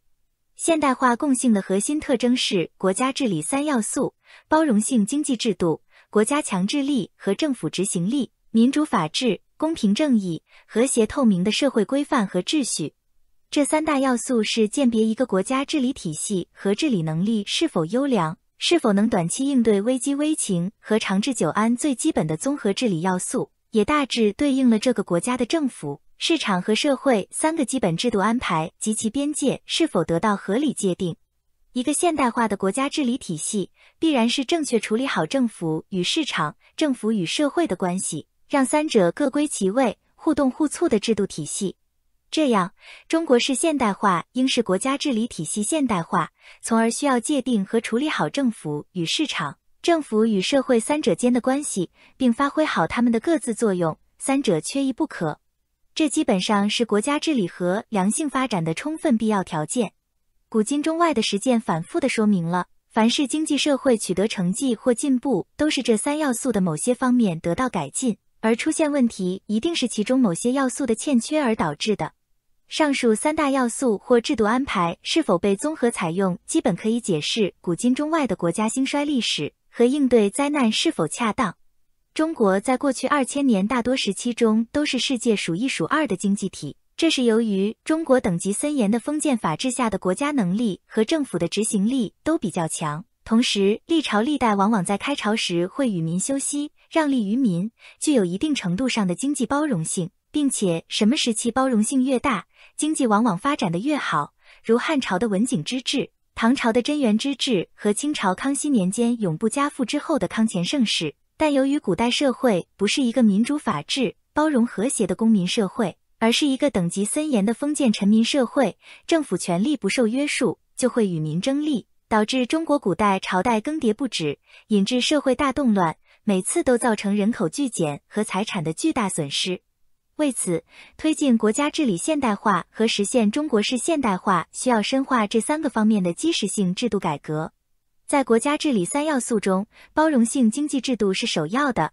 如果过度强调政府作用，强调国有企业，而忽视与其他成熟市场经济国家的兼容，就容易因此受到某些国家的限制和打压。一方面，要建立平等对待国企和民企、公平参与市场竞争的基石性制度环境，促进公有制经济和非公有制经济共同发展。尤其是非公有制经济为中国贡献了50%以上的税收、60%以上的 GDP、70% 以上的技术创新和新产品研发、80%以上的城镇就业岗位、90%以上的市场主体数量，为中国经济发展做出了巨大贡献。必须在毫不动摇巩固和发展公有制经济的同时，毫不动摇鼓励、支持、引导非公有制经济发展。这是党的19大确立的新时代坚持和发展中国特色社会主义的基本方略。党的20大报告再度重申了2个毫不动摇，有利于促进公有制经济和非公有制经济平等发展。下一步要从制度和法律上把国企民企平等对待的要求真正落实落地，这是市场化改革开放必然要求的基石性制度，应该旗帜鲜明，不受错误舆论干扰。另一方面，要建立市场化、法治化、国际化的制度化营商环境，优化服务改革，提高服务效能，加强产权保护，充分激发市场主体活力和社会创造力。推动高质量发展，必须加快形成以法治为基石的现代市场经济体系。党的20大报告指出，必须更好发挥法治固根本、稳预期、立长远的保障作用，在法治轨道上全面建设社会主义现代化国家。法治的首要作用就是制约政府的行为，约束其对经济活动的任意干预。限制政府的权利就是为了尊重市场规律，保护市场看不见的手不受看得见的手随意干扰，而将其职能限定在对私有产权的保护、契约和法律的执行、维护市场竞争等方面。建立以法治、规则为基础的市场经济，尽量减少适度效，把握严重不足的政策干扰，有利于稳定市场预期，降低交易成本，激发市场活力。中国式则意味着实现现代化应该有其特色、路径、元素方面的差异，所以应该有中国特色、中国路径和中国元素，但是这些特色、路径和元素应该成为发展的优势，而不应成为进一步深化改革的障碍。政府在中国经济发展中的作用和角色定位还存在越位、错位、缺位并存的现象，与成熟市场经济国家有较大落差，需要以改革、发展、稳定、创新和治理5位一体的综合改革方式进行治理，建立有能、有为、有限、有效、有爱的刚柔相济的无有政府，而不是事事都有为的政府。有能主要是讲政府执行力的问题，有为就是政府在应该作为的地方不缺位，有限就是制约政府任意干预经济活动和不应作为的地方不要去有为，有效是政府行政的效能和效率的问题。这4有主要是处理好政府与市场的关系问题，以促进有效市场形成为导向。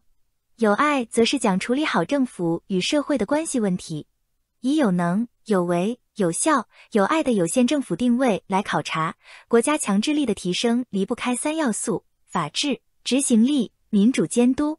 其一，如前所述，法治的首要作用是对政府行为的规范和约束，其次才是对市场经济个体的规范和约束。一个好的法治环境可以起到支持和增进市场的作用，真正让市场发挥资源配置的决定性作用，而政府只是起到维护和服务的作用。只有这样，才能最大限度地压缩权力涉租寻租腐败的空间。其二，要增强改革的执行力和发展的驱动力，则必须从法治、激励和理念3个维度推进综合治理，特别是要发现和培养改革发展的开拓良将，将那些不为上、不为书、只为实、敢闯、敢试、敢为人先的人放到重要岗位或者一把手的位置上，使之成为一个个改革发动机。其三，没有民主监督问责，没有权力边界、责任边界的划定，没有社会大众和媒体舆论的监督，这样的政府治理体系将是涣散失效的。同时，中国作为发展中国家，还需要高质量的量化指标作为目标，否则就没了努力方向，也无法对官员加以问责，从而官员也就没有动力关注发展、推动改革，也不会勇于创新探索，